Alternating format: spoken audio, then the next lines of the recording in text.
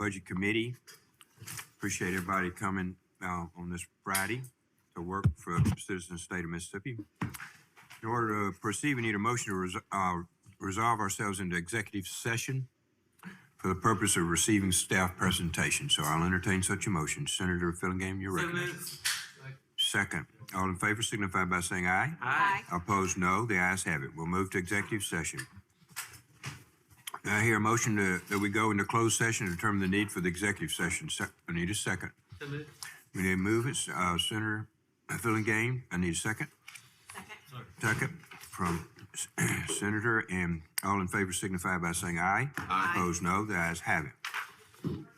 Next, we need a motion to go into executive session to discuss matters within the jurisdiction of the JLBC as provided by Section 2541(7) of the Mississippi Code. Need such a motion.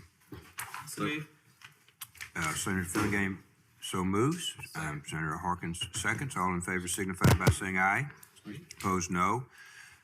Ayes have it. We're now in executive session, and I'd ask any visitors and not staff, please, to leave the room. I'll give them 1 minute to do that.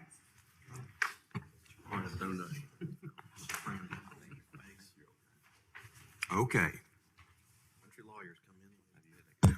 Hey, Jason, how are you? Biggs and our early meeting room. Sorry. I should never agree to at a pregame. I know it bothers me, Trey, and I assume it should bother you that the two of them are together without us as chaperones. But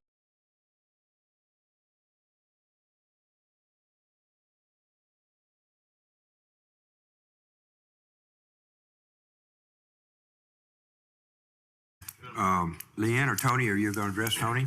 Yes, This is sir. your last meeting. We appreciate your attendance, and you're recognized. All right, thank you, Mr. Chairman, Mr. Speaker. The Budget Office looks forward to working with you once again to prepare the FY 20.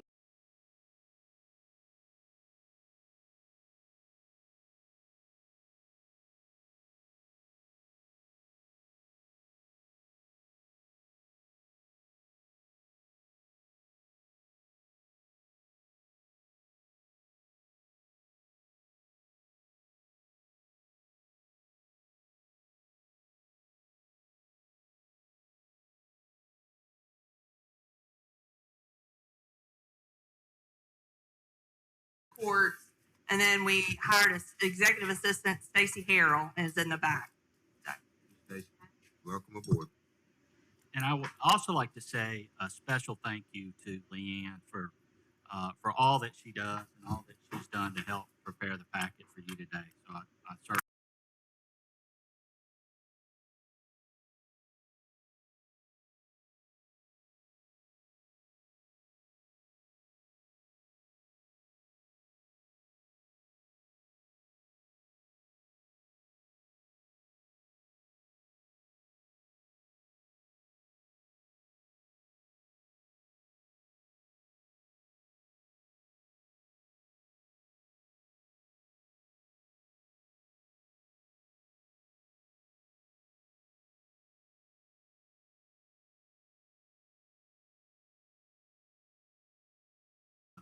the guidelines. There have been some changes to accommodate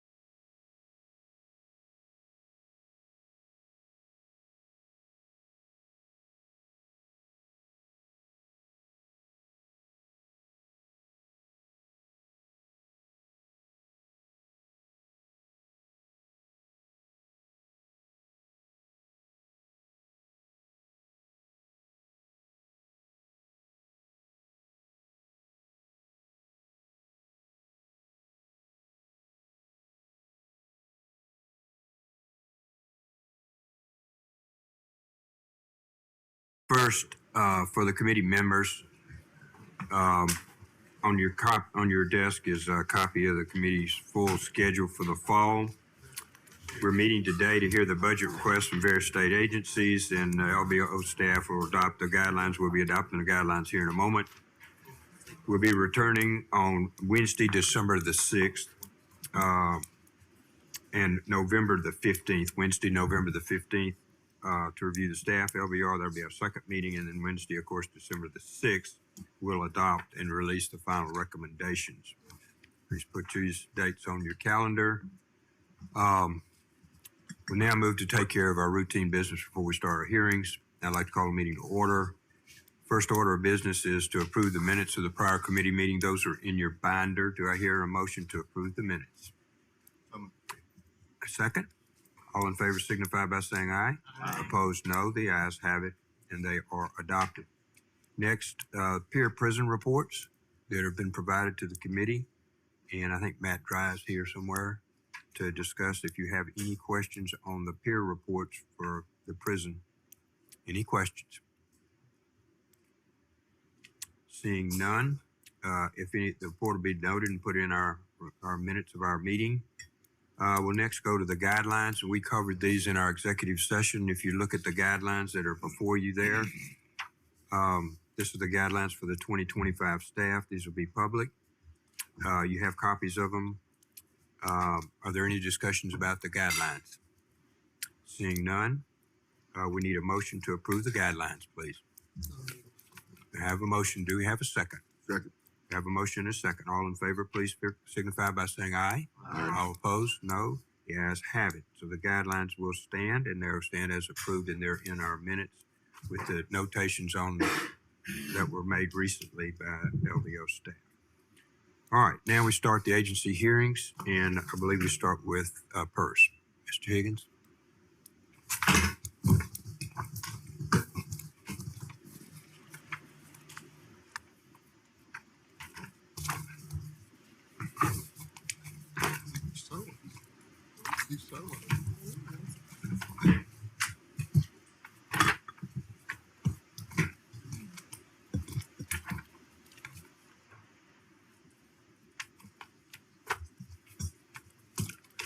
Please proceed. Thank you, Governor Hosman, Speaker Gunn, and members of the committee. We really appreciate the chance to come and talk with you this morning. Thank you for having us. Before we go any further, let me say just quickly, as usual, we have some PERS staff team members here, but also I would be remiss if I didn't mention that we have a few board members here that wanted to attend just to express their interest and support in the audience. We have Ms. Kim Hanna, who is the chair of the board this particular year, and she is one of the representative that's elected to the PERS board by the municipalities. And we also have Mr. Bill Benson, who is the past chair of the board, who is elected to PERS by the counties. And we also have George Dale, who is one of the retiree representatives, again, just to express their interest and support. And you may know most of them. Mr. Benson is a elected local official in Lee County. Ms. Hanna is the CFO of Tupelo, and then Commissioner Dale was longtime insurance commissioner. So together, we, with the rest of the board and staff, look forward to working with you on PERS. And if agreeable, what I thought I would do today is talk a little bit about where we are, where we've been, and where we could be going. And as I do that, I think that will cover a lot of the hot topics, the areas of interest, the current affairs, and answer a lot of questions, and then also set the stage for questions that I'm sure you may have. As far as where we are, I know this group is very familiar with PERS and what it is and the importance of PERS. So I'll be very brief in that area, but I will just take a moment, a minute or so, just to remind us how important I think PERS is, not only to our membership, but also to the state of Mississippi. Important in terms of people and dollars. And I know you're familiar with the people and the large segment of the population with PERS that you represent, but also important in terms of dollars and economics. In addition to our $30 billion pension fund, we pay out over $3 billion annually now each year in benefit payments. Over 90% of that stays in the state of Mississippi, ripples throughout the economy, generates a lot of economic activity, and creates a lot of jobs, and generates hundreds of millions of dollars in tax revenue. And just think about that $3 billion in the context of, say, the state general fund, just for context of the size of the number. I know it's a different pot of money, but think about that. And in terms of the various industries in Mississippi or the economic development projects in Mississippi, all of those things are very important. But we have in PERS essentially a $3 billion recession-proof income stream going throughout the economy. So I won't spend any more time on the background of PERS unless you want me to, but I think it's important to know that. And what's even more important is we got to remember the people behind the numbers. And so again, we can come back to that more, but to provide some additional information as to where we are, have some good information, good news to report on investments as far as last fiscal year. Last fiscal year, we finished the year with a 7.76 gross investment return that compared to our peers meaning other public pension funds nationally. To our peer group of pension funds over 10 billion, that exceeds the median. The median for that group was around 7.5%. Again, we were almost at 7.8. Also, if you compare us to pension funds over 25 billion, the median for that group was around 7%. Again, we were at 7.8. So we did compare well compared to peers. We did lag behind our benchmark a little bit. By benchmark, I mean a comparison to the markets based on our investment mix. So we lagged behind that a little bit this year. That was due primarily to our exposure in private equity and real estate, but both of those asset classes have been very good for us long term, and they were the reason that we exceeded the benchmark last year. But it also illustrates why we should focus on the longer term returns, and to share some of that. As of June 30, the 5-year, the 10-year, and the 15-year as of June 30, we compared well to peers by exceeding the median and also exceeded our benchmark. And again, by benchmark, I'm just talking about a comparison to the markets based on our investment mix or asset allocation. And in fact, on the 15-year return, we ranked in the 8th percentile, which would mean we outperformed 92% of public pensions in that peer group. That said, even though we're pleased with that for the year that it was, because we finished on a high note and had a positive June, it won't always be that good. We're certainly not immune to global events or the national economy and so forth, but it is some good news to report. The average PERS benefit is now around $26,000. That includes the cost of living adjustment. The average PERS member salary is around $45,000. And our funded ratio, referring to the actuarial funded ratio, right now is around 61%. And the funded ratio, that's a key metric in the pension industry. It's not the only one, but it's a key one that's reported on that we monitor. And it's basically comparing the actuarial assets to the actuarial liabilities. In other words, the difference between what you need and what you have. And ours right now is 61%. It's hovered at about that same level for several years. As I transition now to where we've been, I want to focus more on the other 39%. The other 39% represents the unfunded. The full name is the UAAL, or the unfunded actuarially accrued liability, but unfunded. And for us, that's a little over $20 billion. And that's accumulated over decades. It's not uncommon for a pension fund to have an unfunded liability, especially one that is mature or maturing like PERS, but it is something to monitor and manage with and through. But I'd like to talk a little bit about how we got to the $20 billion. One, we are an accumulation of everything that's happened since we were created roughly 70 years ago. Every law change, every benefit increase, every assumption change, every major board decision, every economic expansion, every recession. It's an accumulation of that. But I'm going to focus on the last quarter century. And so if we go back to 1998, and I choose 98 mainly because that is when our funded ratio was at its highest or one of its highest levels. Now, when I say quarter century seems like a long time ago. That seems like a long time ago. But if you think back to what you were doing in 1998, I'm sure many of you can remember what you were doing in 98. In my case, I was graduating college, or at least undergrad. I know it's football season. We're in SEC country. I think Jackie Sherrill was still at Mississippi State, and Eli Manning was about to get to Ole Miss. When you think of it like that, to me, that seems like that time goes by really, really quickly. And I think the next 25 years will go by quickly, and what we can do together will have an impact on the next generation and the next term and the next set of leaders. But over that last 20, 25 years, I want to recap for you, on one hand, what I think the main reasons are that help lead to the 20 billion. It won't be an all-inclusive list, but it will give a real good feel, in my opinion, a real good highlight or summary of the themes that help lead to the 20 billion. In no particular order, starting at about that time frame, there were some additional benefits funded in the law in the late 90s and the early 2000s without additional funding at the time. Now, you can make the case that the cost has been baked into the rate since that time, and that's true, and that's part of the reason that they've gone up and may continue to go up, but no additional funding at the time. And then in the two subsequent decades after that, you had a little bit of what I'll call a perfect administrative storm creating some challenges, because after the benefits were increased, we had, for the next 10 or 20 years, we've had a declining active to retiree ratio. And by that, I mean fewer actives coming in and paying into the system, and more retirees coming on and retiring to draw off of the system, and retirees living longer. And that's not a bad thing, but it has a cost. We also, in those 2 decades that followed, we had several economic downturns, including the Great Recession, the once-in-a-generation recession, hopefully, the global financial crisis. You had the downturn in the early 2000s, that a lot of people refer to as the dot-com bubble. You had the Great Recession around 08 and 09. Then we had a downturn prior to the pandemic. And there may be some others in there that I missed, but you had several downturns, including the Great Recession. And then the last area I'll highlight is just a more conservative approach toward public pensions and the public pension community.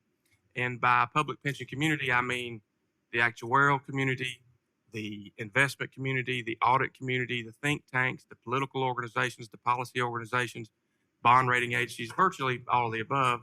And that more conservative approach is not necessarily a bad thing. It's not necessarily a bad thing for a conservative state like Mississippi. It's not necessarily a bad thing for PERS, but it does have a cost. I'll just mention two areas. One is the amortization method, meaning the way that you finance that unfunded. Previously, their approach was an open method, which essentially meant that you refinance the liability each year. Now, at least for one key metric in our funding policy, we've taken a closed approach, which means you have the goal to eventually pay it off. And the other one is the assumed rate of return. The assumed rate of return, there's been a lot of downward pressure on that. That is arguably one of the most important assumptions that a pension fund has, because it is not only the rate at which your investments are assumed to grow, but it also is used as the discount rate, in fact, creating and determining the liability. So it's very important. I know we'll talk more about that in a few minutes. So to recap, on one hand, again, it may not cover every reason, but it covers the main ones, which would be the additional benefits placed into law without funding at the time, declining active to retiree ratio, several economic downturns, including the Great Recession, and then a more conservative approach to public pensions. And that has all led to the $20 billion. And I know that that is of interest and concern and maybe sometimes frustrating, but it's just taken decades to build up, and it won't go away anytime soon. We have to work together to come up with solutions and ideas to manage with and through that. On that note, we have been working diligently to come up with some recommendations and other things for PERS. Really and truly, we've been looking at different scenarios and considering options and possible changes since shortly after I joined PERS in 2018. But we've certainly been doing that the last 2 or 3 years.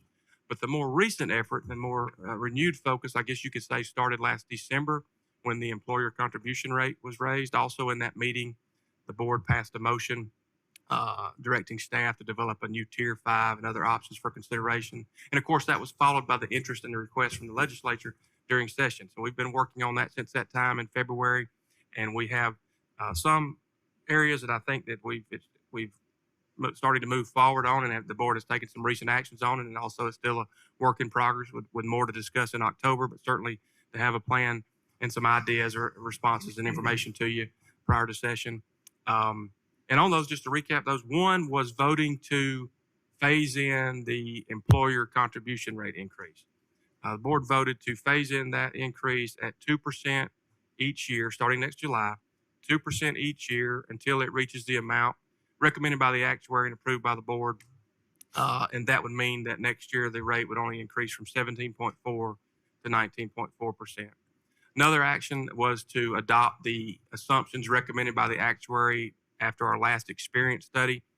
We do that every 2 years on a rolling 4-year basis, and those were adopted, and that included lowering the assumption, the assumed rate of return, from 7.55 down to 7%, based on the recommendation of the actuary. Me and others, the board voted to adopt that, and it's important to have good assumptions. And because if you don't, then you're inadvertently understating the liabilities and the funding to the plan. So that is one. We also voted, I believe, in my opinion, I think for all intents and purposes, the board has determined their position on, or their direction on what we'll recommend for a new Tier 5. And by Tier 5, I'm talking about a new benefit structure for future employees. You may remember that we have different tiers in PERS depending upon when you were hired. And so when I say Tier 5, I'm talking about that possible different benefit for future employees. And I think for all intents and purposes, we've decided that direction, and it'll be recommended as a reduced defined benefit. Very similar to current PERS, current to Tier 4, except it would have 4-year vesting and no guaranteed COLA. Instead of a guaranteed COLA, it'd be the possibility of a COLA tied to CPI, capped at 3%, and then also based on funding availability at the time. And staff, we're working on the criteria to talk with the board and show with the board in October of possibly what that ad hoc COLA could look like. So that's what I mean by work in progress. But I think for all intents and purposes, that's what our recommendation or legislative package and request would include. The board also voted to seek additional funding from the legislature. The details of that are yet to be determined, but whether that be supplemental funding or funding to offset the increase or funding to offset the increase at the local level, or new revenue or dedicated revenue, or perhaps a cash infusion to help like some other states have done, or direct appropriations. Again, details to be determined on that, but that's what one of the actions we also voted on, and particularly around maybe the cost of the benefits from the late 90s and the early 2000s. And then the last two items, one deals with the ORP, the other one with the COLA. The ORP, just to remind you, is the optional retirement plan. It's an optional plan for certain faculty and administrator positions within the institutions of higher learning. It's a defined contribution plan When it was created years ago, the employer match for the participant into their DC account was tied to the PERS employer contribution rate. And of course, the PERS rate has been increasing due to the unfunded. And on that, I may have forgot to mention one key thing about the reason I highlighted that unfunded. We got to remember about the reason I mentioned the 20 billion is that the great majority of the employer contribution rate goes for the unfunded. And that's what was driving the recent rate increase, and that's what may drive future increases. Also on the tier 5, I need to mention, even though I think a tier 5 would be important, I think a tier 5 has many advantages, but it's important to note and emphasize that a tier 5 is not a cure-all, and it's not a quick fix. It doesn't do anything to address the 20 billion in the short term, and it doesn't eliminate the need to raise the rate. So I think it has many advantages, and I hope we pursue one. But it's important that I mention that. ORP though, the participants match was tied to the PERS contribution rate. So we're going to propose to modify the law where those participants will still receive an appropriate match, but the additional money will come to PERS for the unfunded as we think it should, and it's probably designed. And then the last one is a recommendation to move the COLA default to monthly as opposed to lump sum. Just to remind you, the additional benefit, commonly referred to as the cost of living adjustment, is in statute, and the default position is that it will be a lump sum in December unless the member or retiree opts to have it monthly, and we're going to propose to change that default to monthly to move in that direction, largely for planning reasons. But do want to emphasize that particular change, if approved, would not reduce the benefit, would not cut a benefit. It's just moving the default to monthly, and the member would still have the option to choose the lump sum if they want it. And so with that, I really appreciate the time. As I start to close, let me just say the PERS is a great system. Again, not only important to our membership, but also the state. But when it comes to PERS, at this point, I believe you could sum it up by saying we either fund it, change it, or eventually you begin to risk it. And what I mean by that is to keep it solid long term, something is either going to have to cost more or something's going to have to change, or both. Either raise the rate or cut the benefit, basically. And to be clear, I don't think we have an emergency now. I don't think we need drastic measures in the morning. We have over $30 billion to pay benefits. But when it comes to having discussions like this or talking about new tiers, rates, and assumptions, I just think it's important that we have a frank conversation, a realistic conversation. And from our standpoint, we certainly want to work together with the legislature. I hope we do, us as fiduciaries, you all as policymakers, as well as the other stakeholders at the local level, retirees and otherwise. And we support the continuation and sustainability of PERS. And, PERS is stable. We just have to work together to keep it that way. And with that, again, I really appreciate the time and y'all inviting us here, and I'd be happy to try to answer any questions. Questions from the panel? Questions from the panel? Yes, sir. Just a few, Ray, if you don't mind. You mentioned the 1 year return. I think you said around 7.5%. Is that right? 7.76. I'm curious as to our 3 year, 5 year, 10 year. I think you even have a 15. Sure. So what's our track record? So 3 year, as of June 30, is a little over 9%. The 10 year, I believe, is just below 8.5%. The 30 year is about 7.8%. And that 15 year, when we were comparing to the other peer group, I believe was around 7.5 as well. What about our 3 year? 3 years about 9.36, I think, a little over 9%. Curious also as to where the employer contribution rates, we're what, 17.5 now? 17.4. Y'all had proposed to go to 2 percentage points. That's correct, with the phase in. Yeah. I have heard, everybody has heard, possibly up to 27%. 2 percentage points. Where does that stack compare to other state pension funds? Sure. I think it would be above the average and above the median to that last part of the question. 17 or 27? Definitely the 27. And to speak a little, if I can, a little more fully on that. So that is correct. And how we get there is the 22.4% was recommended before, and we're phasing that in. Where the 27% comes in is 22% now as far as the rate by the actuary. When you change the assumed rate of return, it goes to around 25 or 26%. And then assuming that what we would recommend and need a phase in is where the 27.4% comes into play. So the phase-in approach has been voted on where it'd be 2% per year, but 27 comes in as the potential based on current actuarial projections and the current information with the assumed rate of return going to 7%. That is the current projection for that possible ultimate top end rate right now. Now it could change. We could have positive experience. We could have negative experience, but that's where that comes from with the change in the assumption. Again, back to other states, I think it varies. Each state varies. It's really unique and somewhat challenging to compare PERS to other states in some ways because each state's different and they have different systems. Some states may have a teacher system and a law enforcement system and a regular employee system. Some states are like PERS, we have it all together. So that makes it a little bit more challenging sometimes to compare for us. Because like, for example, a teacher system may have slightly richer benefits than an employee system, so the rate may be higher. A law enforcement type first responder system would have higher rates because of the benefit structure.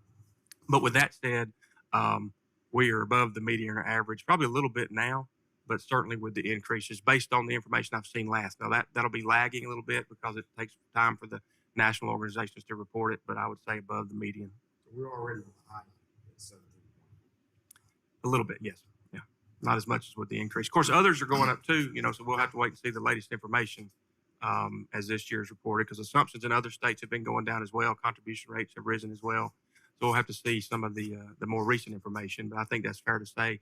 On the employee side, I know on the employee rate, we're certainly well above the median, especially for a Social Security state, meaning one where most of our members are in Social Security as well. So well above the median on that, and I think that bodes is true as well for on the employer side. Maybe not as much, but still higher.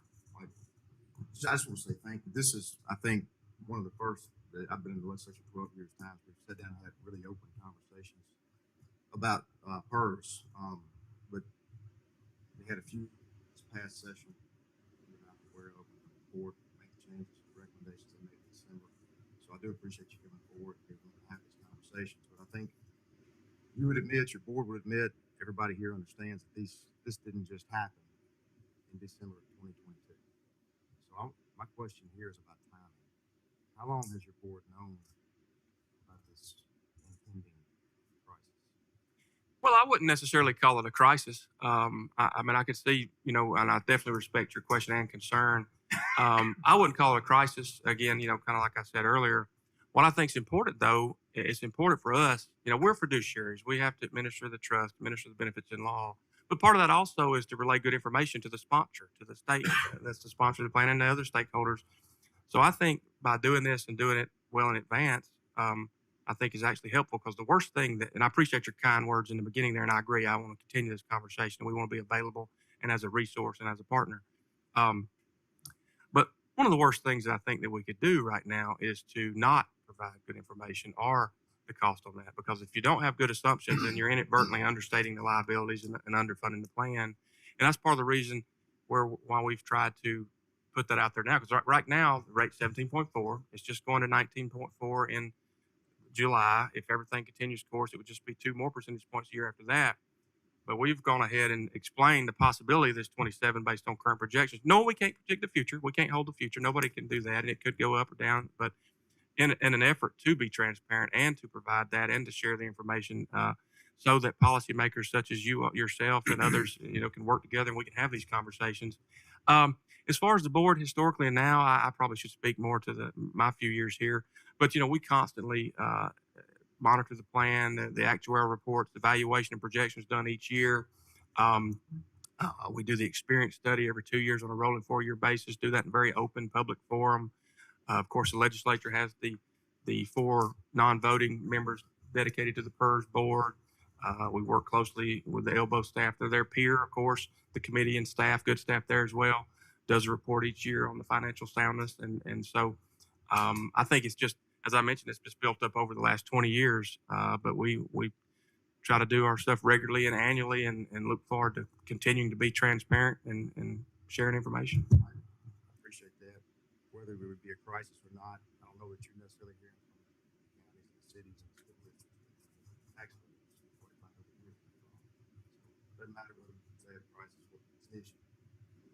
Again, the question is, how long has the board been this stage? Since your time, since when you first came, or before that, or recent time? Sure. Well, I think everything, I don't want to, it's kind of hard to answer that because everything changes, everything evolves, and today the number is different than it was last year because we've had a year go by, and we've changed assumptions, and we've had a different investment returns, and the benefits have grown. So I could say this: the board is always working in the best interest of the system and the membership, and trying to be transparent and good partners with the legislature.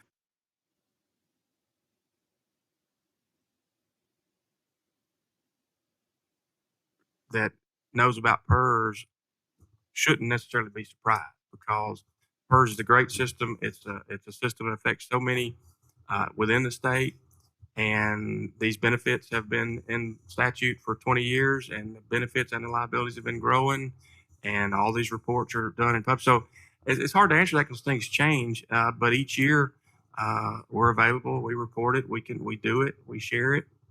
So I apologize if I'm not answering as directly as you like, but it's hard to do because everything changes through each Let me year. ask it a different way. Other than now, within the last few months, immediate time frame, when has the PERS board come forward, wholesale recommendation changes? Well, I know that we've definitely been talking about them in great detail since shortly after I've been here. This is probably the first session, if you think about with the various election cycles and the pandemic and things like that, this will be the first session that we've brought forth or will be bringing forth some proposed changes.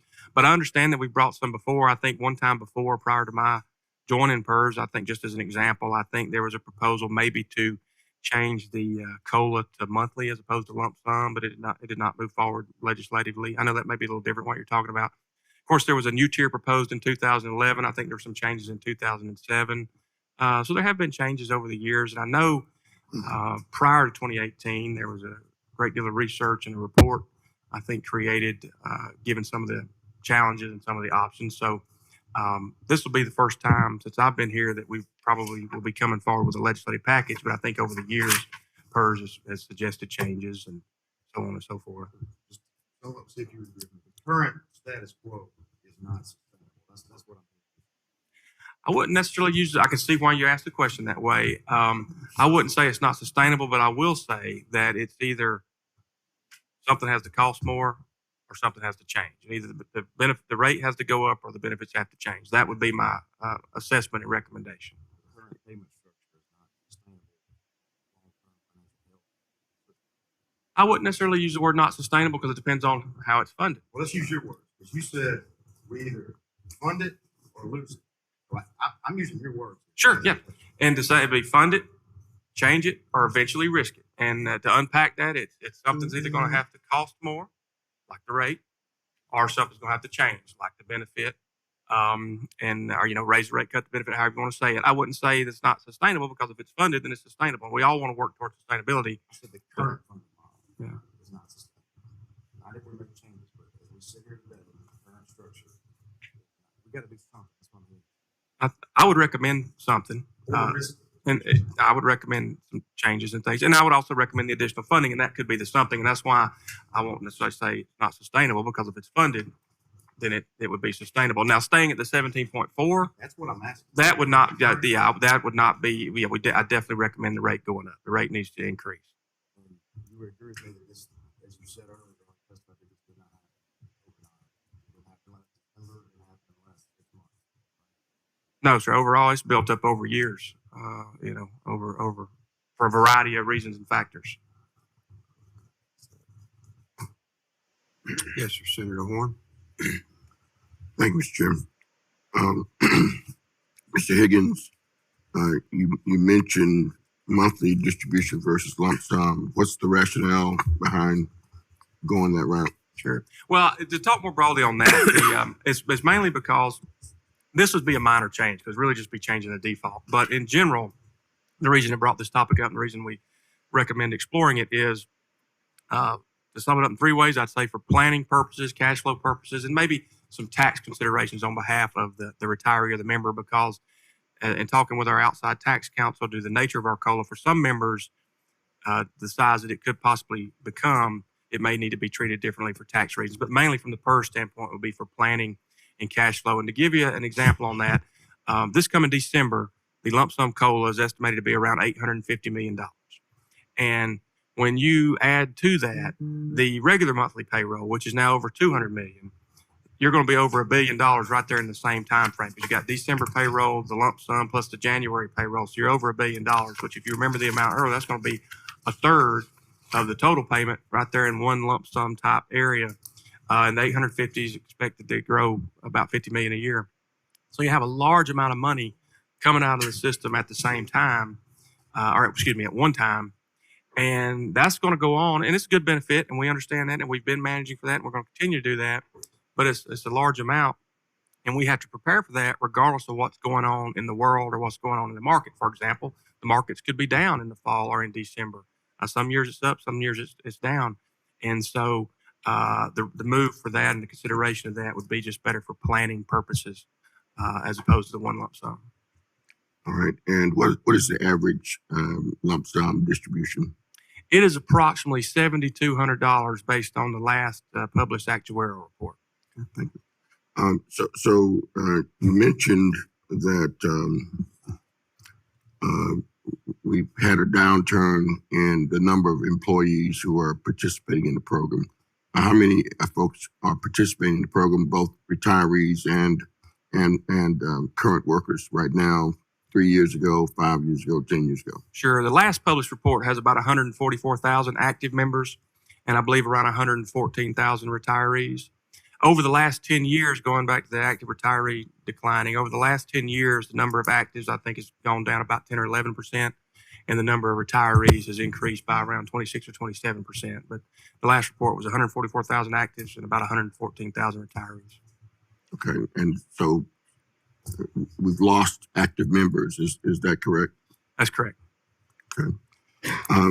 And that has certainly had an impact on the healthiness of the fund. It has. Okay. Not the only factor, but certainly a factor. Okay. All right. And you mentioned in these notes, there's some discussion about consideration of a dedicated funding stream. And do you have suggestions on what that would be? No, at this time, we probably would refer that to the legislature, but I know sometimes in various states and things, there may be dedicated revenue streams. I remember a few years ago, and I may be wrong on this, but about the time I joined here in Mississippi, I think the lottery was passed, and I think a lot of that's dedicated toward roads and bridges. So just that as an example, but really a lot of that is just trying to respond and give options, because I know there was concern about the rate. There was concern from the legislature about the rate and the cost on the locals. So part of that is just trying to explore options and ideas to help alleviate that or do that. It may be that the best way is to still continue to fund it all through the employer rate, but then do some kind of other revenue sharing or rebate or prebate or something with the locals in the cities. And of course, then there's the request for consideration of appropriations associated with the benefits of the past, but don't have a specific suggestion at this time, really just trying to explore alternatives in response to the concerns. Thank you. And one final question.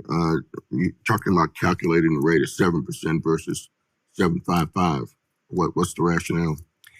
It's important to have good assumptions.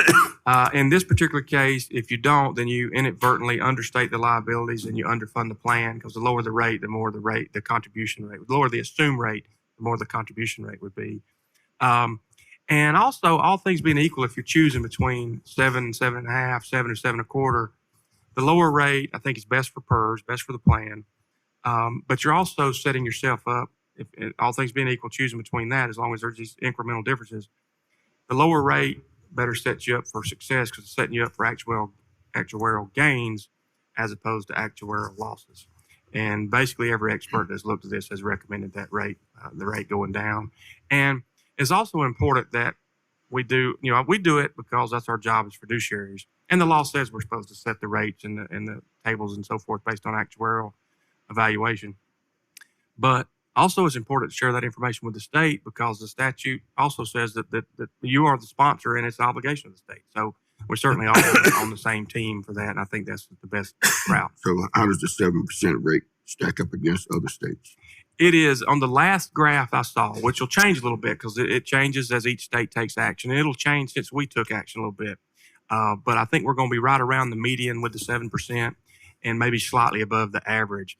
Prior to the change, we were the highest or one of the highest in the country. I know in the NASRA database, NASRA is National Association of State Retirement Administrators, just much like it sounds.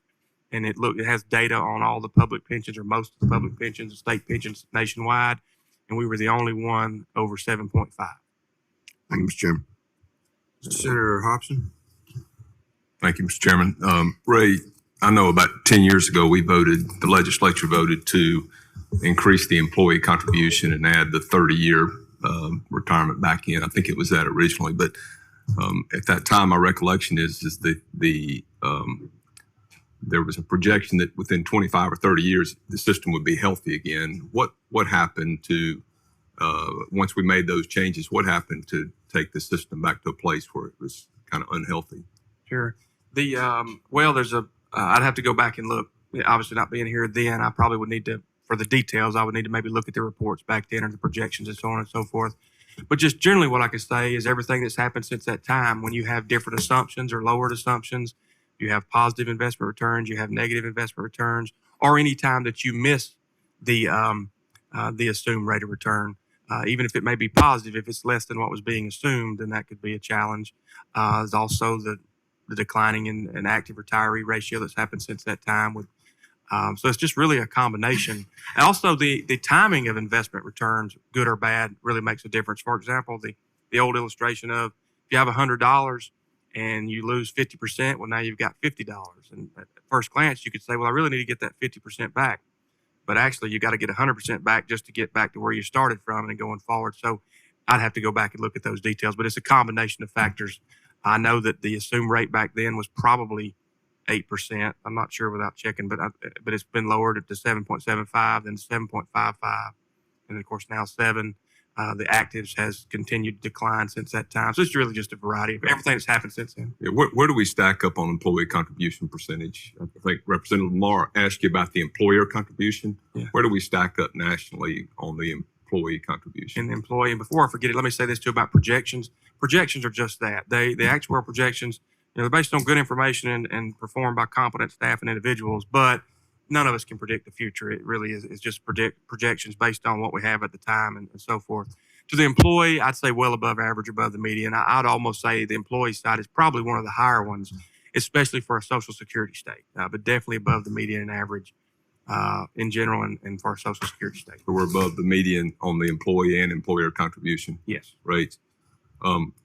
I think he also mentioned the cities, county. We're hearing from the cities, counties, hospitals, schools, other agencies in the state. The concern is, of course, they won't be able to fund their programs, may have to lay off employees, may have not be able to hire employees.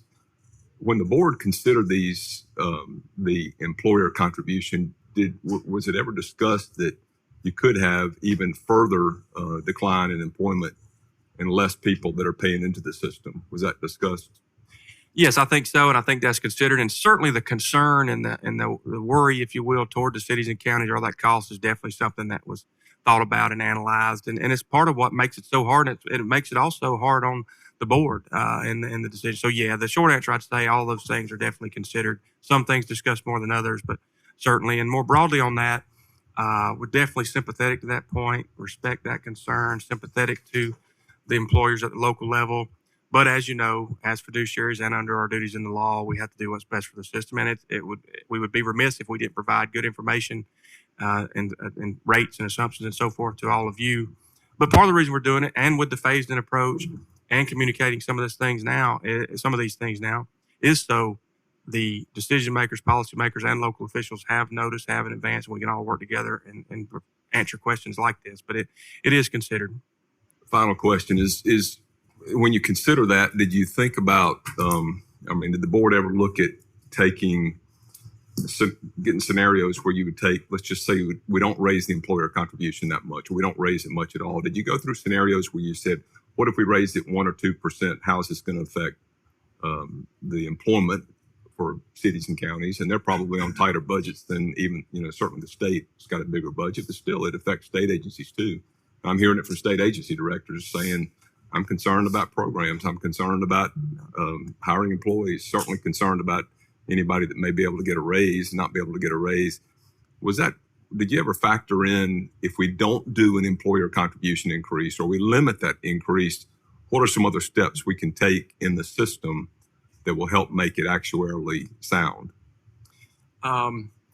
Yes, basically, many items like that have been discussed or analyzed or looked at some point. Maybe not the exact level of detail or breakout at the city and county level, like you may have said, but certainly different scenarios of different rates. And I know in last year's report, part of what prompted the actuary to recommend the 22.4% was the analysis and the projections and the funding metrics and so forth. By not raising the rate, did not in any way paint a good picture for PERS, and that's why that was recommended. And we do feel the rate definitely has to increase. We have had a lot of discussion about all aspects of it, including the declining thing. And on that, I would mention to you, one of the things we want to emphasize this session too is consideration of any initiatives, other laws or whatnot that do anything to reduce the number of members in PERS or to incentivize reducing the number of PERS. All of those law changes are initiatives, and we understand and respect the fact they're for a reason and they're good points. They may be good policy and they're good initiatives. I'm not questioning that at all. But anything that is decreasing the number of folks paying into PERS does have an impact, and we want to make sure we highlight that. Ray, let me stop right there. You do understand what we've heard from mayors and supervisors is raising it 10 points will have that exact effect. They will lay people off that won't be in the system. Sure. So y'all voted on a plan that will do exactly that according to these policymakers throughout the state. So there's a disconnect in here somewhere about employees and folks on the plan are off of it because they're not going to raise their local taxes. What they're telling us is they're just going to lay people off and reduce services. So that probably needs to enter back into y'all's conversation at some point. We definitely can do that, and we can look at that. Definitely will, and it does have an impact. And we've had the actuary do some preliminary estimates of what the impact could have been. So we can do that. Let me say this though, very respectfully. I see where you're coming from. We've heard that too, and we follow the news occasionally, so I know it's there, and we're sympathetic to that. And that's why I say, and I really want us all to work together, but at PERS, we're the fiduciaries set up in law to administer the trust. So we have to do what is in the best interest of the system. And then we also have a duty to you and others and those stakeholders to relay it. And we're trying to do what we can with the phase in, with the recommended tier 5. We'll look at some analysis, more analysis of what you just talked about. Trying to be transparent and putting it out there now because it gives plenty of time for all the policymakers and decision makers to create solutions, discuss solutions, consider changes, and so forth. The other thing I will say, as it relates to the cities and the counties, is we also have to remember this is the funding for the benefit for their employees. Again, very sympathetic to the cost on the employers and the local level. But part of what we're doing this way is to be transparent and provide that time for the solutions or the discussion. I think when we looked at it last time, the total amount for the cities and counties with the 5% increase to 22.4 was a little over 60 million. I think each 1% incremental increase was around 12 or 13 million. So I know that's a large number, but maybe not so much in the context of PERS or in the context of state funds, general funds. But it's important to remember, and again, sympathetic to the cost and their concerns they're expressing, and look forward to working with them. We've talked with the municipal league. We look forward to talking with them again, talked to them before the recent board meeting. So we want to share and be partners, and we'll do that analysis. But it is the benefit for their employees, their police officers, their firefighters, their sanitation workers. And, in other words, that's not exactly the same thing as, some kind of regulation coming down from Washington. The other thing to keep in mind is the cities and counties joined PERS voluntarily by joinder agreement years ago. And much to their chagrin, their proportionate share of the unfunded liability has been on their books for several years now. And so that's not to disagree at all with what you're saying. We'll look at that even more, and it does have an impact. But it's important to remember. You would agree that we're going, your recommendation is going from 17.4. You're adding 10 points. That's over a 50% increase. I know you've said we'll do it in 5 years if we were to go along with that. But there's no way they could sit there and plan for a 50% increase. I mean, that may work on your books, sure. And I know the mandate's not coming from Washington. It's coming from your board, which is PERS retirees, right? I wouldn't say the last part, not Washington. That was just an example because I've heard PERS be referred to in like an unfunded mandate. So as far as the board, not all retirees. We have 2 retirees elected to the board, and so all are elected. There's 10-person board. They're all elected except 2. The state treasurer is an ex officio member, and then the governor has an appointee that's a member, and then the other ones are elected. 1 from counties, 1 from municipalities, 2 from retirees, 2 from state employees, 1 from the institutions of higher learning, and then 1 public schools and junior colleges. I misspoke. They're most all state employees, not necessarily retirees, right? That's true. That's right. I misspoke. But as far as it's not necessarily coming from the board, other than the board. I mean, obviously, we made those decisions. We have to because that's It's what coming directly from the board. Well, it is, but we're just carrying out our duties as fiduciaries as outlined in state statute. I mean, so you're right. It's definitely coming from us, but only because we're trying to fulfill our role. I'm sorry to interrupt, but I've got a question, because I've heard you say it 4 times on the account about your fiduciary duty, you got a job to do and all that, and I 100%, we all agree with you. The board does. Have those duties. But I also heard you say a few minutes ago that you got, I think your exact quote was, every expert we've talked to recommended this in rate of 7%. But they're just recently, as long as I can know, this in rate of 8%. Yeah, these duties, we'll make sure we follow our duties. Why did it take so long to bring down consumer rate of 8 to 7? Well, I think the recent recommendations I'm talking about, are recent, basically the last 2 experience studies. I'm telling this committee that has not been recommended to your board for years and years and years to bring the highest consumer rate of compensation down to something more in line.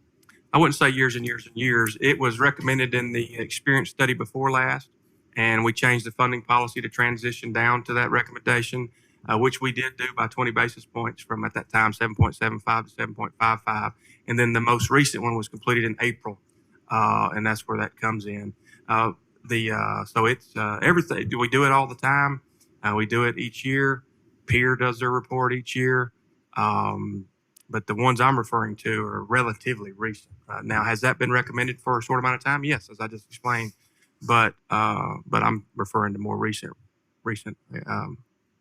recommendations. I've got another question about COLA, and I just help my simple mind understand this. The recommendation is to not have a default that does the COLA once a year, but rather goes out monthly. Is that right? That's correct. The default will be monthly. Cash flow reasons. Planning, yeah. Help me understand why it wouldn't, if it's for cash flow reasons, why would you not take out? I'm always, not a banker, but I'm the person who holds money. You know, there's a reason banks want to hold money. All right, so why would we not take out that 112 COLA every month, send it in another account, we hold on to it longer, and it gains some interest? While we hold it and send it out once a year. Well, the main thing, again, just for planning purposes, and so we can better do that. But I think what we may be talking about that I think is a little sometimes misunderstood out in the public because it's in December. The COLA is actually based on fiscal year. When I hear December originally, you think end of the year, as in what I think you're getting at. We get to hold on to the money for the year and then send it out.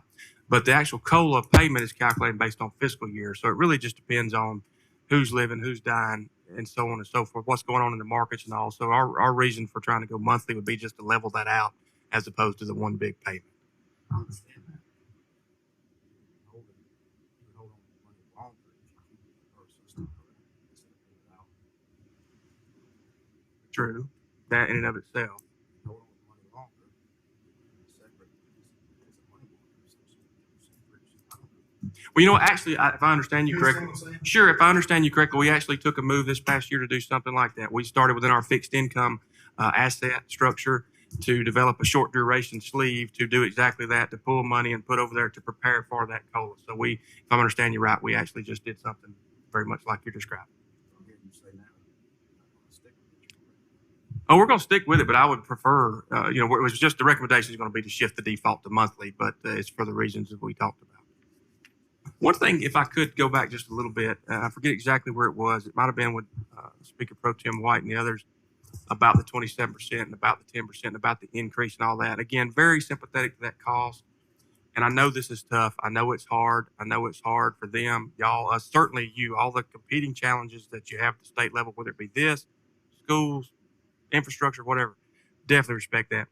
But one thing we have to all realize, and it's part of the reason that I've shared it with the board and now coming forward more, is the longer we wait, the harder it gets, and the more it costs, and the tougher it is, which is why I'm trying to do it now, but very sympathetic to that point. Senator Harkins? Thank you.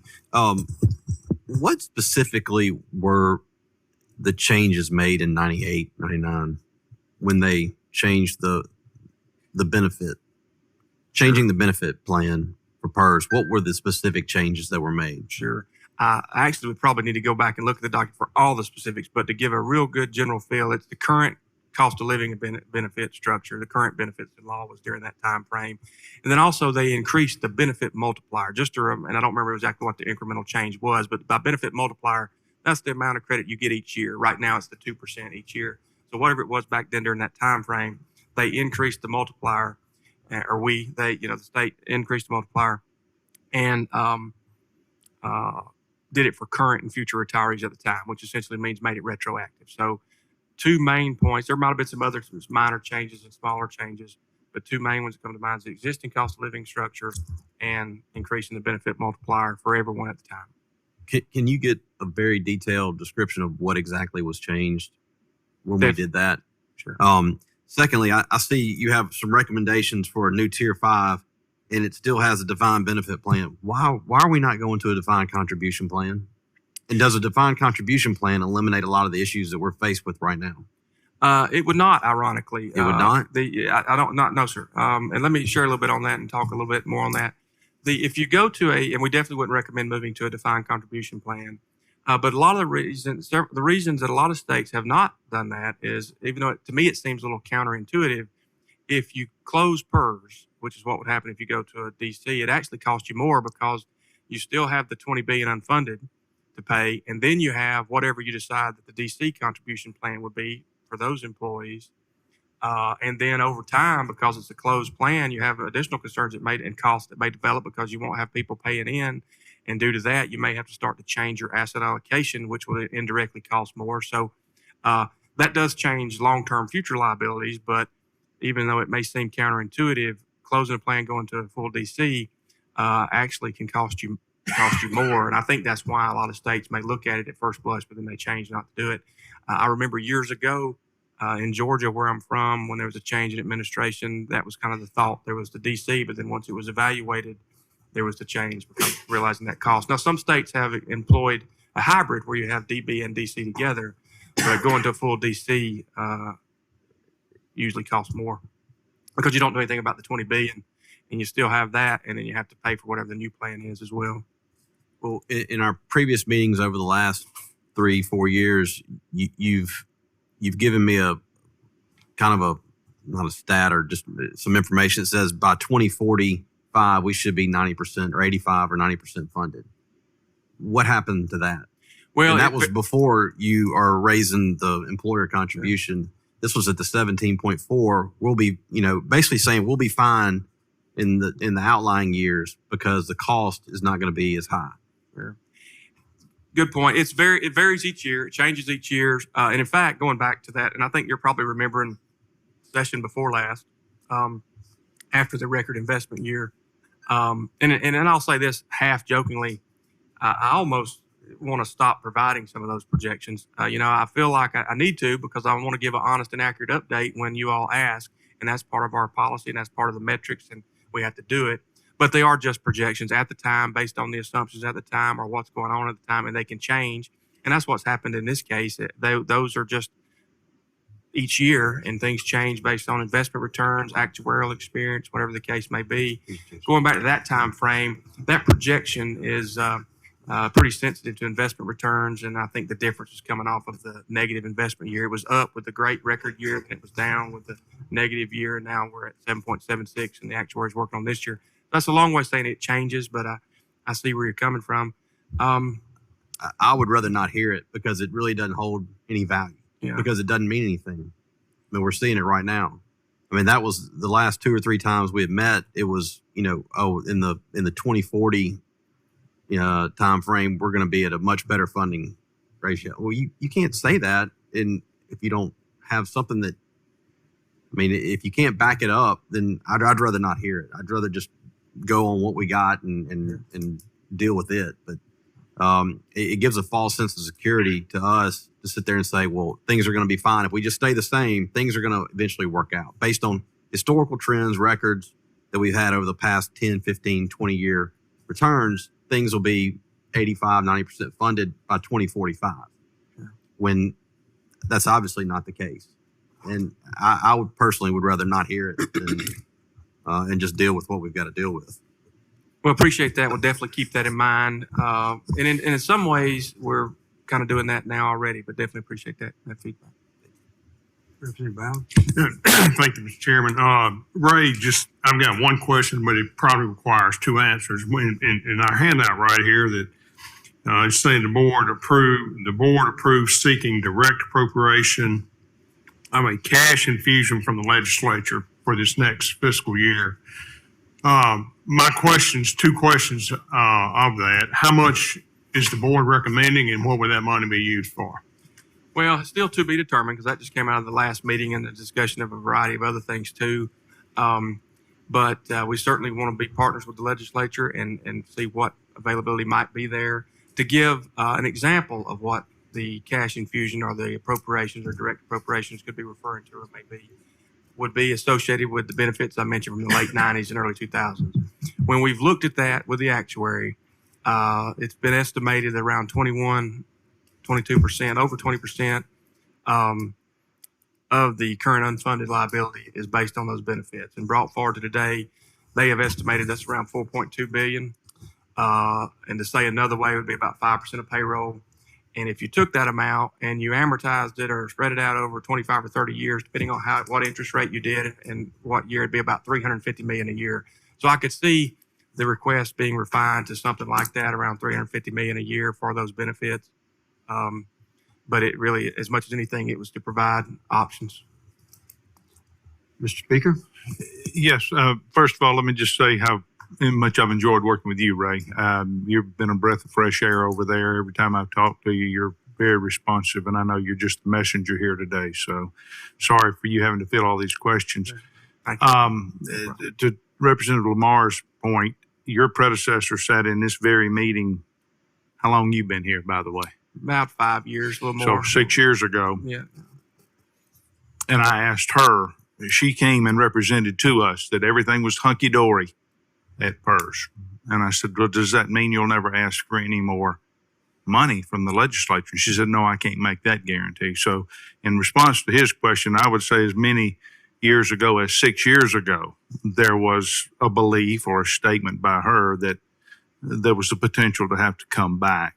And we have believed for a long time it's before that. So it's been quite a while, is my point, that there has been this belief that there was a problem over there that needed to be addressed. I'm going to ask what I try to boil this down as simply as I can. The request of your board is to raise this rate from 17.4 to 22 or 23, correct? That's 5%. Right. It's 22.4 as it stands right now, phased in. Go up 5%. We are hearing from the cities all over the state. The Hattiesburg tells me it's going to cost them $2 million. My town of Clinton, I think, if I'm right, don't hold me to this, I think they said $1 million. I know we got 2 members of this committee sitting right in front of you who represent Hattiesburg right now. The only 2 options for those cities to come up with that money. One is to do what Representative White said, and that is cut services, $2 million worth of services. The other is to raise the millage, which is, if I'm right, that's the only mechanism they have to come up with more money. Is that right, Senator Harkins? Which is a tax increase on the taxpayers, on the citizens. It all falls back on the citizens. We're either going to provide them with less services that they're paying for, or we're going to raise their millage rates. Those are the only 2 options that these cities have. Does your board understand that they're basically calling for a tax increase on the citizen? Well, thank you for your kind words. And Do they understand it?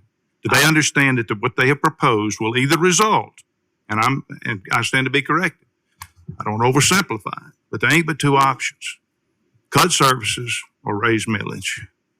And your board is comfortable asking for one of those two measures to be done. I would say that's not really our role. Our job is just to administer this into law, and which is to set You tell me they don't care? Oh no, we care. In fact, I would almost say they may care too much. But it's not their role. That implies they don't care. No, they definitely care. Definitely considered it. I think that's why this topic has been so very hard in determining which ones to recommend thus far. So they've considered it, and they're comfortable with making that request. They're definitely comfortable with fulfilling our fiduciary duty as outlined in law that we have to. And I understand that it's tough, and I respect the concern from you and the others, but we all have to fill our role. We have to do our part as fiduciaries. The city leadership has to administer their cities and budget, and you all in the legislature have a tough job. Yeah, and we have a responsibility to the taxpayers who sent us here, I believe, to look out for their best interest and look out for what happens to their tax dollars as well. So we have a fiduciary duty as well. But I wanted to make sure that your board understood that what they're calling for results in one of those two actions being taken. Yeah, we're definitely aware of the cost on employers and would like to avoid it, but we just, that wouldn't be, it would purge. It's either raise the cost or change the benefit. And of course, the legislature could have some options. You all design the benefits in law. We're certainly willing to work with you and respect the part. And I enjoy working with you and the others as well. What you've highlighted to me is what I see developing is a little bit of a natural tension or friction that can happen between the sponsor and the fiduciary. In other words, the state and the plan, because you're right. You all do have to look out for taxpayer benefit or cost. Of course, we've got to keep in mind this is for the benefit for those services that are provided to those taxpayers. And of course, PERS members and retirees are also taxpayers, various teachers and so forth. But I understand that, but that's why this is so tough. But in our role, our legal and ethical duty has to go toward the membership, much like part of yours is for the taxpayer. And I just hope we work together with options. Yes, Representative. I know we've been going for a while, but you've been testifying for a while. I heard your full report. Lots of questions. Nowhere in any of your remarks today have I heard you mention increase employee contribution. Wow. A couple of reasons. One, it is one of the highest in the country, especially for a Social Security state, as we've talked about. But the other reason is Who is the employer? So that can't be yourself. true, not the sole reason. The other reason is, I'm sorry. It can't be a reason, or else that wouldn't come back on the employer side. Well, it's one reason because it leads to this. Right now, the new employees, the current the employees, the active members, and new one hired tomorrow, is paying the great majority of their own retirement benefit as it is now. The rates are made up of normal cost and the accrued liability. As far as a normal cost, think of that as the annual cost of the benefits each year as they're accrued.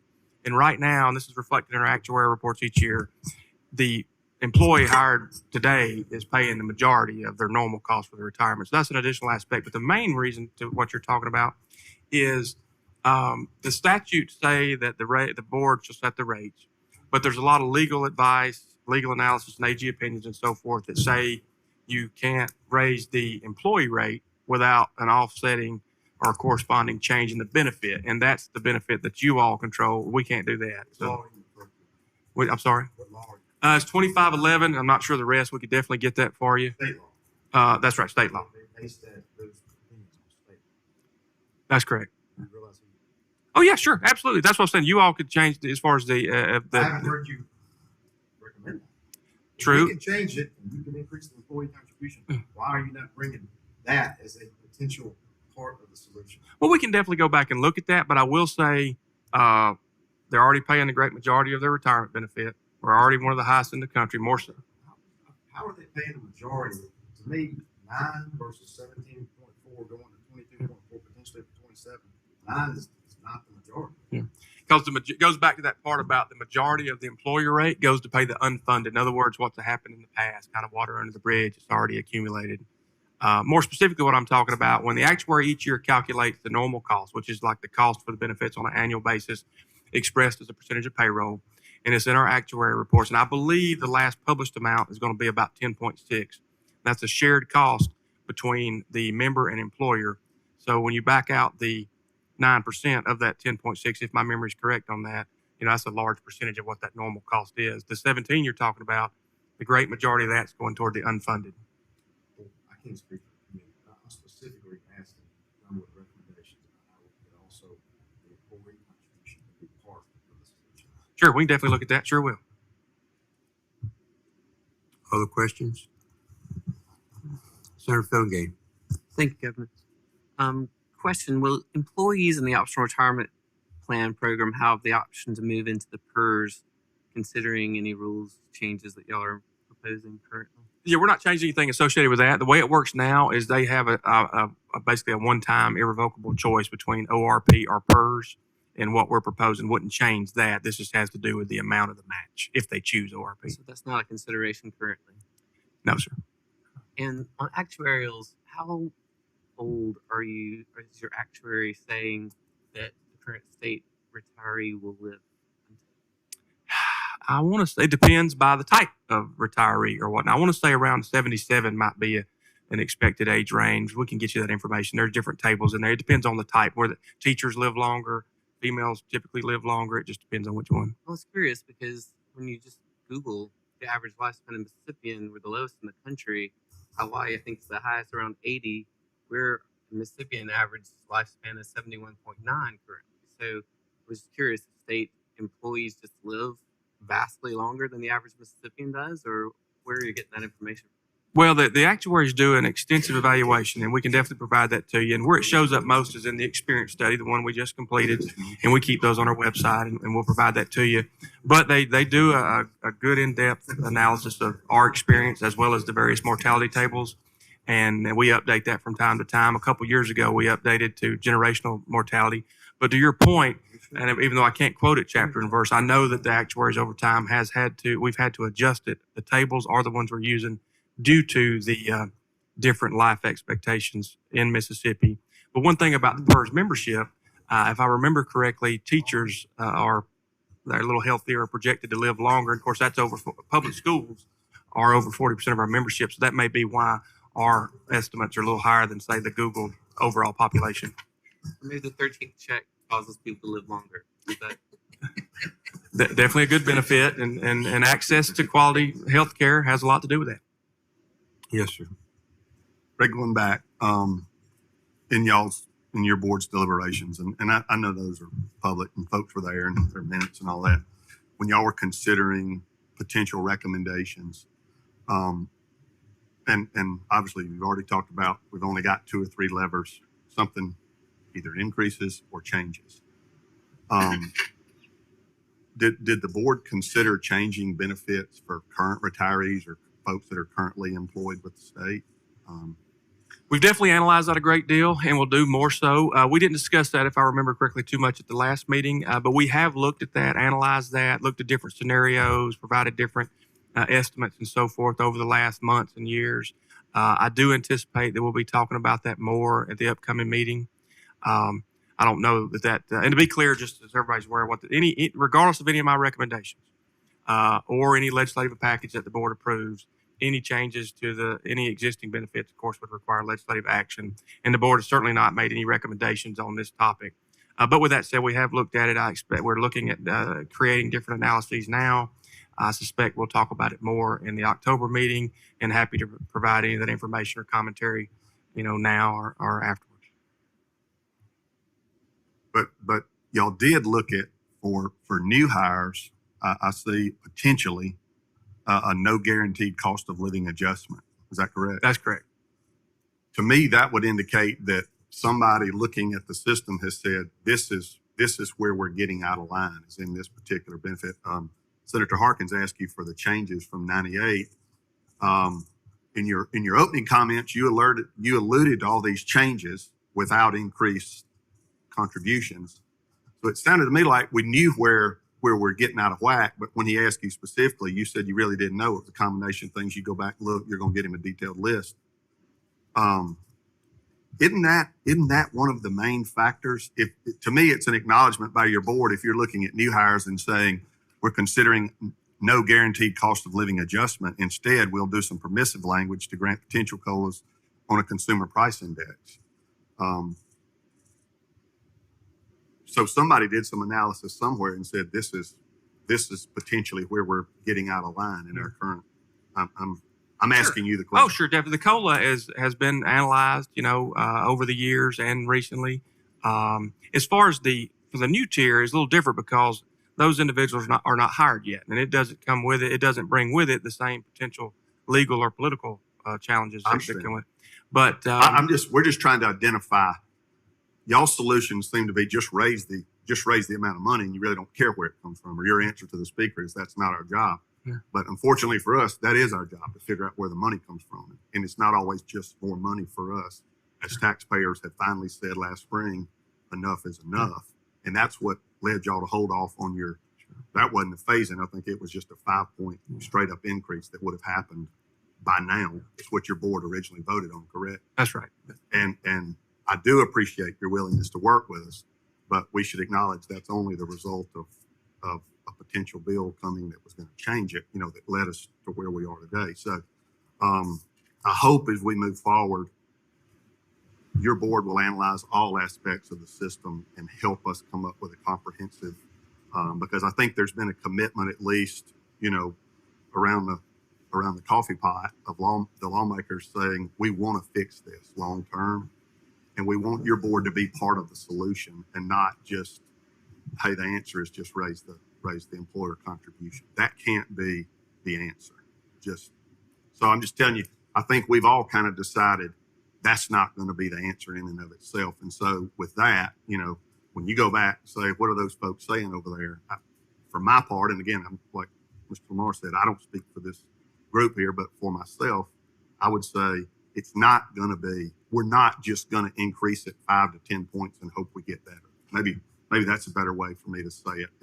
And if y'all are unwilling to make some tough decisions and we have to make them, then maybe we'll just make them all is the point that I want to make is we're not going to, if we want to hold hands, let's hold hands and fix it. It's not, we'll hold hands on the good stuff and we'll let y'all do the bad stuff. I think I want to convey that for what that's worth as we move forward into the legislative session. Well, I appreciate that feedback, and we'll take that in, we'll relay that, and we'll have good discussion in October. And I know that we'll definitely be providing analysis, options, and commentary. So we'll definitely take that, and I appreciate that. Thank you. Other questions? Senator Kirby. I've heard it several times that if we continue to pay the 13th check, just not the 3% increase. In other words, whatever they got last year, they'll get next year. If we did that for 3 years, it would solve all of our problems. Is that true? I wouldn't use the phrase solve all the problems, but it definitely has a major impact. The other thing is, as time goes by, and of course, I've been here a little over 5 years now, so as time goes by and things change and assumptions change, the details of the numbers may be a little different. But with that said, you have heard that what I think you're referring to is one of the options that's been analyzed about doing a temporary pause in the COLA growth, prospective growth for 3 years or 3 to 5 years. And something like that does have a major impact on the projected unfunded liability.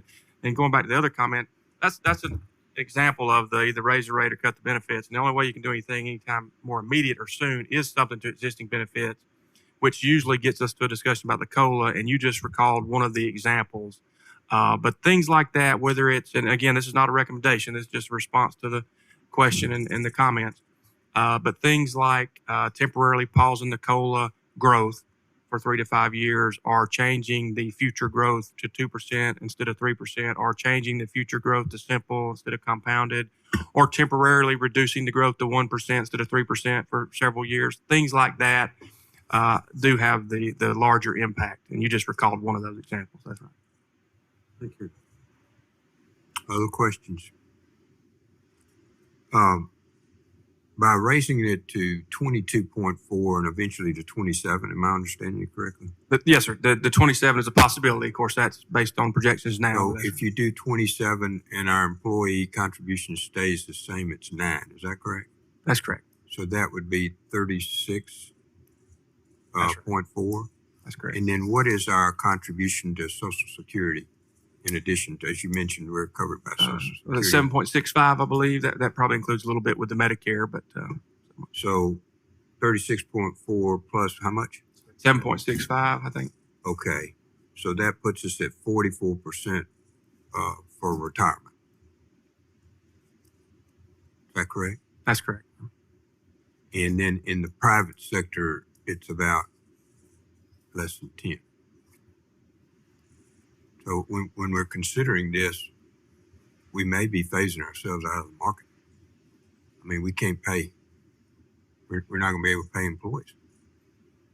I want everybody to realize that when we talk about the fact that our active employees are 144, where we did a redo of all of our compensation, we're still paid less than the public sector. So by going to 44% overhead for just retirement, not counting the insurance coverage that's gone up in the others, it puts us where we can't compete. So it's gonna, what ends up happening is exactly the thing that you don't want to have happen either, is we don't have employees. Because we can't pay them anywhere near what they can make in the private sector. Because we're starting off 44% overhead when outside they've got a 401k, they get a 6% match or something. So, I mean, the numbers don't work. So I think it ends up making us just exactly what we're really fearing here, is that we end up not having as many active employees to fund the benefits. So and when you go into your considerations, I hope you'll consider the totality of the overhead. Sure. No, I definitely appreciate that and understand that concern. And you're right on the challenges of paying. One thing I will say, part of the reason of the recommendation for the Tier 5 as it is the hope that the employee contribution could be slightly less, since they have a slightly different benefit. Of course, we're going to look at the option that involves raising it, and definitely respect your comments. But you're right in that concern as far as attracting and retaining talent, and we have that challenge as well. Yeah, I'm very concerned about that. Representative Watson. Thank you, Mr. Chairman. Has the system researched the probability of pausing the COLA? Pausing the COLA? We have analyzed that and looked at it. That's one of the things I was talking about earlier, that one of the options we've done is something about pausing the COLA growth for 3 to 4 or 5 years, and the impact that would have on the projected unfunded liability. And that is one of the options that does have an impact. Okay. Have you come to any conclusions as to whether that would be legally permissible? There's definitely a lot of legal guidance and analysis out there that you, due to the contract clause, that you should not change the benefit to existing employees or retirees. So there's definitely legal considerations associated with those options. And what is the prevailing law on that as to whether or not that can be done? That, I would say, we probably need to consult with the attorneys on that, but to provide a little bit of context on that, I think historically the legal comment, generally speaking, would be no, that you can't make changes, or the California rule. And through a previous decision here in Mississippi, I think the court may have informally, without calling it that, adopted the California rule. But a lot of time has gone by since then. A lot of things have changed. I know other states, even though I don't know the details, but I know several other states have made changes to current benefits. So I know the landscape may have changed, but I guess the prevailing and the historical comment would be that you can't make those changes. That does remind me of one thing I do want to say. Anytime that we've talked about anything, or analyzed, I should say, the COLA or anything, it's always been in the context of only if needed to maintain the fiscal integrity of the plan. I just want to mention that, but I hope that's responsive to your question. Thank you, sir. Take me back to, and if you would do this, just explain unfunded liability in layman's terms. It's the difference between what you have and what you need. It's basically the gap. If you close PERS tomorrow, which of course is not realistic, then that would be the amount that you'd be short. Okay. And in addressing unfunded liability, and I've been hearing about this for many, many years, since I've been a member of the legislature. How much time does the system have to address this problem? It depends on that. There's not really a short answer to that. It depends on so many factors. I do know the amortization period of that unfunded changes each year now in our actuarial report. Right now, that funding period I think is around 48 years, but it changes each year. Thank you, sir. Other questions?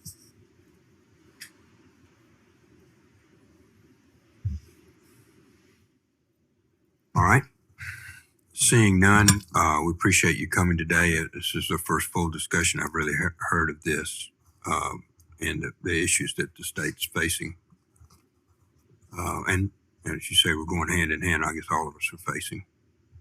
And we appreciate your candor in bringing those numbers to us. One thing I didn't see you address was the peer committee report on your agency or on the retirement plan. Since we've gone over, and I don't know that all the members have those, I wouldn't ask you to go into that at this point, but I would appreciate if you would address it in writing to the committee. Sure. There were several different, I think we were red flags on just about everything. Sure. So if you could address those to the committee in writing, we would appreciate that, and we'll make that available to the public. I think it came out about a month or so ago. Sure. All right. Anything else? Okay. Thank you very much. We appreciate it. And I think at this point, it may be appropriate. Thank you, Mr. James. We appreciate your, since it's getting on to 12, we'll take a break here. 1 second. Lynn, do we have a lunch? Do you want to go through the second one? Who's the second one? You had Child Protective Services and Human Services, but the Health Department also. I think all three of them are here. So should we try to make another one here, or do you want to try to do it? If you want to tell them they got 5 minutes to do their presentation. We're not going to do that. Okay. Well, I know some of the members that were leaving at lunch wanted to see the Health Department. Do you want to jump down and do them real quick and then come back? It's just going to be about 30 or 45 minutes. So we're not going to do it. We can just take a break. Okay. Take a motion to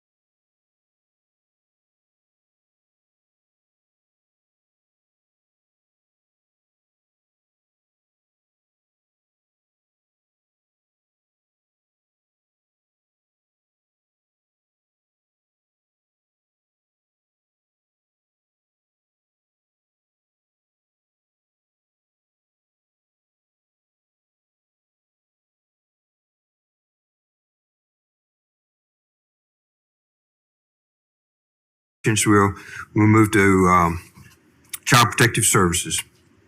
David Barton and Bridget Bell. Would y'all introduce yourselves, please, sir? Yes, sir. Good morning. I'm David Barton. I'm the Deputy Commissioner and Chief of Staff at Child Protection Services. And with me this morning, I've got Ms. Bridget Bell, who is our Deputy Commissioner of Finance and Administration, and Ms. Kimberly Wheaton, who's Deputy Commissioner of Child Safety, Wellbeing, and Permanency. So this little mighty one right here is actually most of the downline that works in the field fall in Ms. Wheaton's area. And we also have Ms. Shannon Warnock with us today as well on the other side of the barrier there. I would like to say, thank you for this opportunity to come tell you a little bit about where CPS is and what we've been doing. I want to send Commissioner Sanders regrets that she's not here. She's actually at a national policy workshop with Dr. John Damon had invited her to about 6 months ago, and that was already on. So I think they're getting some good ideas there that we can bring back as well. I'll start with saying that we provided a one-pager in your packet that just gives you our ask and some good news stories just to prompt some discussion there. But I'd like to start my presentation with just giving you some of those good news stories and telling you what that body of work looks like right now at CPS. On any given day, we are involved in the lives of about 9,000 children, a little over 9,000 children, and their families.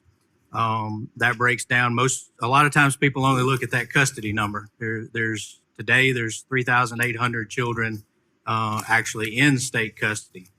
But we also are working today with 3,032 additional children that are involved in in-home cases, where we're working with wraparound services with that family to try to keep those children, to try to avoid that custody incident and keep them in their home. And today we have 2,704 investigations currently open and ongoing, awaiting that determination of whether which direction that would go. So a lot of the citizens of Mississippi, unfortunately, that we are involved with, and that with a little over 9,000. We have 1,714 foster homes licensed as of today. That number continues to tick up. Everybody's always interested in the number free for adoption. We have 419 children free for adoption as of today. 183 of those still need an adoptive placement. So they are free for adoption. Their parental rights have been terminated, but there's not an adoptive placement yet. So that does mean on the flip side, there's 236 that are in adoptive placements and are in that court process awaiting adoption right now, that are actually on dockets to be adopted. So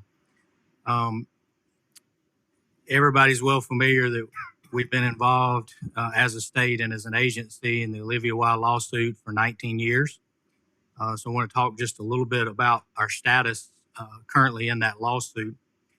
2 years ago, spring of 21, Commissioner Sanders negotiated a rebuilding period, is what that order was called, with the plaintiff's attorneys that allowed us some time to work on some things post-COVID that we really needed to. The world was in a different place at that point.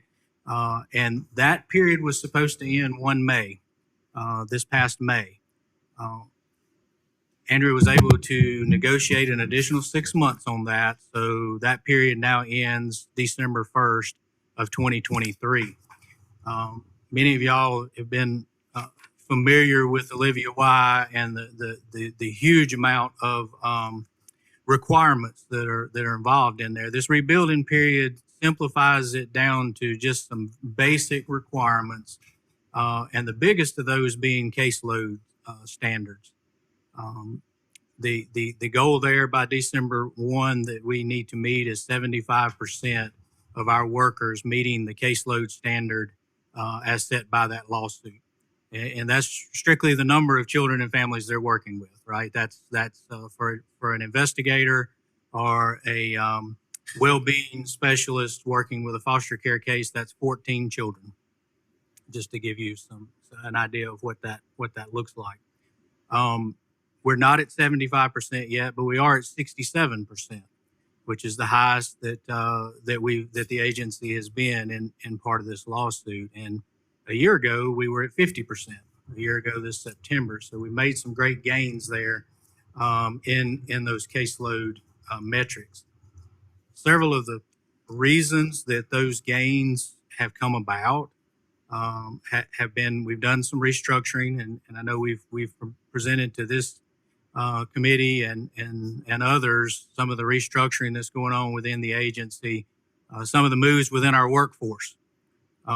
We instituted, we're able to institute through SEC Squared a salary ladder last November, that allowed us to really get our frontline specialists on par with what their education would pay them somewhere else. A good example is a master's level social worker, no matter how much experience they had, a little over a year ago would have come to work for us at $32,000 a year. And not too many folks with those credentials are one, even going to come to work for that, but two, work through what they do and what they see every day. We were able to get that up to $45,000 starting with no experience. And that ladder builds in some levels that as they gain experience or increase their certification level or education degree level, we can reward those. That has led to an improvement in retention. A year ago, we were at 26% retention rate or turnover rate, meaning every year we would lose over a quarter of the workforce. We would turn them over. And our current retention rate is 19.4%. So we've been able to bring that down largely because we believe of realigning those salaries and a huge push toward manning the force. And that came about with use of some ARPA money and certainly this committee helping us with some of those salaries. That's a huge drop in turnover rate. The national average, to speak to that, that we were at about the national average, 28 to 30%. So getting that down below 20 has been big, but we're not ready to stop there. So we continue that push with our workforce, wrapping around them with things like workforce well-being. This field it sees a lot of trauma, right? So there's a lot of secondary trauma, burnout, stress related going into homes and with these kiddos and families. So we've really wrapped around that with wraparound services, a great employee program that they can receive assistance through, EAP program, as well as bringing on some folks on staff that sometimes folks just need to be heard, and that's been a big part of pushing this last year. So we're moving forward with, as far as Olivia Y, we meet with the plaintiffs again the 16th of November. So we've got about a month and a couple of weeks, I guess, that we'll be sitting down in New York with them again. And we believe at that point we will be at the 75% caseload metric. Like I said, we're at 67 today. We've got 90 additional specialists who are currently in pre-service training. The lawsuit also requires 8 weeks of pre-service training before a specialist can carry a caseload. And we have 90 currently in that training that will come out before the 1 December date. So with that addition, then we believe we will meet the 75% and continue pushing forward there. Another project that we want to, Olivia Y, at that point, we really feel in negotiations with the plaintiff's attorneys that if we can meet that caseload metric, we'll be in a different position to negotiate what comes next. Ideally, that's a little bit longer period without having to go back into the second modified settlement agreement and all of its onerous requirements. All of which are good practice. Just when you pile them all together, the reporting requirement becomes a full-time job for a whole team of people to just churn out the reporting requirements for that. So we feel like we'll be in a much better place come December 1 to see what that looks like going forward. And meeting that interim caseload metric is going to be huge, we feel, for the plaintiffs. Based on experiences with talking to people who have recently or are in the process of coming out of these lawsuits, Oklahoma, New Jersey, some of the most recent ones, we're following a very similar path to the things that have worked for them to get into an exit strategy, and that's the reason we're doing the things that we're doing, are these specific things. I always want to hear about Pathways, our replacement system, or I say everybody wants to hear about it because I think this body has heard about it for a long time. We started that. We were able to, the previous administration released the RFP, and we were able to finish that RFP and actually get it under contract this last year. And we passed our 1 year mark in September. Earlier this month in September, and our current go live date is June 30 of 2024. It's about a 20-month process total. The design sessions will end up here in December, so we've seen by and large what the product's going to look like.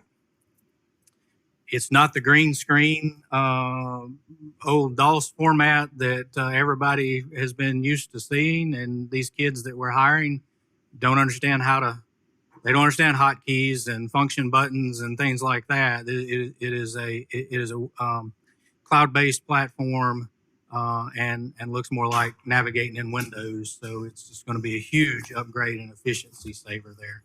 But we do expect to go live in June of next year with that. I'm happy to say that project has remained on its original timeline since we contracted last September, and to date within the cost estimates, which, as everybody knows, is unusual for a large build on a system project. But you all also know Commissioner Sanders, and she's pretty tough for a vendor to deal with when it comes down to asking for additional change orders or anything else. To date, we have not done a costed change order yet. We believe we will before it's over. There will be some things more because when the RFP was written and even when we contracted it last year, quite honestly, we're smarter than we were then, and we've learned things that we didn't know then. And because of that, there's some tweaks to that system that it makes more sense to pay for now and as it's being built than to add it on later. So, but to be this far in the process and still on time and on budget is something we're very proud of. Another thing we're proud of is we started right behind a couple of other states in this process, and I'm proud to say Mississippi has surpassed them in our go live date now. We were a few months behind in inking our contract on a couple of states, and we now have a earlier go live date than they do. And our IT project team is getting calls from other states asking about the project and how it's going and how to proceed. So that feels really good from an agency perspective to have other folks asking Mississippi how to get there in that vein. So that's sort of the big updates for the agency. You can see from your sheet there that our ask for this year, we're asking for an $8.6 million increase over last year. Really, that falls in two areas. The first is continued investment in the workforce. and one of the big ones there is and I know y'all have heard Commissioner Sanders say we're running a 24/7 first responder organization on basically an 8 to 5 model right now. When that call comes, an investigator has to get up out of bed and go out there and take care of business and do what we need to do and take care of those kiddos and families. So as part of that, in the variable compensation plan, there are a couple of special pays that are available out there that we intend to institute. And one of those is on-call pay. Right now, those investigators have to be on call, right? Because we have to answer that call. But that period of time that they're on call where they can't be out of their area to answer a call, unless they actually get called out, they don't get anything. If they do get called out, with Fair Labor Standards Act, where that pay structure lands, they're exempted employees, so they get comp time. But there are two things that are authorized in the variable compensation plan that allow us to institute callback pay and on-call pay. Callback pay is 10% of your hourly rate for being on call for those hours or period of time, so that you actually are getting something for putting your life on hold to be ready to answer that call. And callback pay allows us to then pay that out. Instead of going to comp time, it actually would go on to their check and actually pay those hours that they get called out in the middle of the night. And we feel like that also would be a huge retention area for us, both of those pays. The other special pay is type duty location pay. There's a lot of things tied up with type duty location pay, and we've been real careful at looking at it. And the purpose of it is if you have an area that has significant issues in either keeping staff filled, a higher turnover rate, or people not applying for the jobs in some areas, and that's simply the case in some areas of Mississippi, you can give an incentive there on that pay because of that location. We've identified 8 counties that historically that has been a problem with. And those counties, not surprisingly, are going to end up being the ones that we have the highest number of children in custody and the highest number of investigations for, because that higher workload tends to lead to faster burnout and losing employees to turnover. So we feel that instituting those 3, it at least puts us on a path of we're not completely trying to run a 24/7 organization on an 8 to 5 model. We will be rewarding those guys and gals that do that work every day. The other big part of that ask is in increase. 2.3 million of it would be to increase foster board and adoption subsidies. This body knows that last year we increased adoption subsidies for the first time in over 20 years, got them more in line with the foster board payments. And foster board payments, an element of the Olivia Wilde lawsuit, requires a look at those payments and an adjustment to meet inflation every 2 years. Well, next year is that year. So we got inflation estimates from the state economist. Using today's estimates, of course, once we get over into the spring and when that time comes, I don't know what inflation is going to look like, but this number would allow us currently at the current mark to meet those inflation increases in those subsidy payments to our foster parents and adoption subsidies. The only other 2 requests that we have budget-wise is a reauthorization of any remaining capital expense funds on our CWIS project. If there is no slippage in time, if we can stay on that schedule and go live date doesn't slip at all, it stays at June 30th, there won't likely be anything left at that point, which is great. That means we finish the project on time, on target, and within the money that the legislature gave us. It's possible that if that were to slip a month or 2, there might be a small amount of that capital expense left. not asking for any additional, just ask that anything that wasn't spent in capital that gets carried over into next year. And of course, the other is that reappropriation of the remaining ARPA funds still on the books at that point to let us finish out till ARPA ends in December of next year. So with that, I mean, I'll conclude with saying there's some really good things going on with the agency.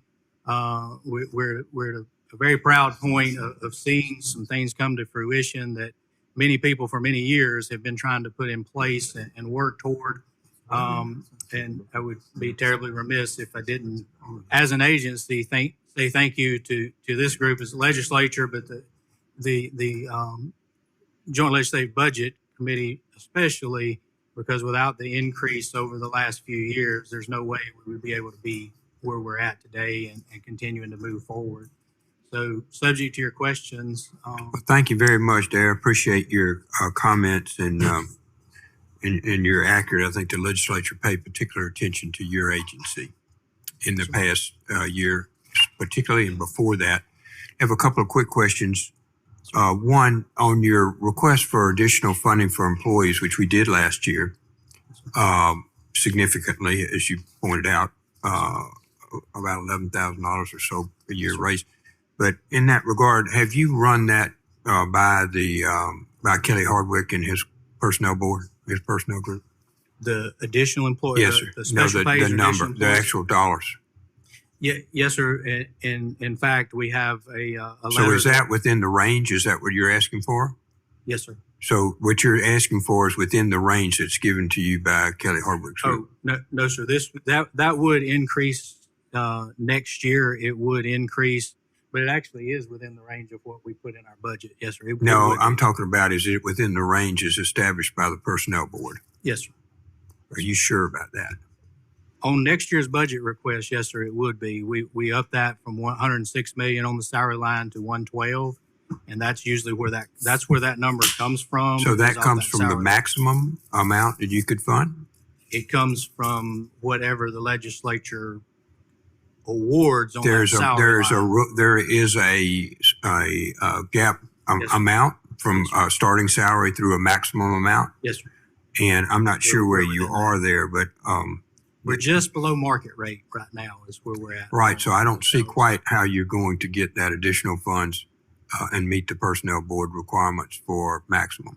So I asked that, and I'd ask Okay. you to determine that before we start back again. Yes, sir. Obviously, I think the position of the legislature has been that we funded SEC squared and we need to stay within whatever the range is. Yes, And so we're not going to ad hoc go, and yours has particular heartstrings attached to it because of what you deal with every day. And I've had the privilege of being there many times and also in some of your out offices in Grenada and other places, and really respect what those people do day and night and the issues that they face.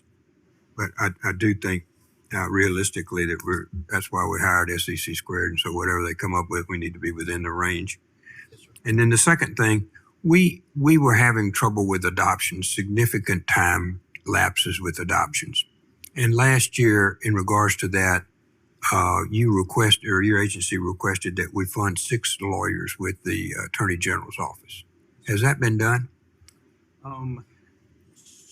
Some have. They haven't hired all of them yet. They're in the it's in the process of hiring. I think Now, that's they've been got a year, 3 so or it shouldn't 4. be in process anymore. It should be done by now, right? It was what was awarded July 1st. Uh-huh. It would have went into that budget. So yes, sir, we're about 3 months into. I think they have 4 already onboarded, and I believe they're still on the last 2 haven't completely onboarded and come on yet. Have your time period for adoptions, and I was looking at that, your number of adoptions in 23 was 637. Yes, sir. To date, it's been 98 in the first quarter, which would mean you'd be, if all that holds, you'd be around 400 this year. So we seem to be decreasing, and I'm wondering if we hired 6 lawyers, why are we not having more adoptions? The numbers really, I think our husband come down to time of year in some ways. The period of time between now and the holidays, right around that first of the year, always there is a spike of adoptions there. We have several mass adoptions and such scheduled. And then in the school time frame, there are some that hit. So we really largely cleared the backlog of adoptions going into this FY because of the work that was done last year. Good. Which is fantastic. So, you know, that there just wasn't a lot sitting there waiting to be adopted at that point.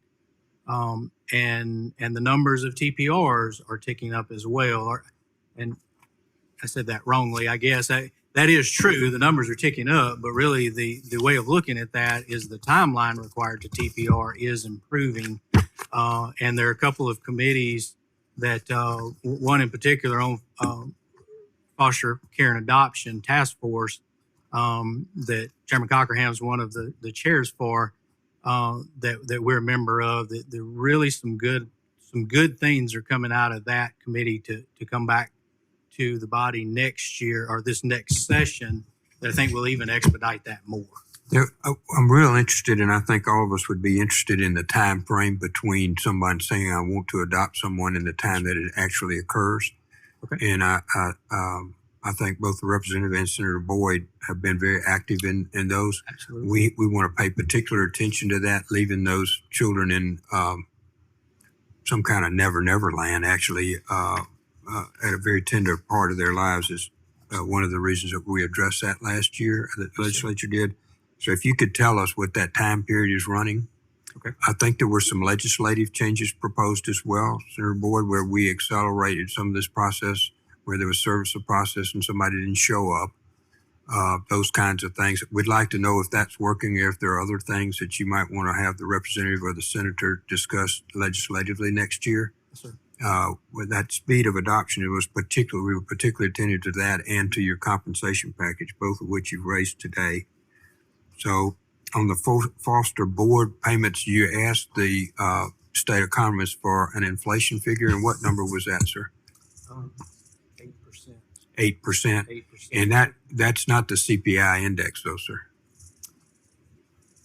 I'll be honest, I don't know where he gets it from. Well, you're doing a multiplier, so it makes a significant difference. So I'd ask you to go back and look at when you look at what inflation number you're using, because the one now is about 2.97, I think. So that's a big difference in your ask one way or the other. Well, it goes back 2 years. Okay, it's the catch up from that previous year too.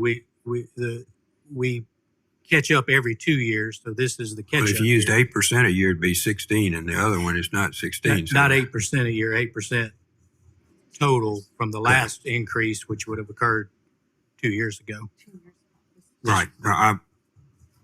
I'd encourage you to take a look at that, because it's a multiplier and it makes a big difference. And if you multiply it this year, we'll multiply it next year. So I want to make sure that that is actually the correct number. And there's a whole bunch of inflation factors running around now. You can see them all in the press. It's anywhere from 3 to 8 or 10 or whatever people are saying, depending on whether you exclude gas or include food or whatever. So I think that's real important. Okay, so questions, Senator Boyd, did you have any questions? I do.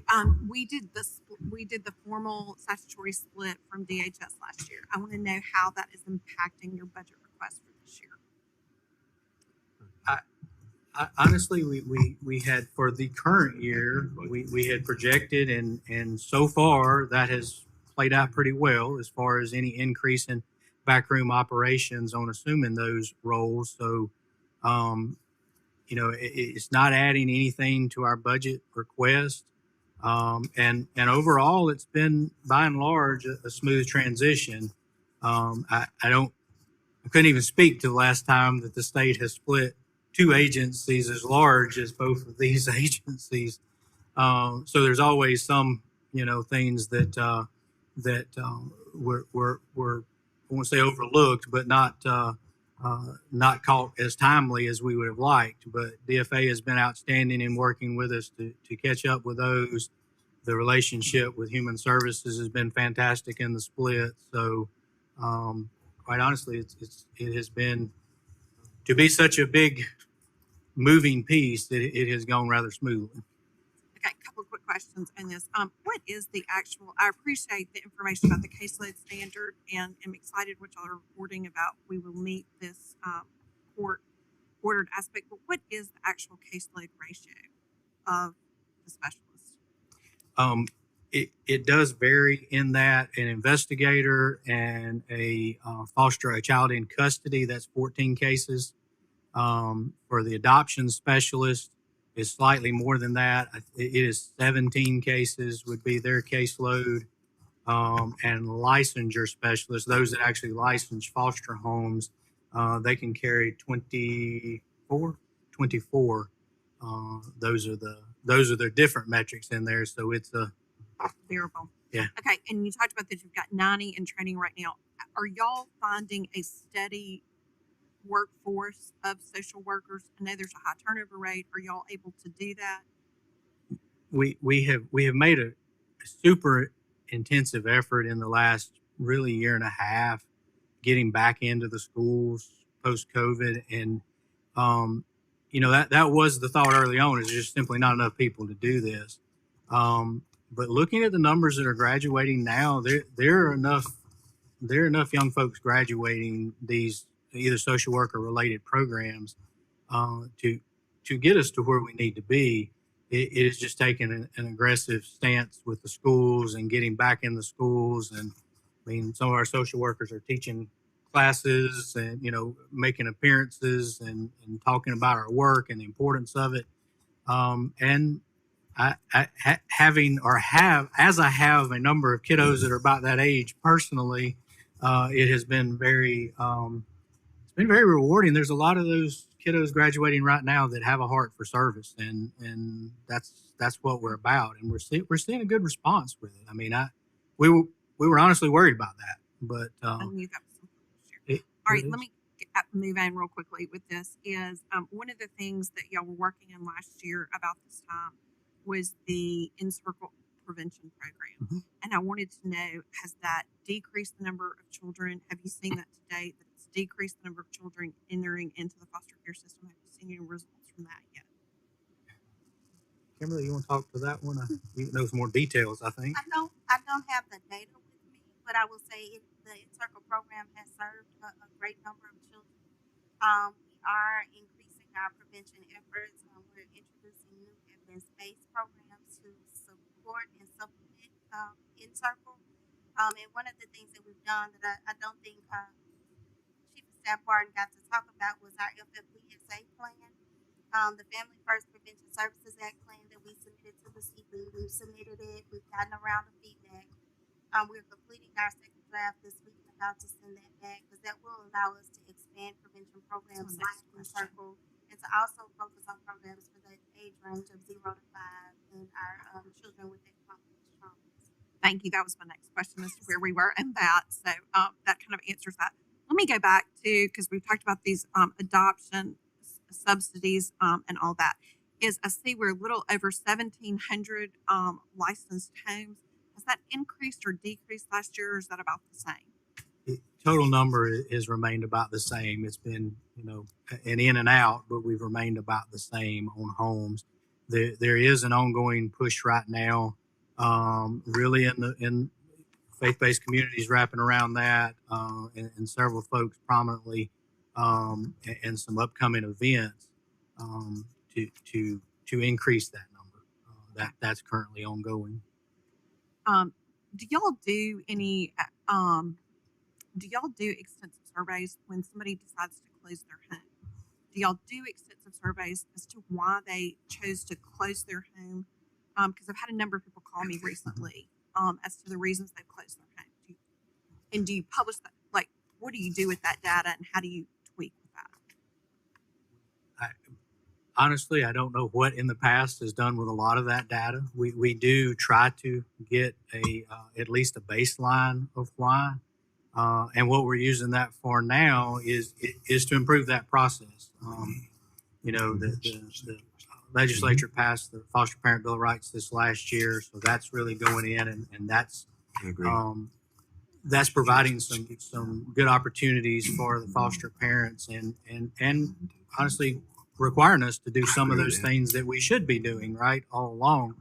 So I think we're taking that data more now than probably we have historically, and looking at our recruiting efforts and our training efforts specifically, to how we go back and train not only our employees but the foster parents themselves, and how ongoing training transpires. During COVID, like so many things, everything went virtual, and I'm not a virtual kind of person. It drives me insane to be on Zoom calls all day long. And I think we lose something in a human service organization when we're doing it virtually and doing those trainings. So we're stepping back into getting those back in person, and more in depth than the trainings occurred. And wraparound services, you mentioned Encircle. We actually have contracted with Youth Villages and Intercept, which is a very like program, intensive in-home services. But we're doing that not only with bio families that to prevent a custody episode, we're wrapping around foster parents because they're still a home, they're still a family, and they still have the same problems at times. And taking a child out of a home to put them in a foster home only to have another displacement just makes the trauma worse. So we're trying to wrap around, and we some of the feedback we have got, or a lot of the feedback we have got, was a lack of support in those areas. That, okay, when we have problems as foster parents, it's like, you license us and here's a child and good luck. And, you follow up on us, but there's not a lot of wraparound services. So we really want to leverage that piece, Senator Boyd. Yes, ma'am. Representative Cockingham. So this year, in our Path to Permanency bill that the legislature passed, that bill afforded for some representation in certain instances for children who are going through certain proceedings. So I've gotten a couple of phone calls, and I know that it just took effect in July, but I had gotten a couple of phone calls that in some instances that representation was not there. So have we been able to get that representation? It is steadily increasing. Is the correct answer to that, I guess, is that it is a work in progress. That bill did name the agency as a party. So from shelter to adoption, the agency is a party and therefore authorized representation and for the child. We're entering a number of agreements, one with the State Public Defender's Office, and we have submitted all of that to start drawing down additional 4E funds, federal monies to support parent rep attorneys and child attorneys in cases where the guardian ad litem might have some conflict. That statute allowed the guardian ad litem could serve both roles. They could be the GAL and the child attorney unless there was a conflict. And as with all federal funding streams, there's some complications to it and some forms that had to be done and approved. And we're at a point, and we've entered an MOU with the State Public Defender's Office, and we're just on the edge of being able to start pulling down that funds, which is going to allow them to have more folks to provide the service. Internally, we have brought on a few additional attorneys. Governor Hoseman said a while ago, the AG has increased the support to the agency from their side with some additional attorneys. And honestly, as we expected, it's been a little bit of a learning process, not only for us, but the courts too. With that representation at an earlier point in the case is something that just hasn't happened in the past. So there's been some bumps there, but it is steadily improving. Well, and I'm glad you raised the conflict of interest or the conflict issue with the GALs also, because that's been another concern that I've been hearing just recently about whether or not when we have conflicts, when you have the guardian ad litem, and now the guardian ad litem representing the child as well. So I'm glad to hear that you're looking into that issue. Sometimes everybody's opinion of what a conflict isn't the same, I have found. So, but but we're making a lot of headway there. And when the agency feels that there is a conflict, getting that on the record then in that action, which I think is really helping moving forward, and will really cause that process to speed here moving forward. And so within what time frame do you think to have the representation that you need? The additional ones for the Attorney General is hiring, those are in process, so we will have those.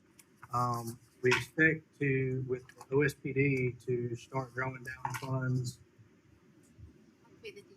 December quarter. So within, I mean, that would be in the next month we would start, so we would claim in December. We submitted all of that paperwork to the federal partners in September. I mean, within the last few weeks. And well, I say we submitted it. That was not the first round. Like anything, it goes back and forth a little bit. But we've met everything that they want, both on our side and OSPD. So we feel like we will be getting that approval, honestly, any day, sometime this month, and we'll be able to start drawing down that money, which then will allow them to leverage additional hires on their side as we draw down federal money on their behalf. Thank you for your time today. We appreciate, as you can tell, we have paid particular attention to your agency. It's making progress, and we appreciate that. Right now, we're going to move the agenda a little bit to have Dr. Edney come, and also then I see Bob over there. Anderson, if you'll hold just a minute, we're going to try to get through the two of yours. Anticipate, Leanne and Tony, if you'd notify the other three, we probably won't get to them today and make the 2 o'clock time frame or 2:30 time frame. So what we'll do is have them at the next meeting or a special call meeting of the chair. Okay, Dr. Edney.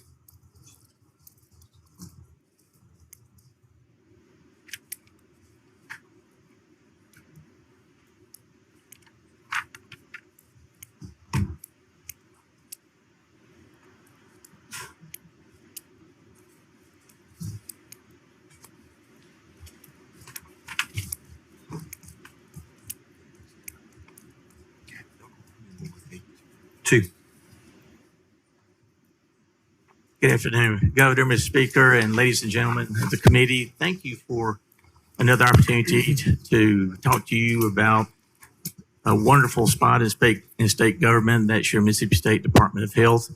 And the mission that we work on every day is to advance and protect the health, safety, and well-being of everyone in Mississippi. And we touch every life every day, and we are proud of our mission. We take it seriously, and we are mission driven. I have before you,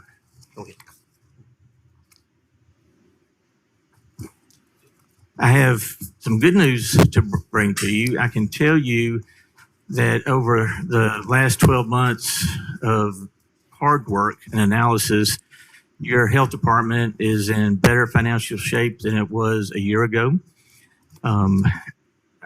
I have been intent on getting a better understanding of how we spend our state resources and understanding the importance of our state dollars and the discretion that many of those dollars allow us to pivot to core public health challenges that arise every day is so very important.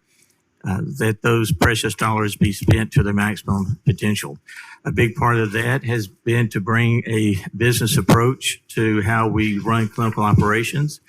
Many of you know that I come from the private sector and with 32 years experience of running private clinics and doing so successfully.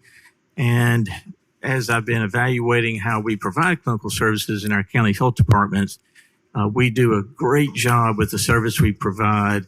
We have a lot of opportunity in terms of efficiency and overhead control and doing a better job with billing and collections for the patients that do have third-party coverage.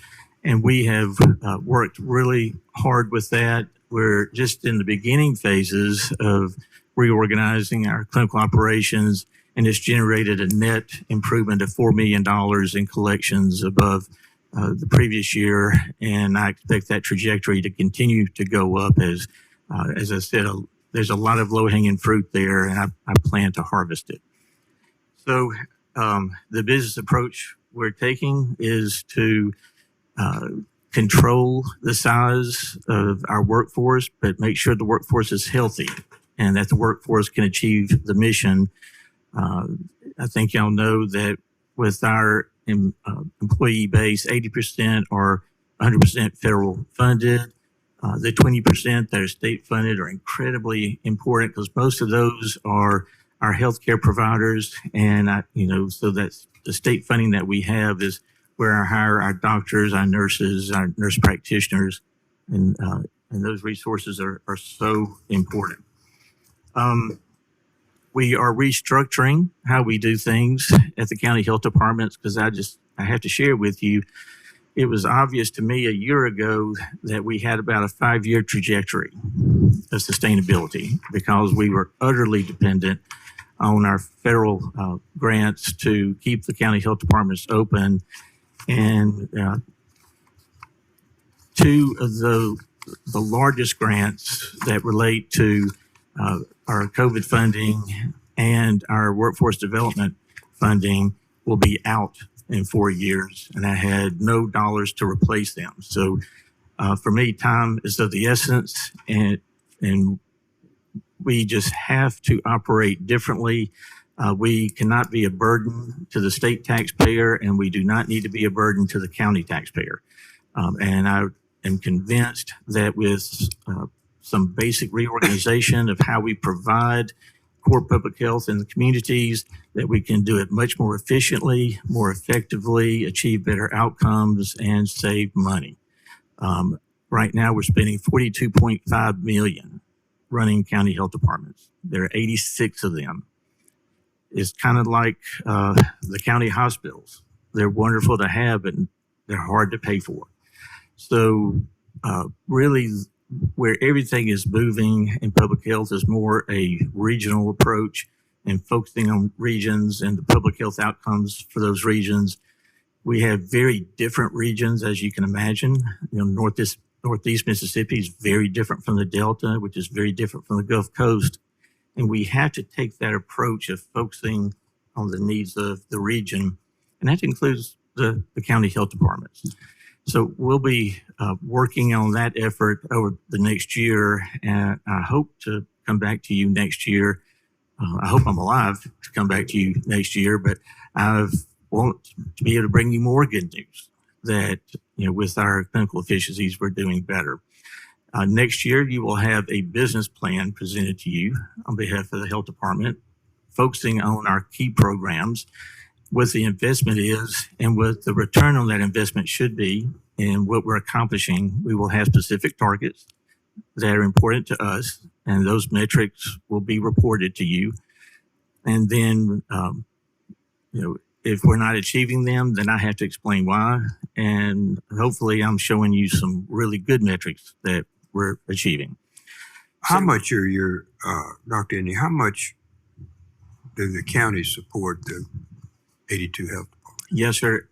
And that's one of our challenges because that means there are 82 counties. 2 of them are too small to have their own, but some of them have 3 and, or 2, whether they need it or not really. And every county is different. There is no expectation. The statute, you encourage counties to support operations of the county health departments. You require them to provide a building, but there's no specifications. And boy, we got all kind of buildings. We were able to get out of our 2 worst ones, working with the county boards of supervisors. So we're in much better shape than we were a year ago. But, and right now, we have only one county that's struggling to fund us. And I met with their board earlier this week and just said, look, we're not here to burden you. And I don't want you increasing millage because of us. So let's work together to do what we need to do together and maintain the relationship. Otherwise, if all the other counties have some level of funding, maybe as low as 10,000, and maybe as high as 250,000 per year. So the counties across the state are variable in the amount that they match you. Yes, sir. And those are done annually by the Board of Supervisors. That's correct. So they could be up or down on any 12-month period. Yes, sir. And they do go up and down. Okay. Actually, what we're seeing more is going down. Okay. And then are you required to have 2 in every county? We're not required to have any. Any in a county. So by having 2 in a county, as you said, whether they need it or not, then we're subsidizing that. I mean, the state is. Mainly our budget. We, you can see we're spending 42.5 million, and our discretionary appropriation where I can invest into community public health is only about 25 million. So I'm having to pull resources from our clinical operations and from our federal budget as much as I can. I'm going to tell you, 42.5 million is too much. I can do better. We can provide better access to public health for less money and be Yes, less. sir. And that's the second part, Dr. Indian. I don't want to cut your presentation off any of it. These are important, but that's the second part. I would not like to wait for another year to do that. You're talking about a year from now, bringing this information to the. No, sir. I've been working on this since August the 1st. You mentioned a moment ago, you said next year. Is this next year? Are you going to provide to us? Next year, I want to report to you the success of this. And so, but this work that you're doing now, will it be available to the legislature before January? I will make available whatever you need. The only fly in the ointment is dealing with counties and helping them understand what it's going to mean for us to provide better community public health. Right now, we have some counties were open, 2 days a week. Some were open 1 day a month. Some were open 5 days a week. And are you making those decisions since the county's not paying for them, or is the county making them? We make them, but we try to do it in partnership. But I'm just trying to raise awareness of where we are. So it's disparate from county to county. It is. Okay. I didn't mean to interrupt, but I apologize for that. But I'm like all of us, this health is a critical thing, and we have other issues with hospitals, and that falls into the same range. And so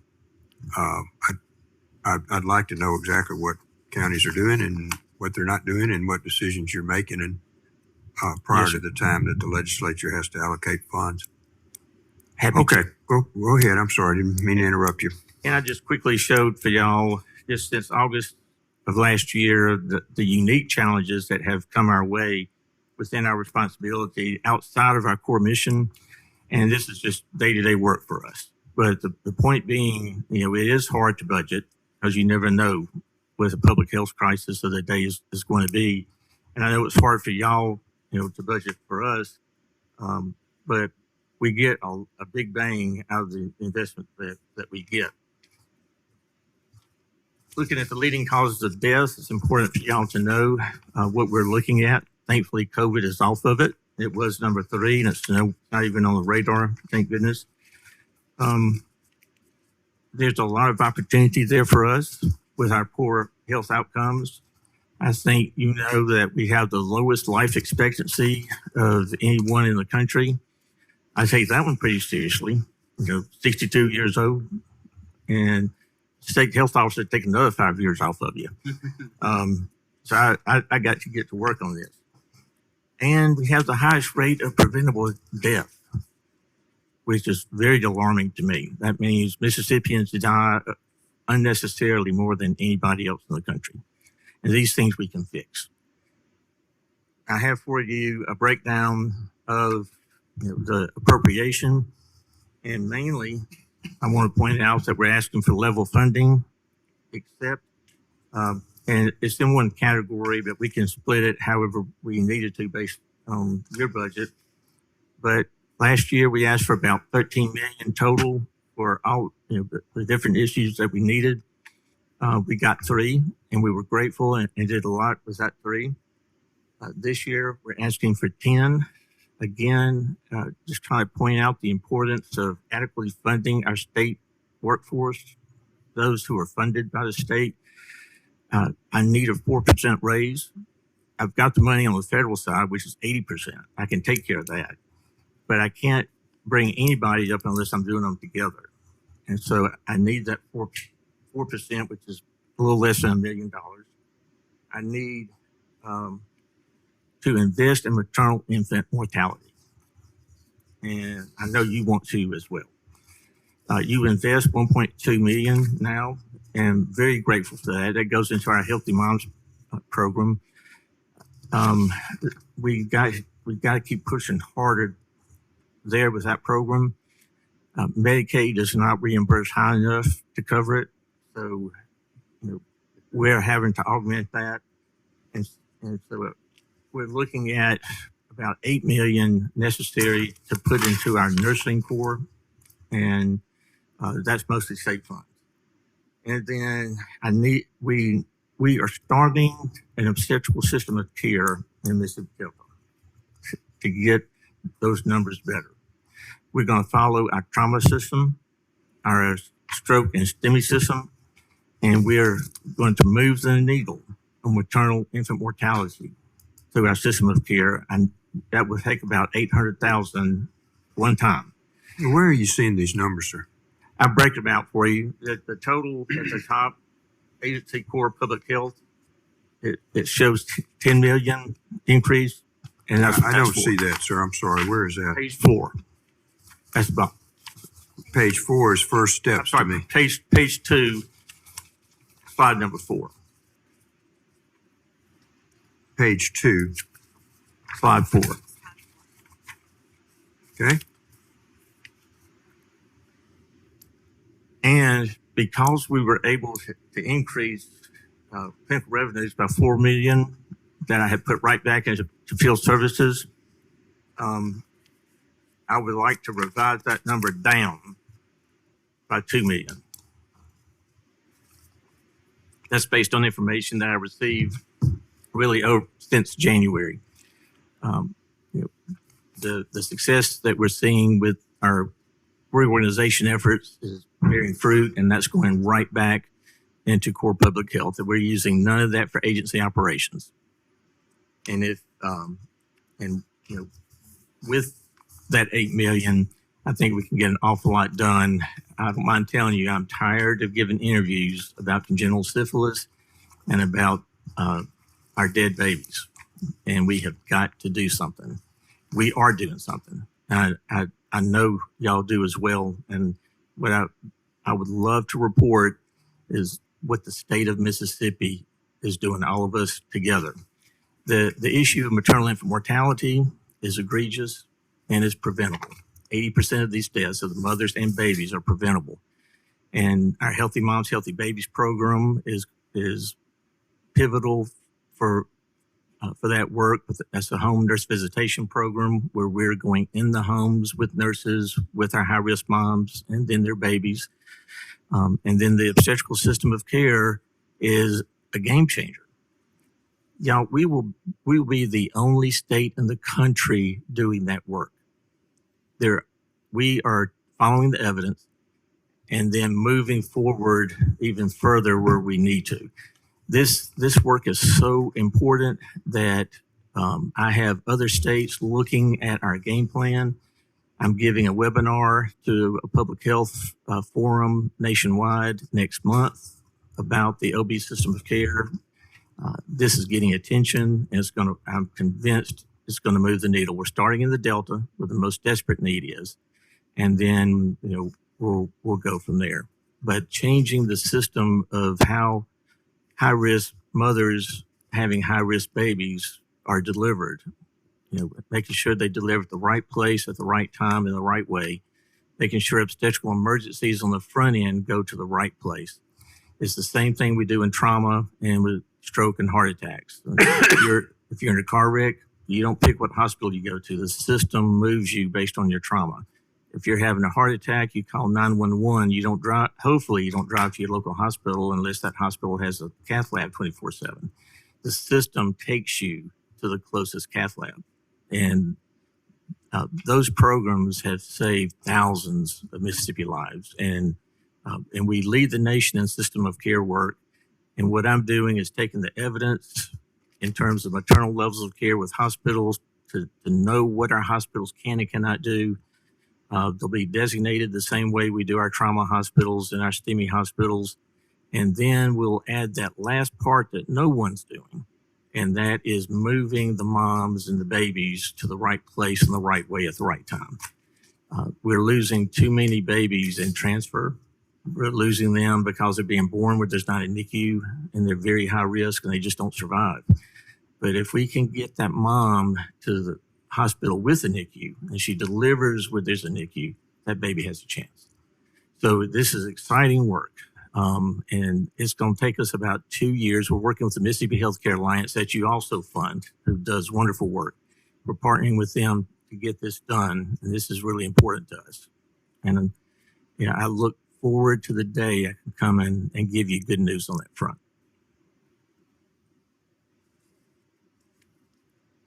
If you look on page 3, slide 5, it's important for me, for us all to be on the same page when we look at our buckets of funding. I look at 3 buckets in our state appropriation. We have the first bucket that is what I call our core public health appropriation. Those are the state dollars you appropriate to us, and you give us the discretion to use them how we need to.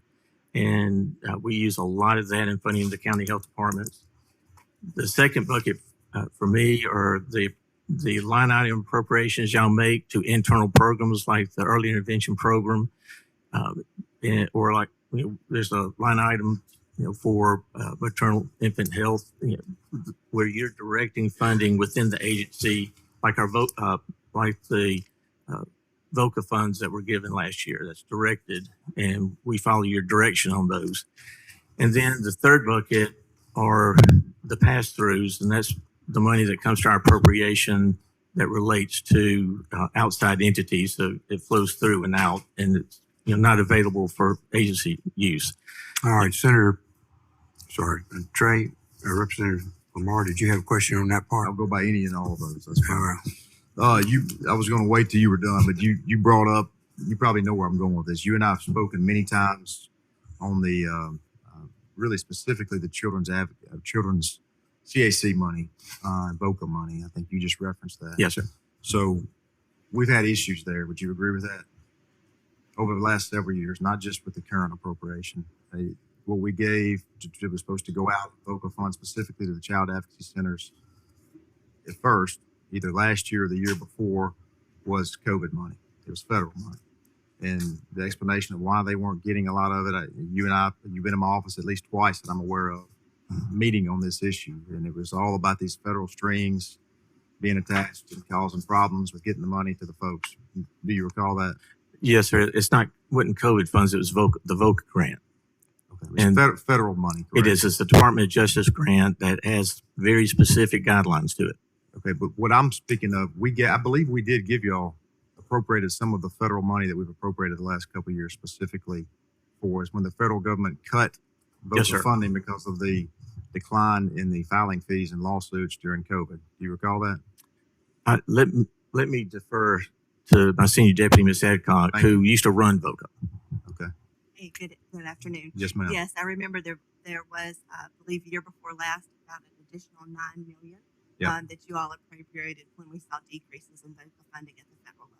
Right. And so Dr. Eddie and I have been going by, I don't think you were in those meetings, but we talked about, I told you specifically, the Children's Advocacy Center in my neck of the woods. There's 14 or 15 of them all across the state, but specifically the one that serves Tate and DeSoto counties. It's called Healing Hearts Child's Advocacy Center. And they do some of, as our good friend Tommy Reynolds always say, they do the Lord's work in this state. Do. And y'all, I think you would know that. Absolutely. They have done nothing but continuously lay off staff for the last several years. You and I have discussed that because their funding has been cut. And so that's why one of the main reasons we added this $9 million in federal funding, and it got tied up in your agency with all of these federal strings that's the reason we were given for why that money was not getting to the recipients. Yes, I will tell you, I do. And I hope you remember the answers I gave, that we have kept all the CACs whole from our end. Okay, I do remember that, but there's a history there, and I wanted to go through the Yes, history sir. before I ask you this next question. Okay. So we acknowledge the history. So this past legislative session, we specifically set aside $2 million in state appropriated money that's not federal money, That's right. specifically for the child advocacy centers.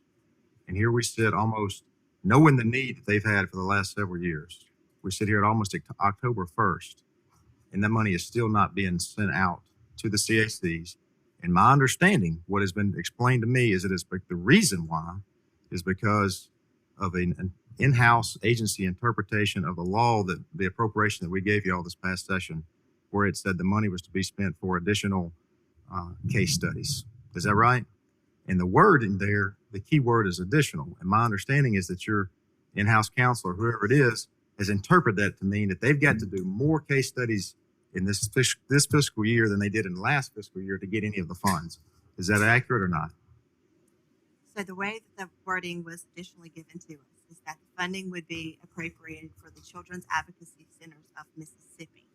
That technically is the state chapter of the Mississippi Advocacy Centers. So they would have to look at their additional forensic interviews. And what we've done is we've worked with the state chapter to identify a rate that they have put together to increase those forensic interviews. Okay, but here's I've read the statute that was involved in it. It doesn't say all, it just says the word additional.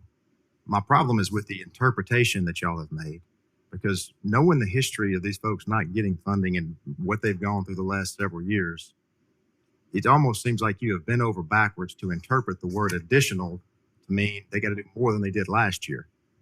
That word additional could be interpreted many different ways. I mean, if they do one interview or one study this year, that's an additional interview. So my point is, why in the world would your agency go out of its way to find an interpretation of the word additional that makes it harder for the people who have been going through what they've gone through the last couple of years to get the funding? Right. So I think where our agency has gone out of the way and been over backwards is to work with our CACs as we've been notified of even additional cuts to VOCA. That word came down to us in August that we're about to take a 41% cut. Yeah, we laid off 2 employees in the last several weeks. Correct. And so we're looking at that additional cut. And so we're trying to use those state dollars that you all have allowed us to use to offset those cuts and to offset some of those losses. For example, with VOCA funding, that can only be spent on direct services. So what we've allowed them to do with the state funding in their budgets is to offset other expenses that they have. Well, my understanding is they have not received any of the money yet. Because they've been reworking their budgets after we were notified of this VOCA cut.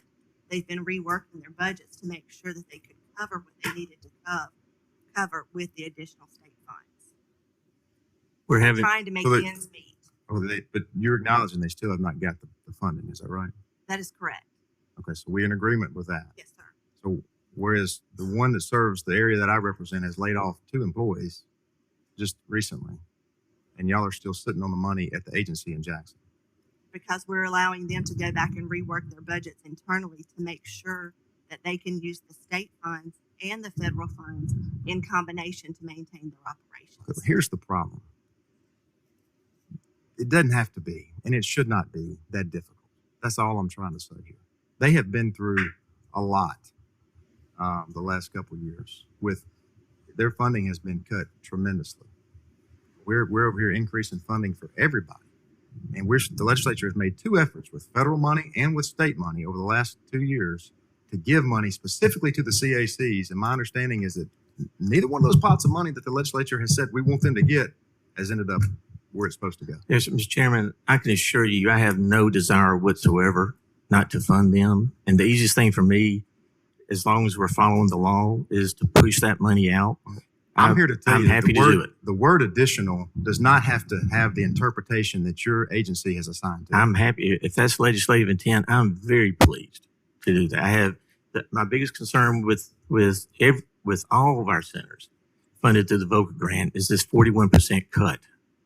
And we're trying to work with them to keep them whole going forward with that 41% cut using your generous appropriation. Well, Dr. Edney, please. Yes, sir. Do whatever it takes I will. to get the money out of your agency and into their bank accounts so they'll quit laying off people and they can go back to doing the Lord's work that we just talked about, please. Yes, sir. I'll be happy to while we continue to do the Lord's work. and I'm not moving doubting forward. anything you said. Yeah, everybody does work, but Yeah. this question is specifically for the concern of these people back home who have come to me begging me because they don't have anywhere to turn over the last 2 to 3 years about what they're going through. And there are children being abused that are not getting the services that they need because the money is not there. And we're sitting on millions and millions of dollars. Your agency's sitting on money that we've already appropriated for them. And it's just red tape after red tape. And I understand you've got your reasons. But at the end of the day, the money is not going to help these people. And that is a tremendous problem. Please do something to fix that I'm yesterday. I'm committing to you, and I will make the same commitment I've made to you every time, that we will keep them whole.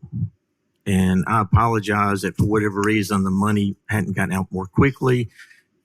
If I'm understanding legislative intent, then I'm happy to honor that and move quickly. That money's doing no good with us. I agree completely. We don't benefit from it at all. I want them to benefit from it totally. And, I will look at this personally. Thank you. Where was I? Here on Exhibit 5, I believe, going through your appropriations. So that's an example of that second bucket, directed money that goes through us outside, but it shows up in our appropriation, and that's important for us to understand because the critically important dollars for us to achieve the mission of core public health, to get us off the bottom of where we are with all of our health indicators, is that first bucket of the discretionary core public health funds.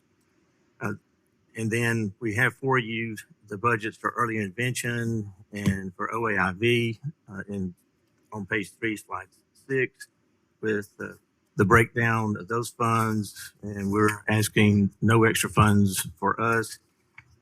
We've been working hard with early intervention program task force. I think we're doing really good work there, and we'll have a good work product out of that.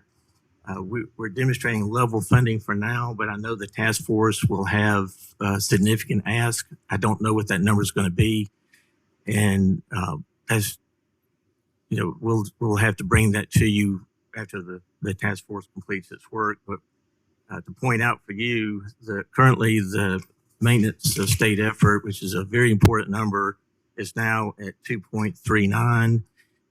We have to maintain at least that, or they will reduce the federal component. Y'all gave a generous increase to the program last year of state effort of $2 million that goes straight out to providers. It does not stay at the agency, and so we need to stay at least 2.39. I suspect we'll have to go higher based on the task force work. And then the special funds at 3.7 is from the work of within the agency that we bill Medicaid for. And then we turn around and pay the state match for that. And with all the Medicaid funding we receive, we'll make sure you understand that the agency takes 25% of what we collect and then returns that back to the division to improve the state's ability to draw down Medicaid funding in general. That doesn't come back to the agency. It stays with the division. And then the OAIB budget is there. And as we pointed out to you, our biggest concern is that the Department of Justice grant is going to be reduced by 41% next year. And that is what's taking time now. We were ready. The awards were ready to go when we got this notice, and then we had to regroup to make sure that they would be okay, not just this year, but they'd be okay moving forward with their budgets using that $12 million that y'all appropriated last year. And then page 4, slide 7, the medical cannabis program. They're the numbers that you requested. We're fine there. Level funding will continue that program. That's a separate budget, as you know. That's not in our appropriation. It has its own appropriation, and that program is paying for itself through our licensure fees. And I know the Department of Revenue can share with you with the taxes are coming into the Treasury. I don't have those numbers, but Chris Graham would. But my understanding is they're steadily going up. and all those dollars go into the treasury. There's no funding for the health department or Department of Revenue in that. But we're doing fine with cannabis. And how many are individuals that are licensed for medical cannabis? Is that the 25,000? Yes, that's we have 334 who are registered providers who can do certifications. And you have 25,000 people who are patients? Yes, sir. Okay, what did you anticipate that was going to be, Dr. Eddie? Well, our anticipation was about where we are, watching Arkansas, watching how Arkansas's rollout went, how the state of Maine, states more our size went. I think the industry was expecting to be at over 100,000, but that was never projected by anybody on our side. Do you think this is stabilized and will be in this 25 or 30,000 range? No, sir. I think it'll continue to grow, but slowly. It took Arkansas and Maine about 5 years to get to 100,000. And so there was, I think, some unrealistic expectations on the side of industry. And I think we'll see some significant strain within the industry just because there's a lot of product, a lot of competition, and not enough business yet. It'll get there, but it's just going to take time. Okay, you covered first steps, right? Yes, sir. All right, I've so covered. go over to your interpersonal violence.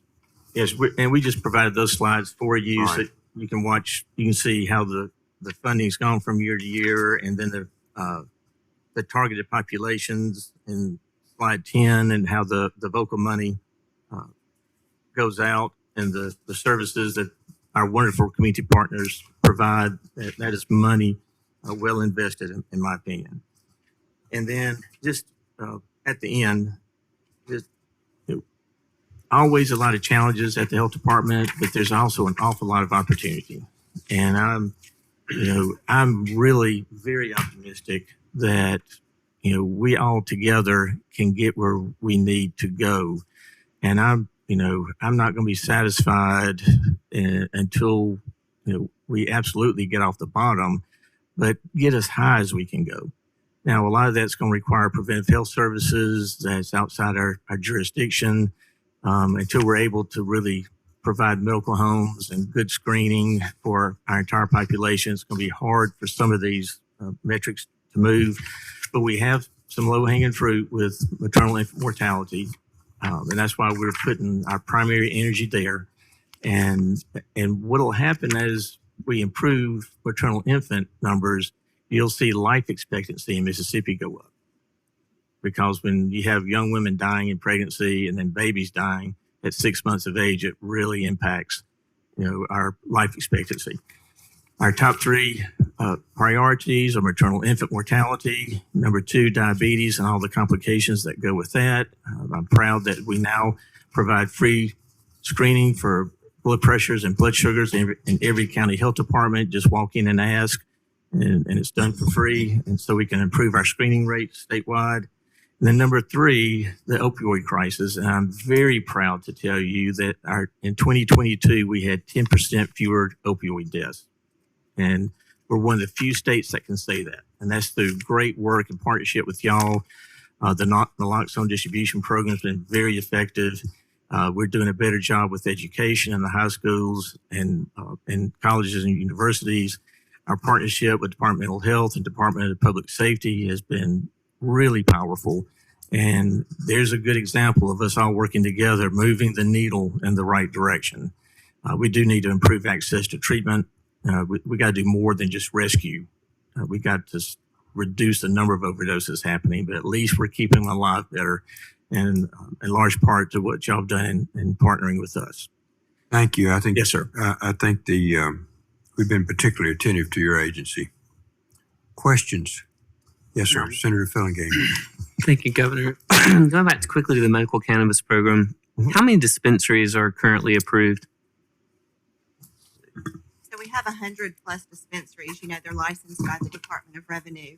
But really, when we look at that, a lot of people secured licenses early on. And we have about 60 to 75 that are really active in the state right now. And I guess my curiosity is from around the Pine Belt area, I'm seeing lots of these things popping up.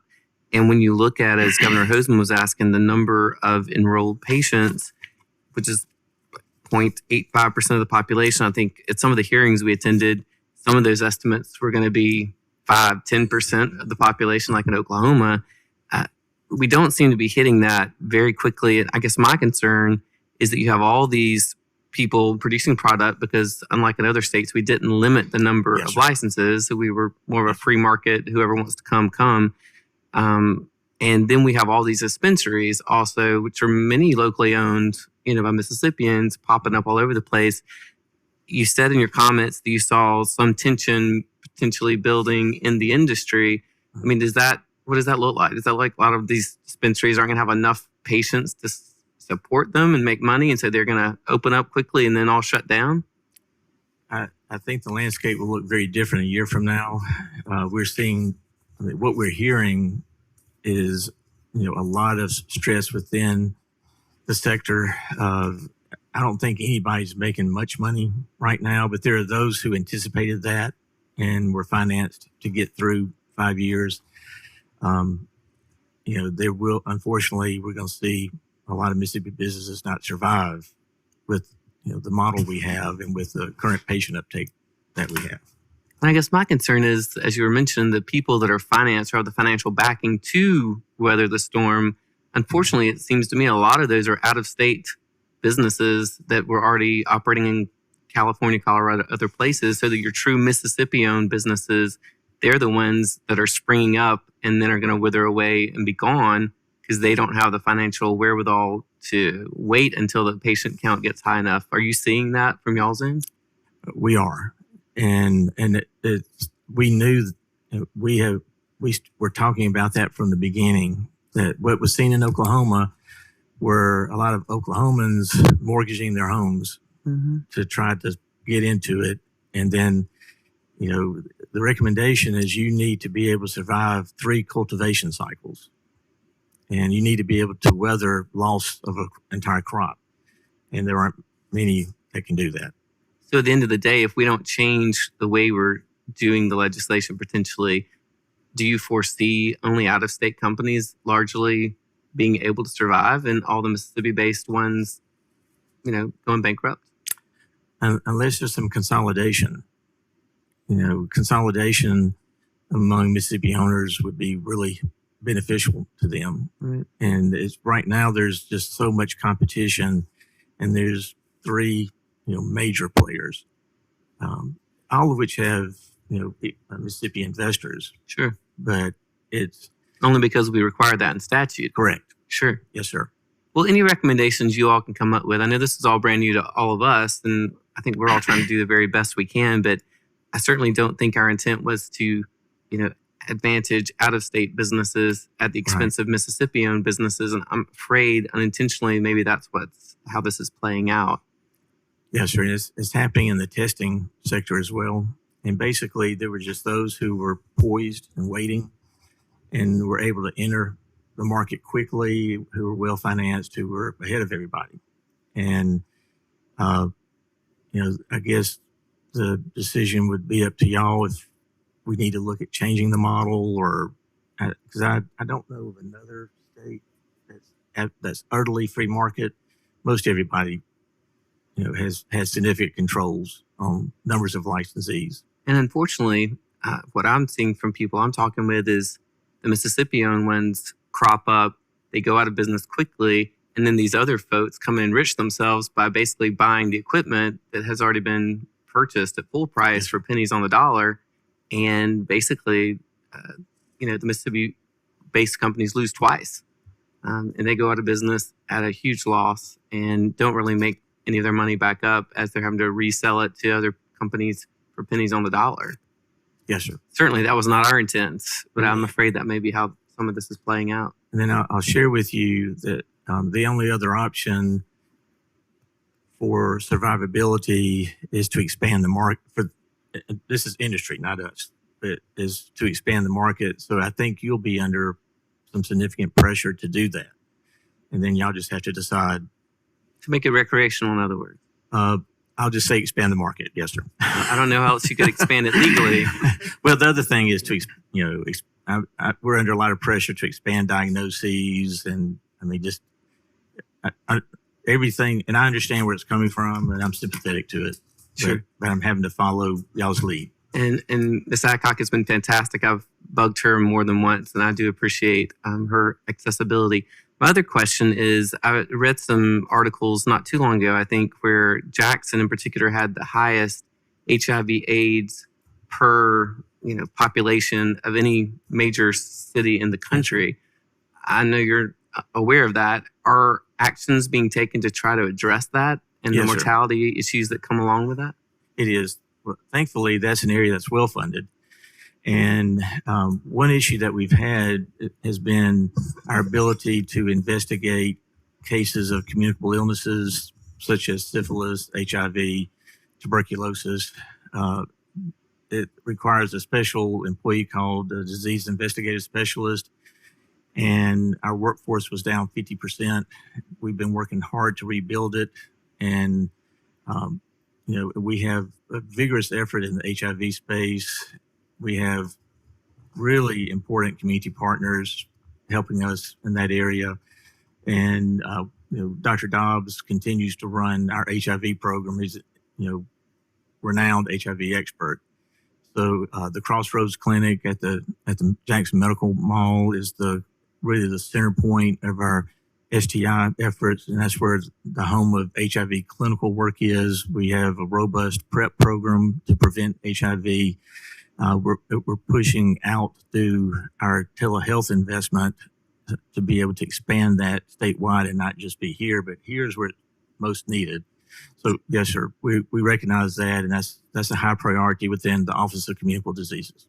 So the PrEP drugs are available for free, I'm They are. assuming. Are people just They not are. taking those? I mean, I know you can't force people to take a drug, but Yeah. what are you seeing with that population? It's growing, and the telehealth is improved. Our telehealth is improving access and making it easier, because what we'll do with teleprep is they can go to a county health department and connect with our experts in Jackson, and then the nurses at the county health department can draw their labs, and then the public health pharmacy, which a lot of people don't even know how important that is, but the public health pharmacy will then ship the drug straight to their home. And that's all through our Brian White HIV program. Thank you. Yes, sir. Thank you. Thank you, Senator. Any other questions? Yes. Representative? Yeah, Dr. Eddie, I apologize if I missed this when I was out of the room earlier, but have you updated us on the hospital grant program yet? Did you? I hate that Senator Hobson left. Okay, so can you please let us know? Yes, sir. Would you like now or Yeah, later? sure. Okay. A wonderful idea, a very smart thing to do. Unfortunately, we picked the wrong pot of money. And the problem we're having, everything in the statute is legal, using the ARPA funds is legal, tying the two together has been a unique challenge. And we have been working hard with Liz Welch's team. Horn CPA Group, as you know, does their ARPA compliance. HRK works with us, and all of us working together have done every wraparound we know to improve the number of hospitals that will qualify. And we just run into a sticking point of the language in the statute, which ARPA funds must follow, requires that there be negative impact demonstrated. And with the auditors reviewing all the financials, 2/3 of our hospitals have applied. Out of that, 1/3 qualify for significant need. The total loss was about $500 million, but that's all wrapped up in 1/3 of the hospitals. 1/3 had balanced books, mainly because of specific federal grants that satisfied their need, which eliminates them from ARPA, and then 1/3 haven't applied. And I know what legislative intent was, and right now we can't get to legislative intent with ARPA funds, so I'm having to come back to leadership and present the options, and we'll have to have direction. we've done all the work, but it's just, we've got a couple of decisions to make. Let me be clear. Are you Yes, sir. announcing to the public today that the hospitals, as it stands now, are not going to be awarded these funds we put in place? We have a third of the hospitals who qualify at full levels, and then some, and then a third that applied who won't meet the ARPA criteria, and then this is what's handed to us. Has this been made public yet? We have been talking to all the stakeholders, and I have. Do the hospitals know this yet? I have been talking to the hospital leadership. Yes, sir. I've been talking to the CEOs one by one as they are contacting me and walking everybody through it. Most everybody knows the challenge, and it's the statute was written as I understand it with the expectation of state resources, and then with the decision to use ARPA is where the compliance issue comes in.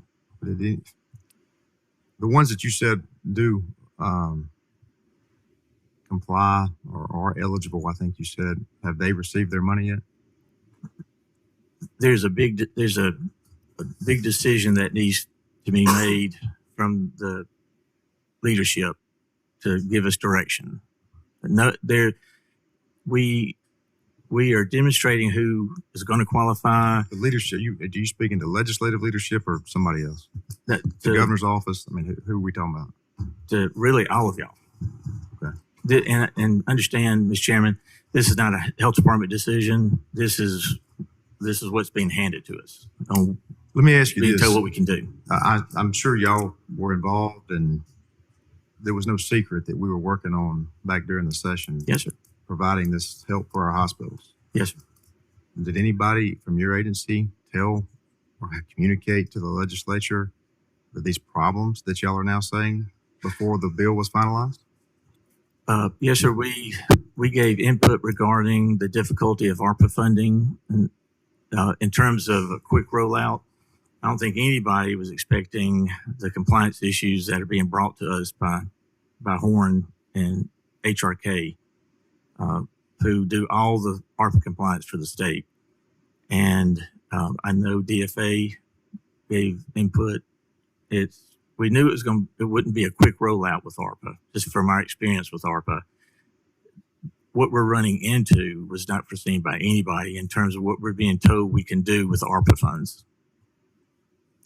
So just getting down to practical and common sense, what I'm hearing you say without getting into the legalities or the specifics of the legalities, yes, sir, is that the hospitals who were more affected by any industry by COVID are not eligible or having difficulties, can't receive the financial help that was provided to the states to help for COVID.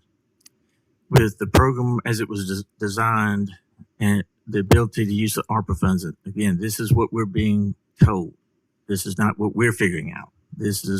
We're being told what we can do with those dollars. And I know it's not in compliance with legislative intent, which is why I need further direction. I understand you're the messenger on this. Yes, sir. I can see that. But yes, sir.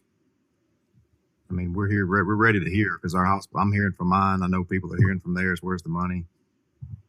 Are you telling us, this body, that there needs to be a fix to the statute come January, or before that? There are a few. Necessary? Yes, sir. We have a few options there. We see a way to eventually fund, all the hospitals if that's y'all's desire.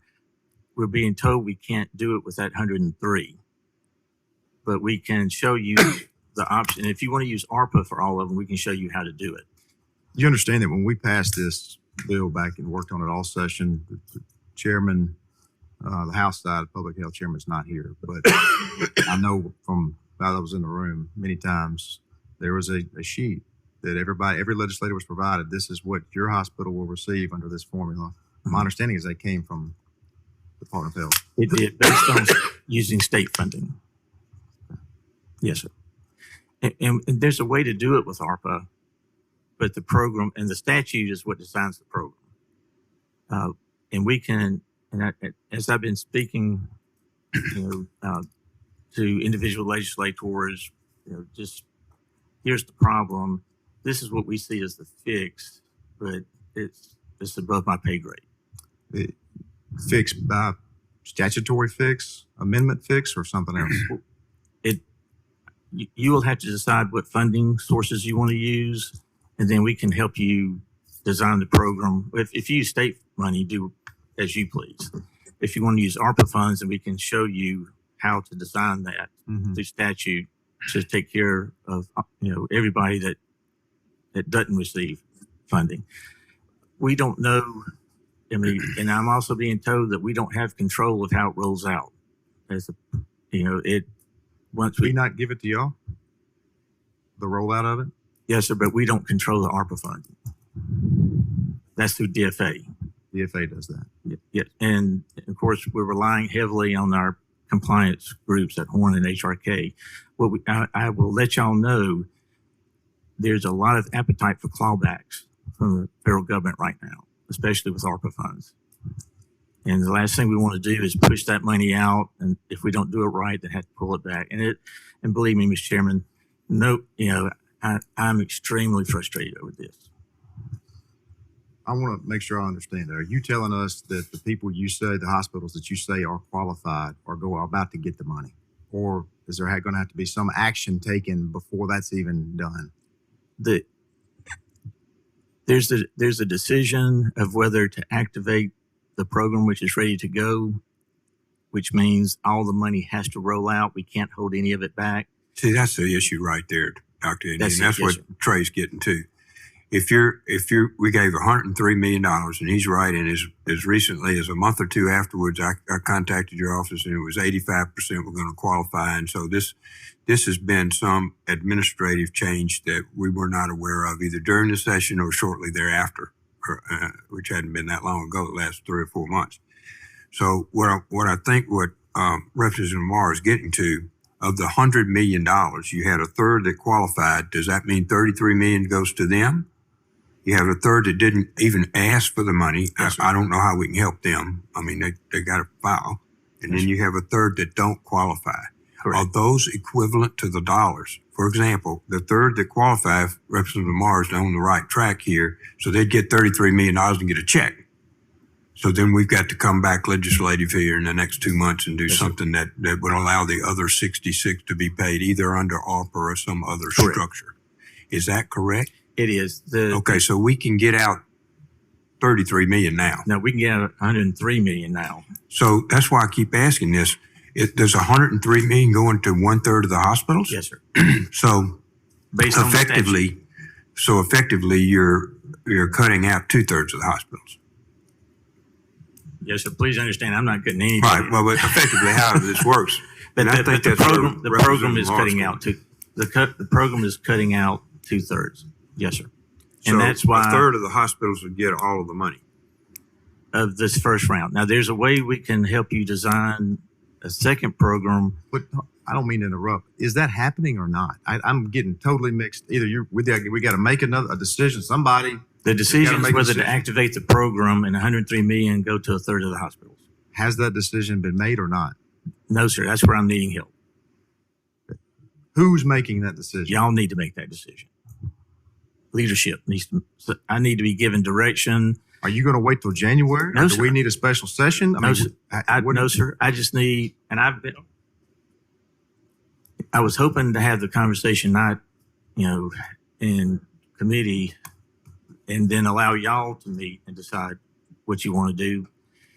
The two choices are to halt the program and not send any funds out and fix it in January for all the hospitals, or to activate the program and based on the statute and the ARPA compliance, all the money has to roll out to those who qualify based on need. And we have some with a negative impact of 140 million, all the way down to negative impact of 850,000.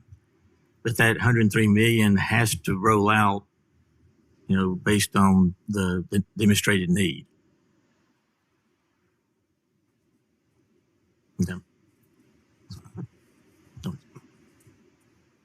Yes, sir. And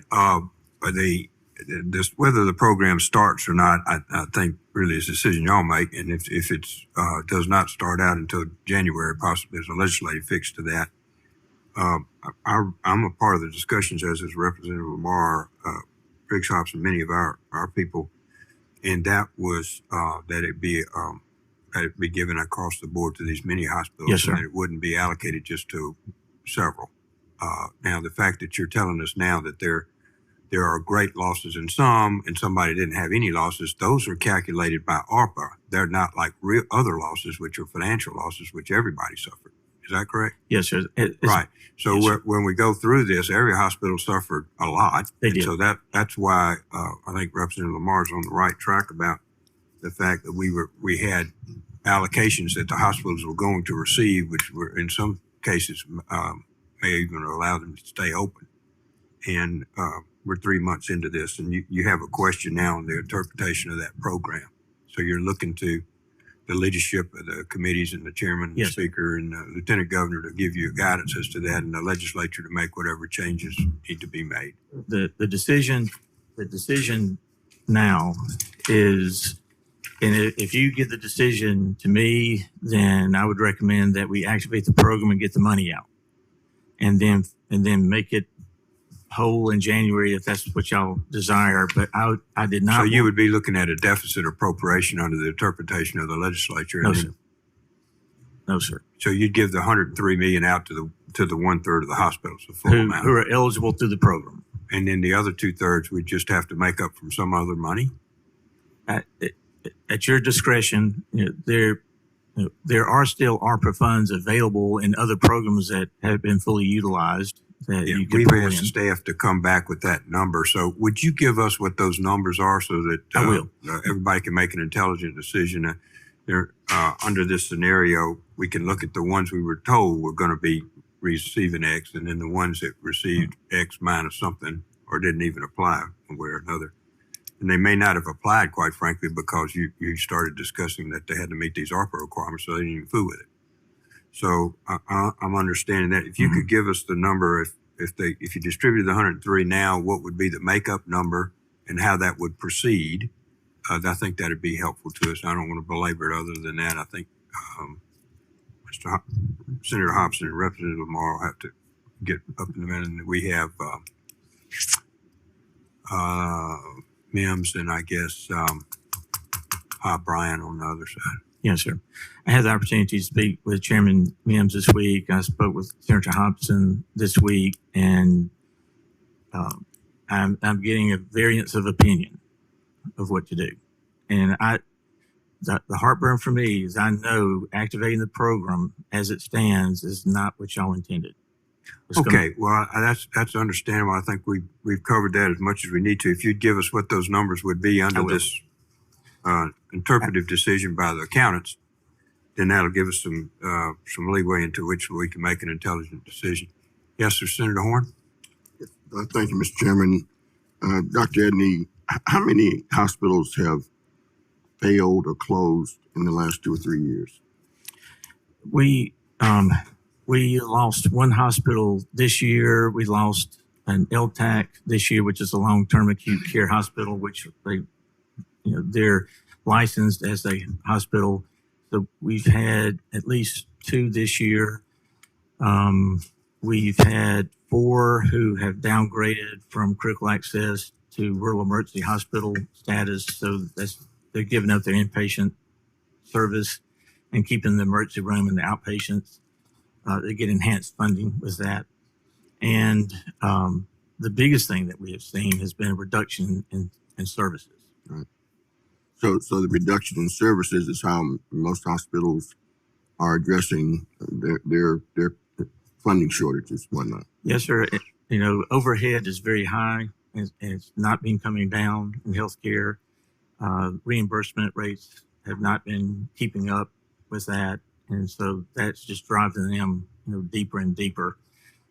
So they're cutting expenses every way they can. And can you say how many, if any, hospitals are at risk of going out of business or failing at this time? That we have a spot picture of that negative $500 million impact in the midst of COVID. Our larger, healthier hospitals are gaining ground, and I talked with the one with the largest economic impact, and they're back to break even, which is huge. Our hospitals in the Delta are in the worst shape, and y'all know about Greenwood LaFleur, and we're still waiting on a very important decision from CMS with them. We have probably 3 more hospitals that are looking to downgrade to rural emergency status, and and the others are hanging on. And I'm very, very pleased, to see the work in the Delta. I spent, we've been working a good bit in the Delta, and there's a good opportunity for a regional health authority to develop voluntarily, not state ordered, but among themselves to pull together based on the leeway y'all gave hospitals last year, which I thought was very wise. Being able to take advantage of that and pull together under a regional health authority, which will help them collaborate instead of compete and cut their expenses and help with referral streams and whatnot. There's some bright spots on the horizon. And would you say that in the Delta, neonatal care is one of the critical needs that's going wanting? Yes, sir. We have no NICU in the Delta, but one does not exist. So that's why the system of care needs to bring those mothers out of the Delta to a hospital that has a NICU until we can get a NICU back. And it typically has been in Greenville until we can get that NICU back open. Thank you, Mr. Chairman. Yeah, thank you. Representative Lamar? Dr. Edney, I just Yes, sir. want us all to leave here with a clear understanding. It's based on what you said. It's my understanding your agency is not going to send out any of this $103 million until you hear further from legislative leadership about which direction to go in. Is that correct? Yes, sir. That's, Mr. Chairman, that this is such a deviation from what I know your intent was, that I think it's inappropriate for us to make that decision. If y'all empower us to, we're happy to, and we can get the $103 million out pretty quickly. But I wanted there to be full situational awareness before that happens. Where is the list of who qualified, who didn't, and who didn't apply? I'd like to see that. Okay, we have it at the office. And what I have asked is for the auditors and accountants to draft an official document explaining all this, put everything in writing that they told me this week, and what the options are and what the potential problems would be should we deviate from the compliance recommendations, so that y'all have that. They just didn't have it prepared today. And we'll also be happy to make them available however y'all need to. Dr. Edney, I want to wrap up here with one last quick question. There was $4 million allocated out for the burn center. Yes, sir. Have you distributed that fund? That they are, we have 2 hospitals who have achieved burn designation, and so they'll both qualify, and that, all the rules and regs are in place. The applications are opening. I've already been in contact with the hospital CEOs, and we are ready to. As you know, it's a reimbursement model as y'all set it up, but we're making everything eligible for reimbursement that we possibly can. So both hospitals are receiving reimbursement? They're both eligible. The statute says entity or entities, and what we do, the health department doesn't designate a burn center. It's just we've never had to. We designate burn centers. It's a designation for a hospital in the trauma Let me system. focus back on the $4 million, because I know we're going to lose people here in a minute. I want to go back. So you haven't distributed any of the $4 million. Well, it's reimbursement, sir. You haven't reimbursed any of the money. We're in the process of receiving whatever invoices they want to send to us. Okay, and so both hospitals are making applications for the funds. Yes, sir. And are you going to divide those equally among 2 hospitals, or if Baptist shows up first, does it get the first $4 million, or how does that work? Well, and the statute wants it all spent down, so we will spend down as we get the invoices. Both hospitals have pretty much equivalent need. And I suspect they're both going to be submitting invoices, and we'll spend that money out as quickly as we can. Okay, so you're not making a decision as to one or the other, just whoever shows up with the invoice first? Yes, sir. We're not picking winners or losers. Okay. All right. Any other questions? I want to thank everybody for their time. Thank you very much. Thank you. Mr. Anderson, if you hadn't fallen asleep over there, he will be our last, and thank you for waiting. Thank you, Dr. Edney and your staff. We'll look forward to receiving that information as soon as you can. And, sir, we're ready for you to start. We've already made you wait too long. So, okay. I don't think he heard you. Dr. Bill Roseman is here. Do you want to see him after this or not? Who is Bill Roseman? He's the mental health coordinator. No, I think we're going to finish. Okay. Do you need a break before we start? Use about a 2-minute restroom break. Where? That's all right. Granted. Okay. So we're at Bob Anderson here. Yes. And then we're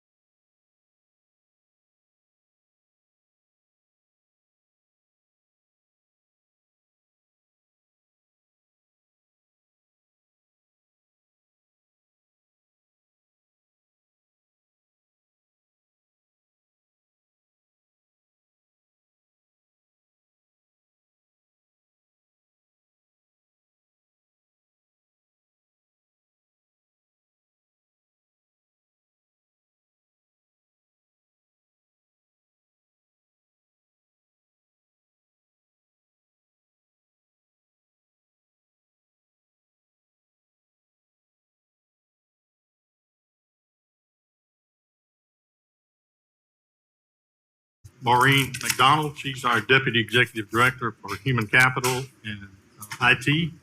Most of you know Daniel Delarno. He's our Legislative Liaison. And then to my left, Wayne Carpenter, who is our Deputy Executive Director for Budget and Finance. So all of you know MDHS serves a number of populations. Our SNAP program being the largest of those, we have about 400,000 clients on SNAP at the moment. That comprises about 200,000 households. We serve 250,000 families, or children, I should say, through the Child Support Enforcement Program. We are now serving almost 32,000 families with child care vouchers, and I'll talk more about that momentarily. That is a significant increase from this time last year. And our TANF population is around 1,800, I think, at this time. You're going to see as we get into our budget request that there is a significant increase requested. We have been focused the first 2.5 years, I guess, that I was in this job on righting the ship, correcting the internal issues. We have not spent a lot of time focused on the staff who we rely on to deliver services to the hundreds of thousands of families who come to us hungry, needing our help. And a good bit of our increase that we're requesting in our 2025 budget request is addressed to righting that part of the ship and giving attention to our employees. As you all know, we're a highly leveraged agency. Almost 95% of our budget comes from the feds, which makes me a little nervous considering what may happen at midnight tomorrow night. We've got a glide path that'll keep us going for a while, but a while means about a month or two maybe, and then we have to get real creative. But we have a total budget of $1.8 billion.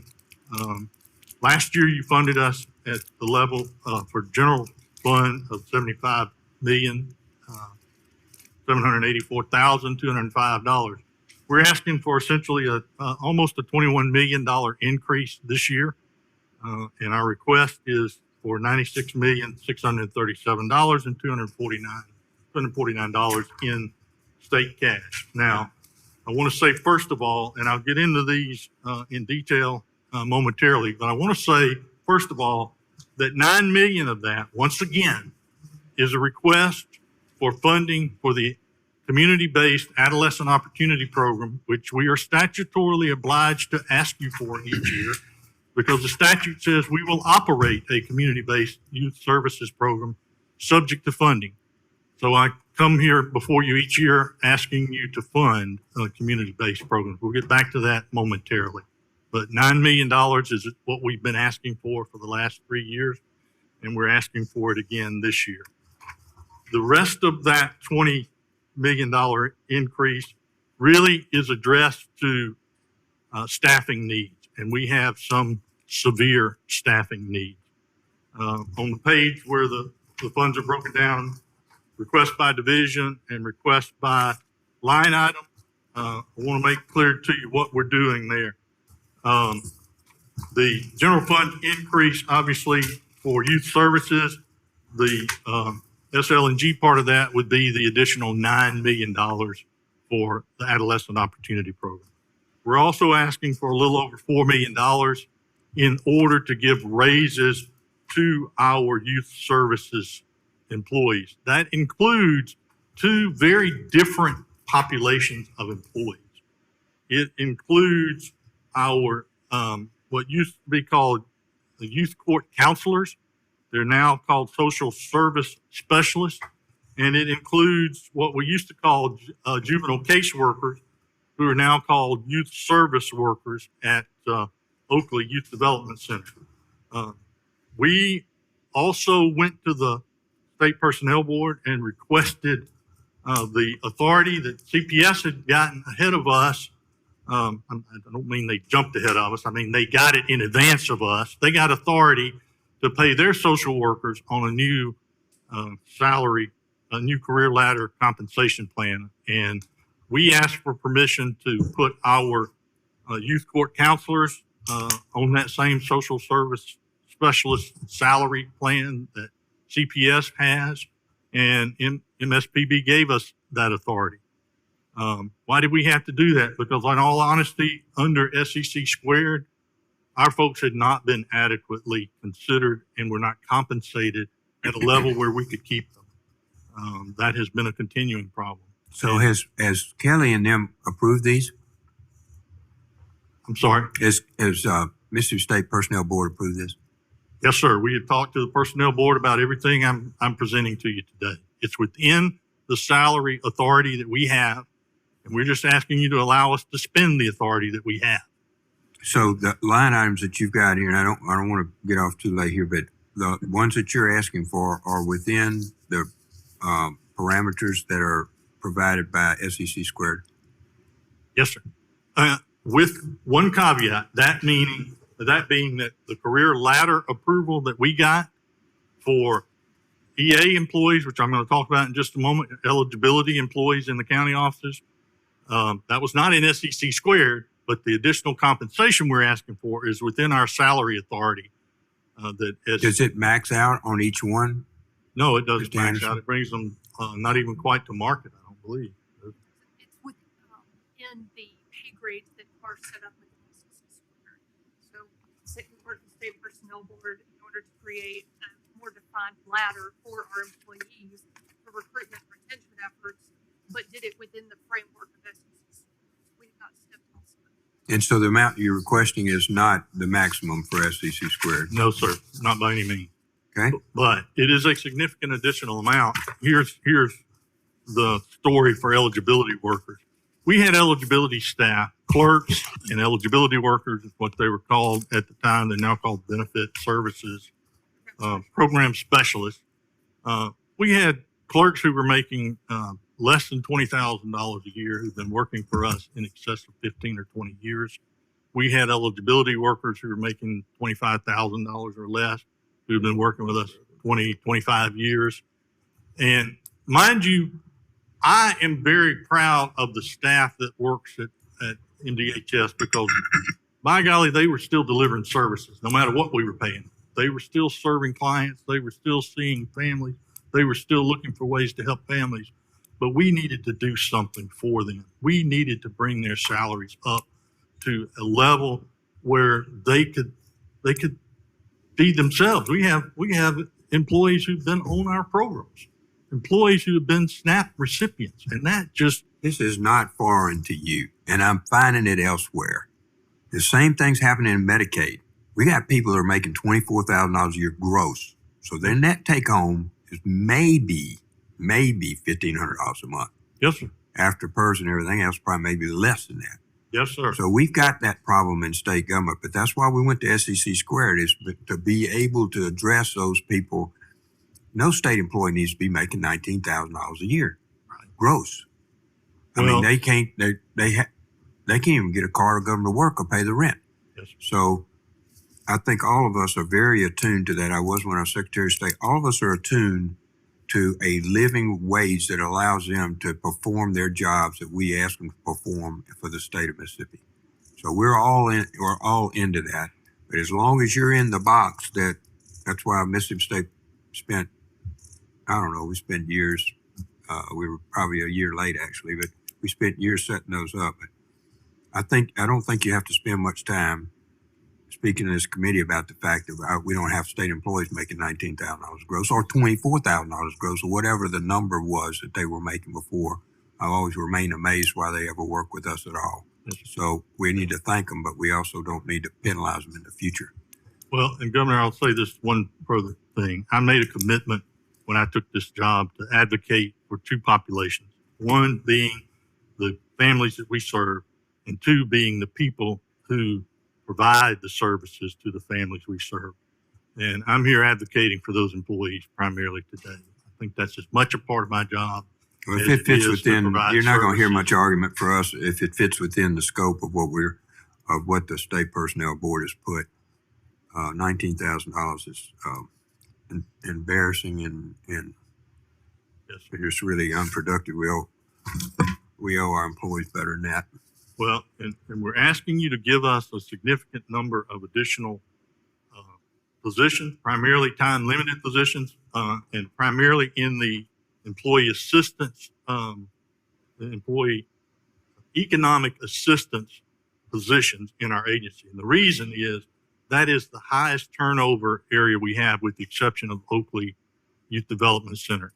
I will use the analogy that I've used with my staff. It seems that some months we are operating like the Greek mythological character Sisyphus. We push that boulder up a hill, we get people employed, and the next month we lose just as many, and that boulder rolls right back down on our heads again. And we're asking for this additional funding to be able to try to get us to a level of staffing so that we are not hiring 15 or 20% of our staff every month. It's just not possible to operate that way. Senator Horn. Thank you, Mr. Chairman. Bob, the Economic Assistance Program is the TANF part of the program, right? Well, that embraces SNAP, TANF, and workforce development are all under our economic assistance. Okay, and you're asking for how many more positions? 400 some odd positions? We're asking for 369 positions. Most of those are time limited, and you may wonder, why are we asking for time limited positions? And the short answer to that is because that gives us the most flexibility with those time limited. We have to get people trained and be able to rely on them to do the work. And if they're not reliable and they're not showing up, they're not doing the work, we need the flexibility to be able to say, thank you. It's time for you to move along. We need to find somebody else. They're time limited positions. They're not a part of PERS, are they? No, they're in They are? PERS. They're in PERS. covered under PERS. And they have all the other benefits that any other state worker would have? They do, yes. Except they're, well, for the majority of those folks, their funding is federal funding. And it's not state dollars. And so are you asking for authority to escalate your budget and use federal dollars for these positions, or you want state We're funds? asking for a mix of both, Senator. We're asking for additional state funds, and then we're asking to pull additional federal funds in order to fill about 369 eligibility staff. Thank you, Mr. Chairman. You know, just the opposite. We had just the opposite experience, though, with our Child Protective Services, where we increased their salary to a working level. We cut the turnover back down to 19% from what used to be probably over a third. So we almost cut it in half.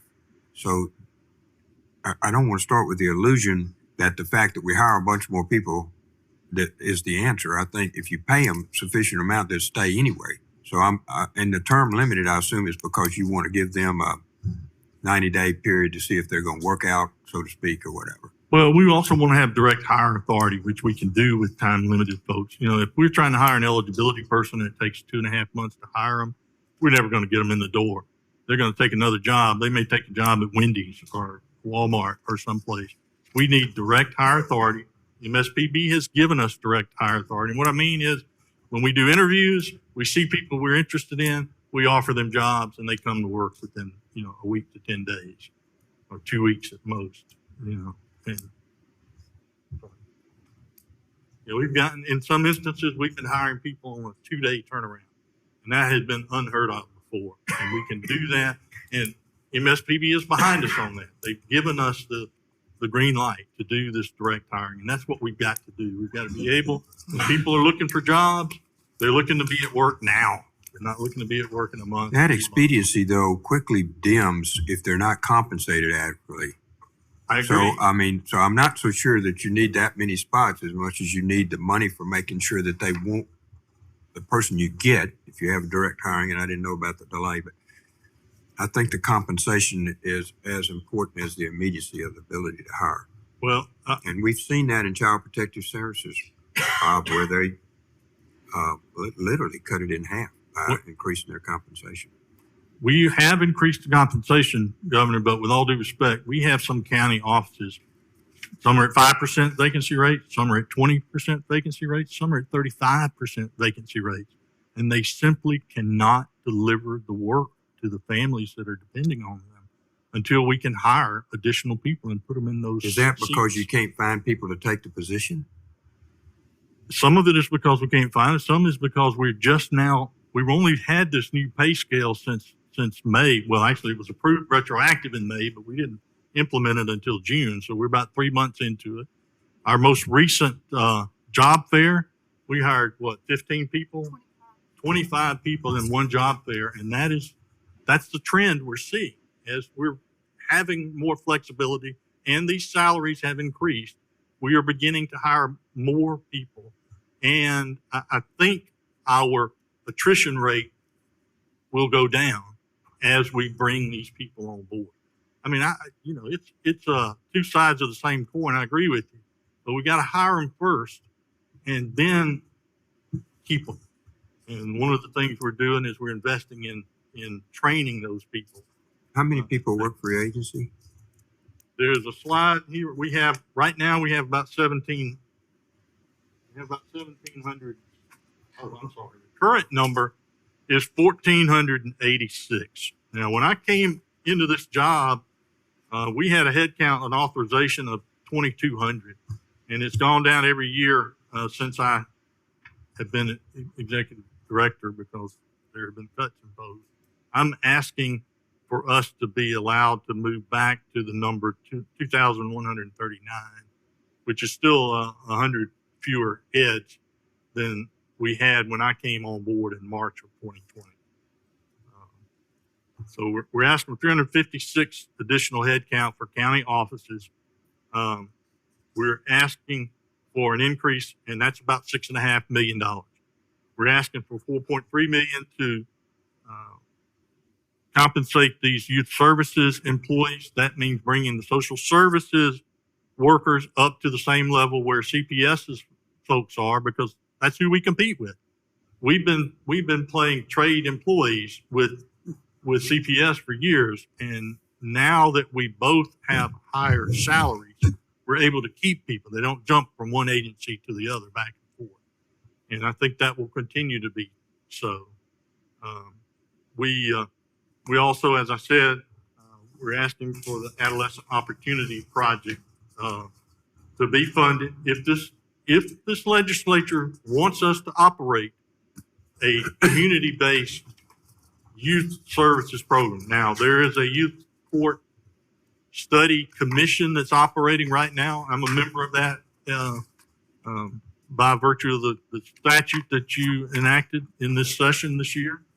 One of the things we're talking about is, do we need a statewide youth court system, and do we need community-based services?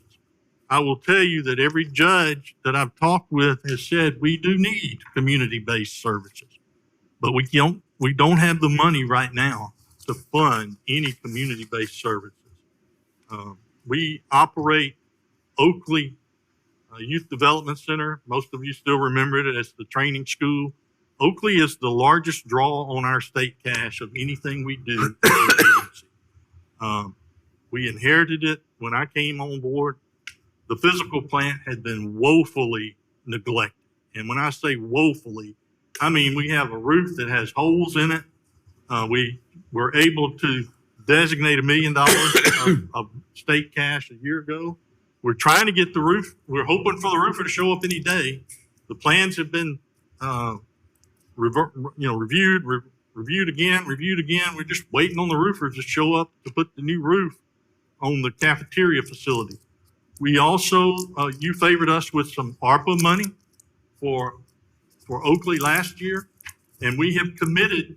We've already had the Bureau of Buildings bring engineers and architects on site at Oakley to do a stormwater drainage program, to do the waste collection repairs. That's our sewer system. It's actually not even really functioning at Oakley, believe it or not.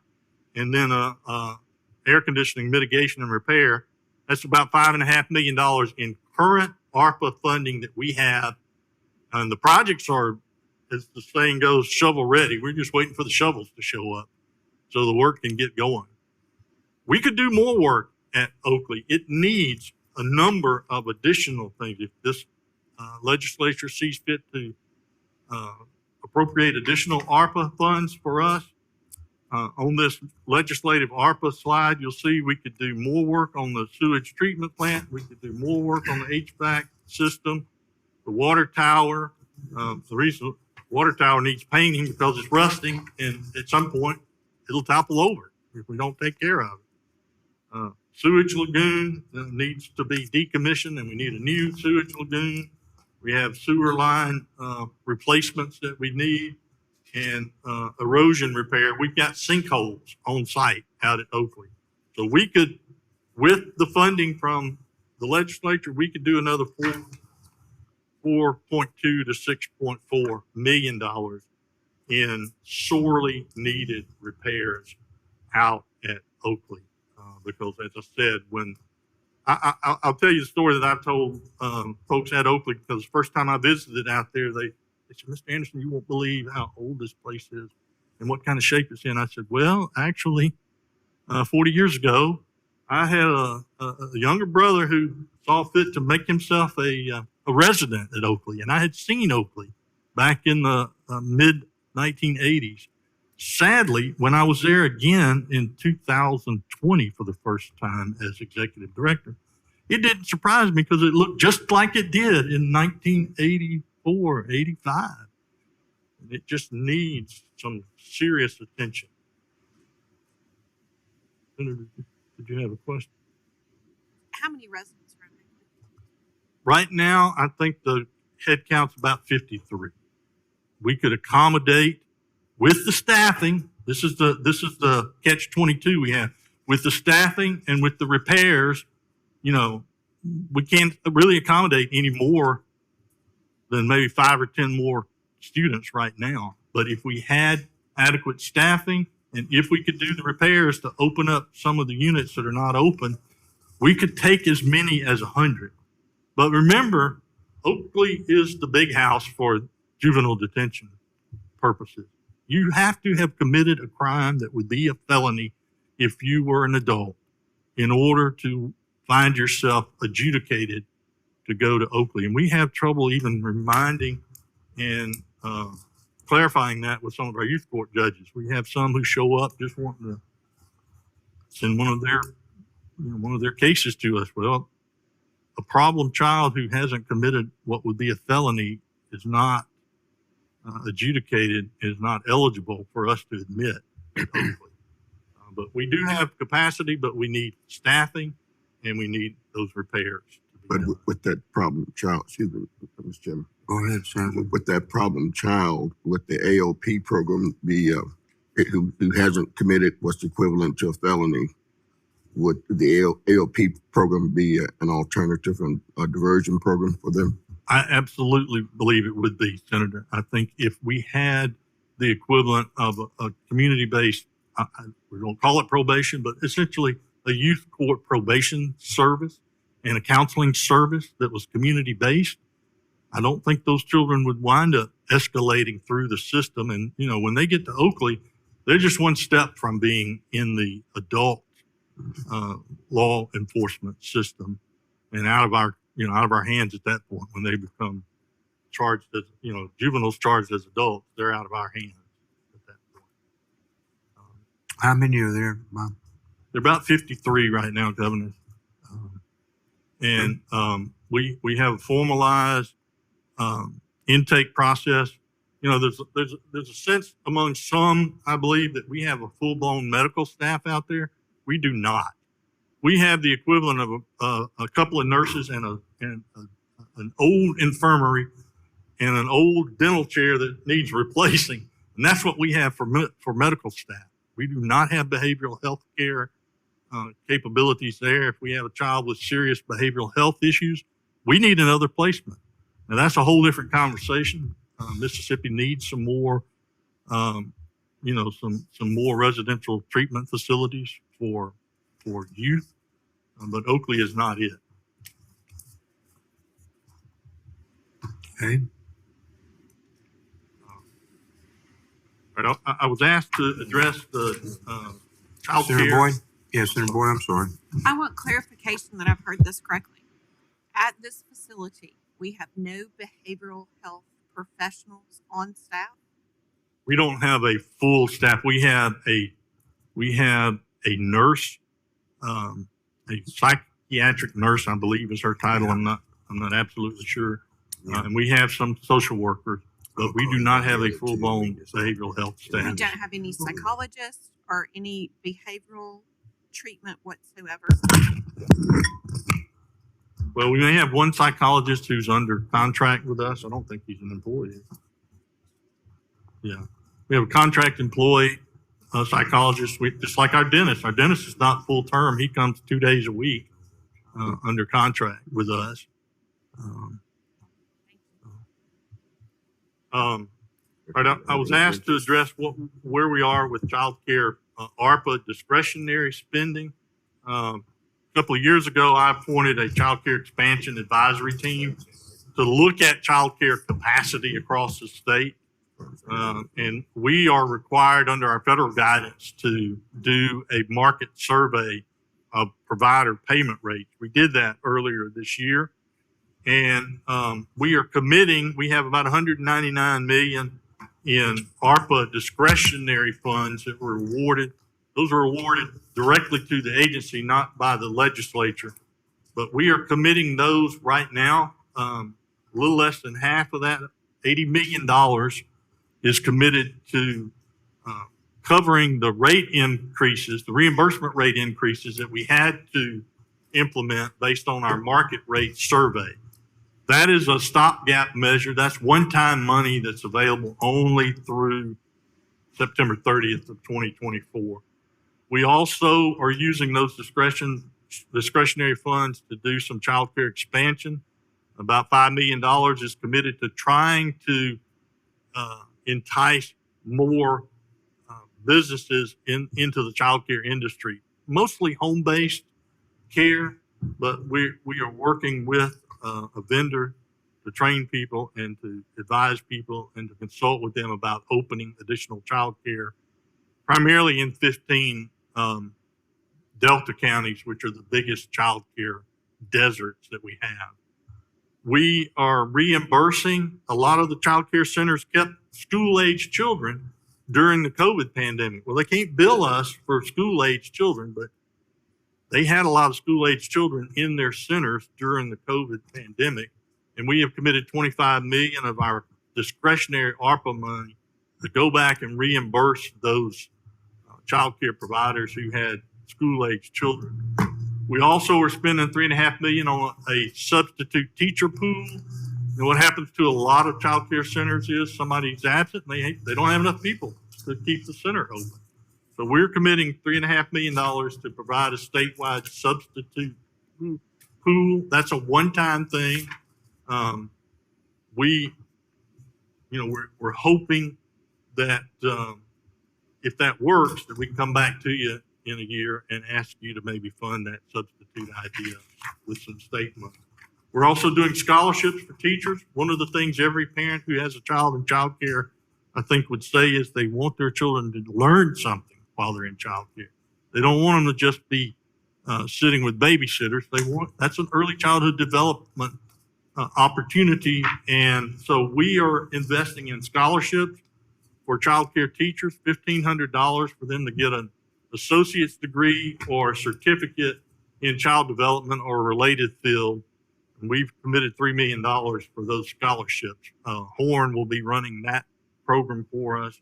And then also to keep people in Why are you child getting into the education business?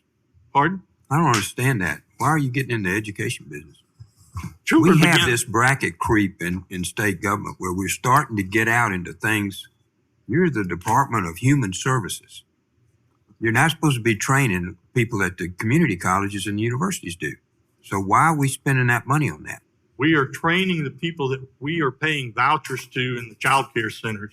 And children begin learning much earlier than 4 or 5 years old. And we're committing to early childhood development being something that those child care employees know something about so that they take advantage of learning centers and learning opportunities for 2-year-olds, 3-year-olds, 4-year-olds. Every Head Start, every opportunity to learn that we give a child creates a head start for them when they get to school. Nobody debates that. But why are you getting in the education business? Because the child I care. mean, we setting- have community colleges that are quite competent to do that. And then, I mean, the next thing, are you going to get into health care for youth? I mean, where are we going with that? So I'm a little bit, before this, when you said you were having $3.5 million put aside for something before that, what was it? Substitute child care employees. Yes. So that centers can stay open, so that they can continue to operate. Now, we're not getting into the education business with these training. These scholarships will be for these child care workers to go to a community college to get that training. We're not going to do the training. We're going to pay them the scholarship so they can be trained in early Why am I childhood. paying you to pay the junior college? Why don't I just pay the junior college?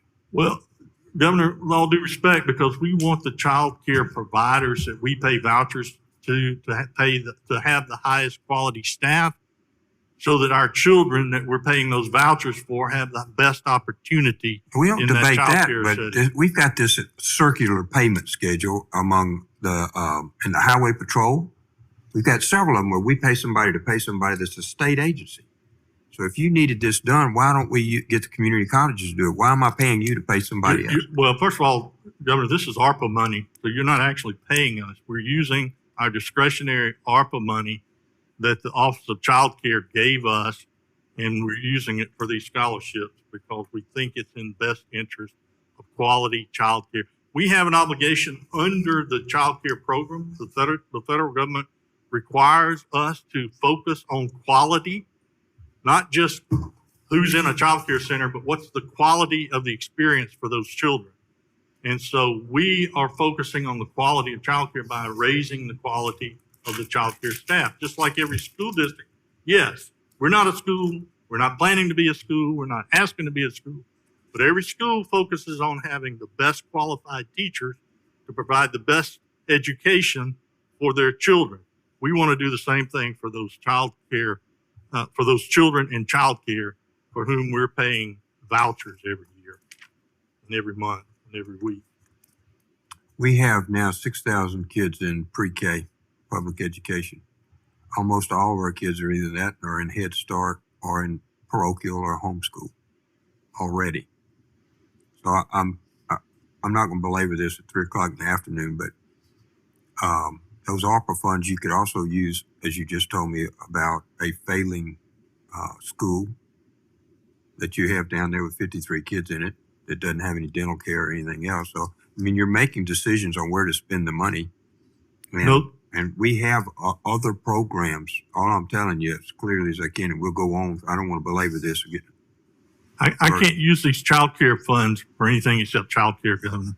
They were appropriated under the Child Care Development Fund, ARPA funds for child care. That's all I can use them for. I would love to be able to use them in a number of different places, but they are federal funds that have limited use, and that use is in the child care industry, and that's what we've committed. Well, I'll visit with you about this. I'm not going to go further into it. And we appreciate significantly the fact that we have so many single parents that are working that need child care. And that has been a focus for us. That's why we're 6,000 kids in pre-K. We've doubled that. So we're very interested in this as well. And how that's delivered and where those dollars come from is very interesting. Federal dollars obviously are better than state dollars. So we're not apart on the fact that we have, just in Mississippi, we have a number of single parents. And those single parents, we hope, will be working. So that means that child needs to have supervision and an education component to it. So we're not apart on that, but I'm still not convinced here about, again, I'm not going to belabor this, that we're not getting off base here. Well, I want to make one other thing clear about work. Every parent who receives a voucher from MDHS is at work or is enrolled in a full-time educational program that leads to a degree. They don't qualify for a voucher from us unless they are working 20 hours a week or more or they're enrolled in a program that leads to a terminal degree. Yeah, and I So- think where we're going is that you're educating the people at the child care center. That's where this discussion is, not on your voucher program. But let's don't finish because I'm gonna lose them all here in a minute. So what's your next point? Well, I'm going to finish this ARPA spending and let you know that we're also providing direct incentives to these child care workers so they will stay in the child care centers and continue to serve children. And so how are you doing that? Are you paying them an hourly wage or? We are paying them a stipend to stay in child care for a year. Okay, and does that stipend federal funds? All of these are federal funds. So we're Governor. paying This a ARPA stipend. money is all directly appropriated to So you're paying them NDHS. if they're making $10 or $12 an hour, and they're usually poorly compensated, but say they're making $10 an hour, you're paying them a stipend of X. We haven't begun the program. We just awarded the contract to Horn about 3 weeks ago, and Horn will determine the appropriate stipend incentive levels for every child care provider. And that ARPA money was limited though, and it has to be spent in the next 2 years, right? By 26 or so? It's got to be spent by September 30th. We were putting all of this money into the child care industry between September now and 30th September of 20 2024. 2023 or 24. 24, so you have 1 year. We have 1 year. And how much is involved in this, sir? Well, it's 199 million. We're going to spend the whole 199 million between now and September 30th, 2024. That's what the Office of Child Care told us when they sent us the money. They told us that was the deadline we had, and so we pushed it out the door, or we will be pushing it out the door. Okay. I want to also, The other part of that is what happens after September of 2024? You know, are we obligating ourselves to go further with this where we're going to have a $199 million drawdown every year? Or where are we going? And so I think there's a short-term dollar amount. I'm glad you're on top of all of that. But that after 1 year, then where are we going with that?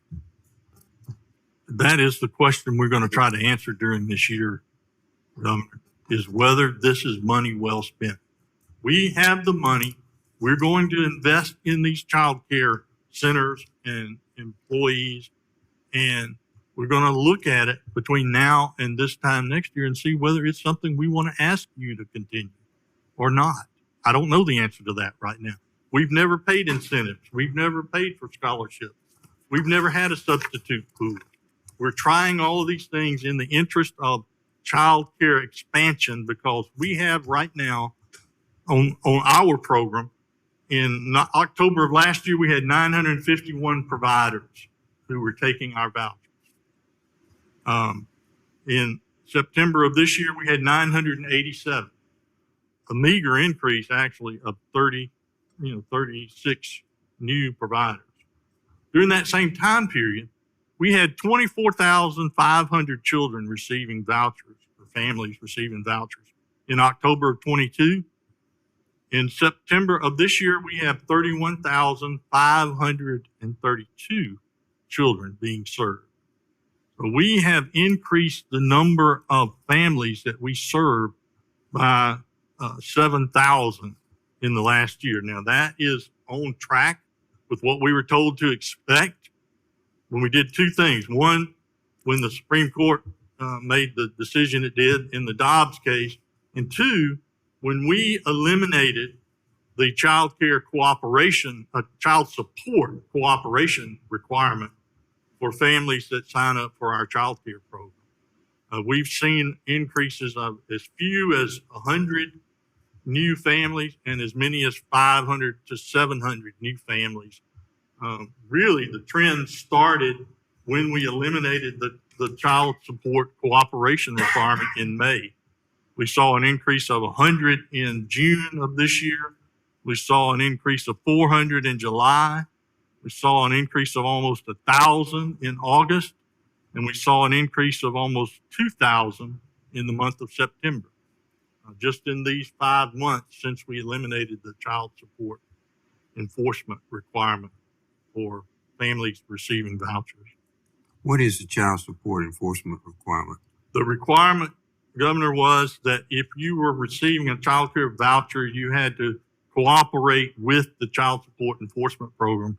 If you're a mom, for example, you had to identify a putative father so that we could do paternity testing to establish paternity. Yeah, this is not out of the Dobbs case. We actually have less live births than we did before. So this is not coming out of the Dobbs decision. It's coming out of something else. Well, there are more children. I think it's coming out of that. Whether that's a direct corollary of Dobbs, I don't know. We could debate that. But we were told Senator to Boyd? expect 5,000 to 10,000 new live births after Dobbs. But that hadn't happened. Senator Boyd? I want to thank you for working with us on this. This was, I wanted to point out though too, this was predicted when you did hearings before us last fall, that this was a requirement that was preventing many mothers from going back to work, the lack of childcare. And I want to reiterate with what you just said to make sure that everyone's kind of understanding this. This childcare subsidy is only available if you are in a job training program or you are actively employed. This is not for mothers to sit home and get childcare, correct? That is correct. Okay, thank you. You know, we continue to see this upward trend of our enrollment in our voucher program.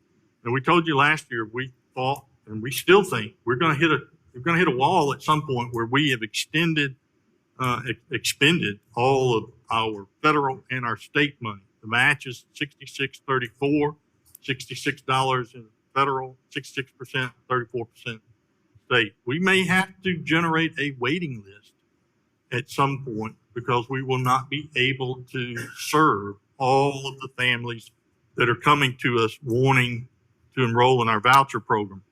It may be this year, it may be next year. We just have to watch I don't know when the enrollment trend will plateau, but it has continued to increase practically every month since October of last year. We've seen an increase. We had 2 months where we had a decrease in the enrollment. One of the things we're doing to try to get ahead of it, we are converting some TANF funds to Child Care Development Fund. We have already converted 30% of our current TANF state family assistance grant, about $26.5 million, $25.9 million. That's the total amount we can do each federal fiscal year. We'll try to stay ahead of it, but I'll tell you, with our TANF money, I've said this before, and you know, it's still the case. We start in the hole with our TANF state grant to the tune of $29 million that we provide to our neighbors over at Child Protection Services. So that's $29 million that we don't have available to convert potentially to child care development funds. But, we're going to keep a watch on that. There is probably coming a time when we will have a wait list and we'll have to make a decision. This body will have to make a decision about how much the state is willing to contribute to child care beyond what you're already doing, what we're already doing, and whether we want to create some state eligibility rules that are different from the federal. I'm not asking you to do that today. I'm just saying there's a day where we'll need to do that. And I want to talk to you, and I want to thank this body for funding what we call our success project. That's our legacy replacement project. I came to you 3 years in a row asking you to fund that. Last year, you gave us the capital expense funds, $54 million. We have put our design, development, and implementation request for proposals. It went on the street September the 19th, about a week and a half ago. We will leave it out there until proposals are due to be submitted December the 1st of this year. And then we'll pick a vendor, we hope, by the 1st of the year. Let me say this about that project, and some of you came over to our offices. Daniel arranged the demo, and you saw, and you know, the old green screen, command-based, ancient systems we were dealing with. We're essentially attempting a moonshot with our success project. We're integrating 4 eligibility systems. Nobody's ever done that. We're going to integrate child care, child support, TANF, and SNAP with this in mind. And I know, Governor, you agree with me. This is all about efficiency. It's about efficient work by our staff, and it's about saving the time of the families that come to our offices so they don't have to submit a child support application, a child care application, a SNAP application, a TANF application, and find the time to be in our offices 2, 3, 4 hours at a time, 3 or 4 times. We're not trying to get to a single application. And it is a tall order, but we have a great team. We did, I believe, the right thing. We put together an internal project management team, and we pulled programmatic people from all of the program areas and put them together with that project management team and said, we need to be ready when we choose our vendor. We need to be ready to tell them. We've already done the requirements validation. We determined about 3,500 requirements. That's things that we need this new system to do. We did all the requirements validation in advance so that when we choose a vendor, we can say, this is what you need to build us, and get busy building. We were asked, we have asked, we will ask that you continue to favor us with those capital expense funds, because the feds have committed to this project, $100 million in federal funds and $54 million in state funds. And then the remaining $4 or $5 million that we had in what we used for the feasibility study. So the bottom line, as they say, we're asking for a $20.8 million increase this year to fund 369 additional positions primarily in economic assistance. We're asking to be able to pay our youth services workers equal to what they're paid in other agencies like our sister agency, CPS. We're asking you again for a statewide community-based adolescent opportunity program. And I know there was some mention made and some request about us commenting on pending litigation. All I can say in that regard, since I'm under a gag order as we speak, is that the litigation to recover TANF funds continues. It's moving forward. We're in the discovery phase. I wish it were moving quicker than it is, but it's in the discovery phase. And I learned just today on the criminal front, I get no more notice than about a 20-minute advance notice from our friends at DOJ. Bob, so-and-so is entering a guilty plea. If you want to be there, it's happening, at 3:00. I did learn today that the Senate has finally confirmed Todd G. to be our new U.S. Attorney for the Southern District of Mississippi. What that means about whether the TANF criminal investigation moves faster or ends or moves slower, I don't know. But it does mean we have a presidentially nominated and a Senate confirmed U.S. Attorney in this district now. And we are still in dialogue with the civil division of Main Justice. They haven't come to us and asked for us to pay an amount yet in terms of a refund of TANF funds that were misspent. But we all know that day is coming. It's the proverbial other shoe that we're waiting to fall, and it hasn't fallen yet. That's what I had to share with you. I'm happy to answer any of your questions. Questions from the panel? Senator Fillingame.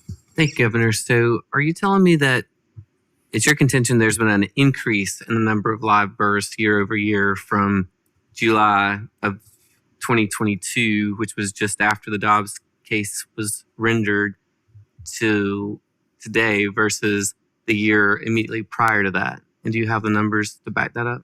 I don't have the numbers at hand, Senator, but what I can tell you is that our Child Support Enforcement Division gets notice of every live birth out of wedlock. We only get notice of the out of wedlock birth, but I can get you that number. I believe there's been an increase.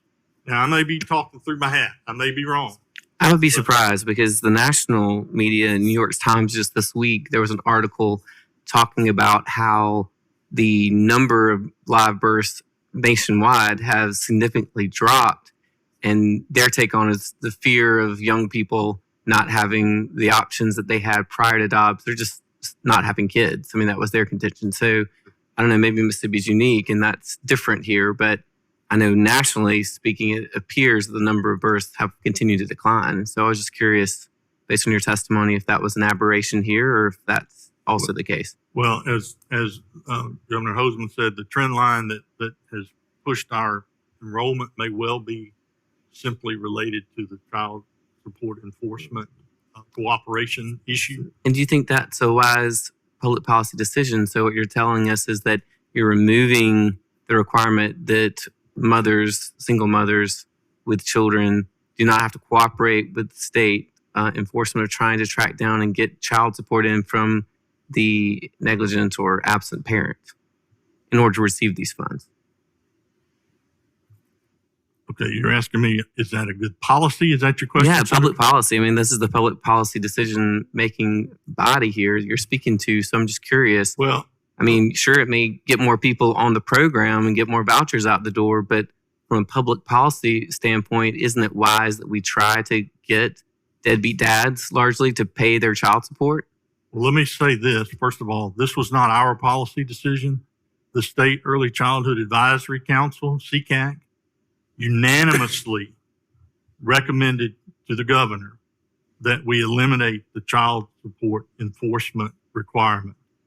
And they recommended to us. And the governor authorized us to eliminate the enforcement requirement. And when did that go into effect, that new policy? It went into effect in May of this year. So I know that's a very short period of time, but have you seen the number of child support enforcement cases dropping since then? I think our child support numbers have been fairly steady. No, I have not seen a fall off in child support. What about the amount of child support collections from deadbeat dads? Have those tracked downward or upward? I can't tell you for sure. I don't think there's been a significant fall off, if that's your question. I've not seen a significant fall off. We are asking our vendor, Young Williams, to do more contempts because we have some cases in the system that I think are ready for contempt. Now, we don't do prosecutions, obviously. That's the Attorney General's responsibility. But the cases come to us, they get to the contempt stage, and if we can't encourage those non-custodial parents to pay their child support obligations through contempt, and the numbers continue to rise, they're ripe for the Attorney General then to prosecute those cases. Thanks. But I'll not belabor that point again, but it's clear to me it's not the Dobbs decision. It's the fact that we made this policy decision that's been approved by the governor, and that you're seeing thousands of more people become eligible because of that. And the other side of that coin has to be that you will see less fathers responsible for deadbeat dads being responsible because they're not being disclosed by an individual. Is that right? Well, let me be clear about one other thing, Governor. Not every family on our voucher program is a single mom. We have a lot of working families, working poor families who qualify for vouchers. So there are no deadbeats anywhere in those families. And yet they're still eligible for our vouchers. You don't have to be a single parent. But going back to the single parent that Senator Fillingane was talking about, that's what he's discussing is that we've had a significant increase since May. It's been approved by the governor as a policy decision. And those individuals, assume females, are not disclosing the father of their children, and so you're not going to be able to pursue that further. Do you have a way to know who the father is without the recipient disclosing that?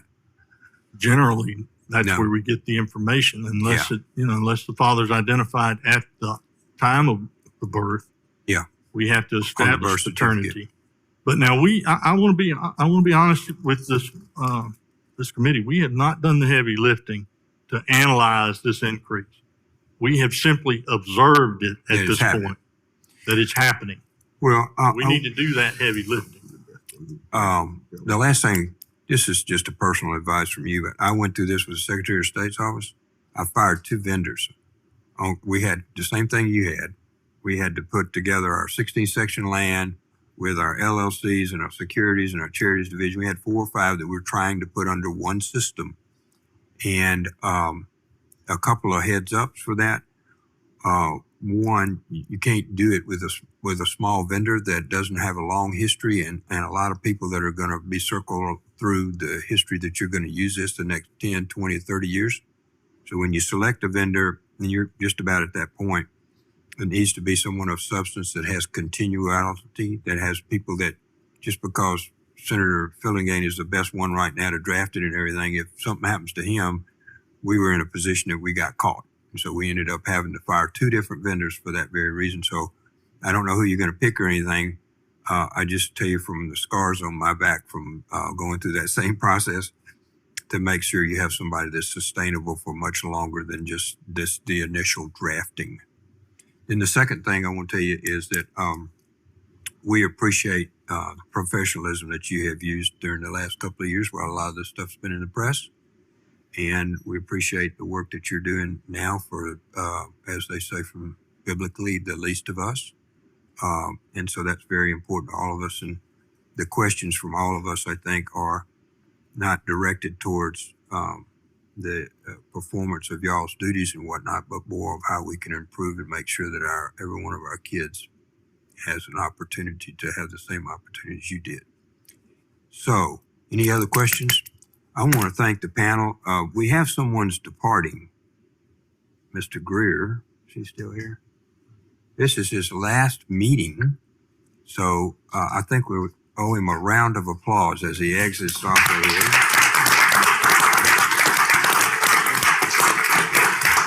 We'll miss you, Tony. Send cards and letters from the Bahamas or wherever you are. And thank you. We so appreciate Human Services.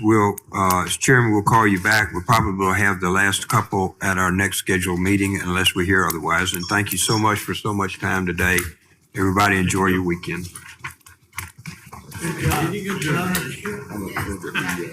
making that connection. We're going to talk to you about the direct. Yeah.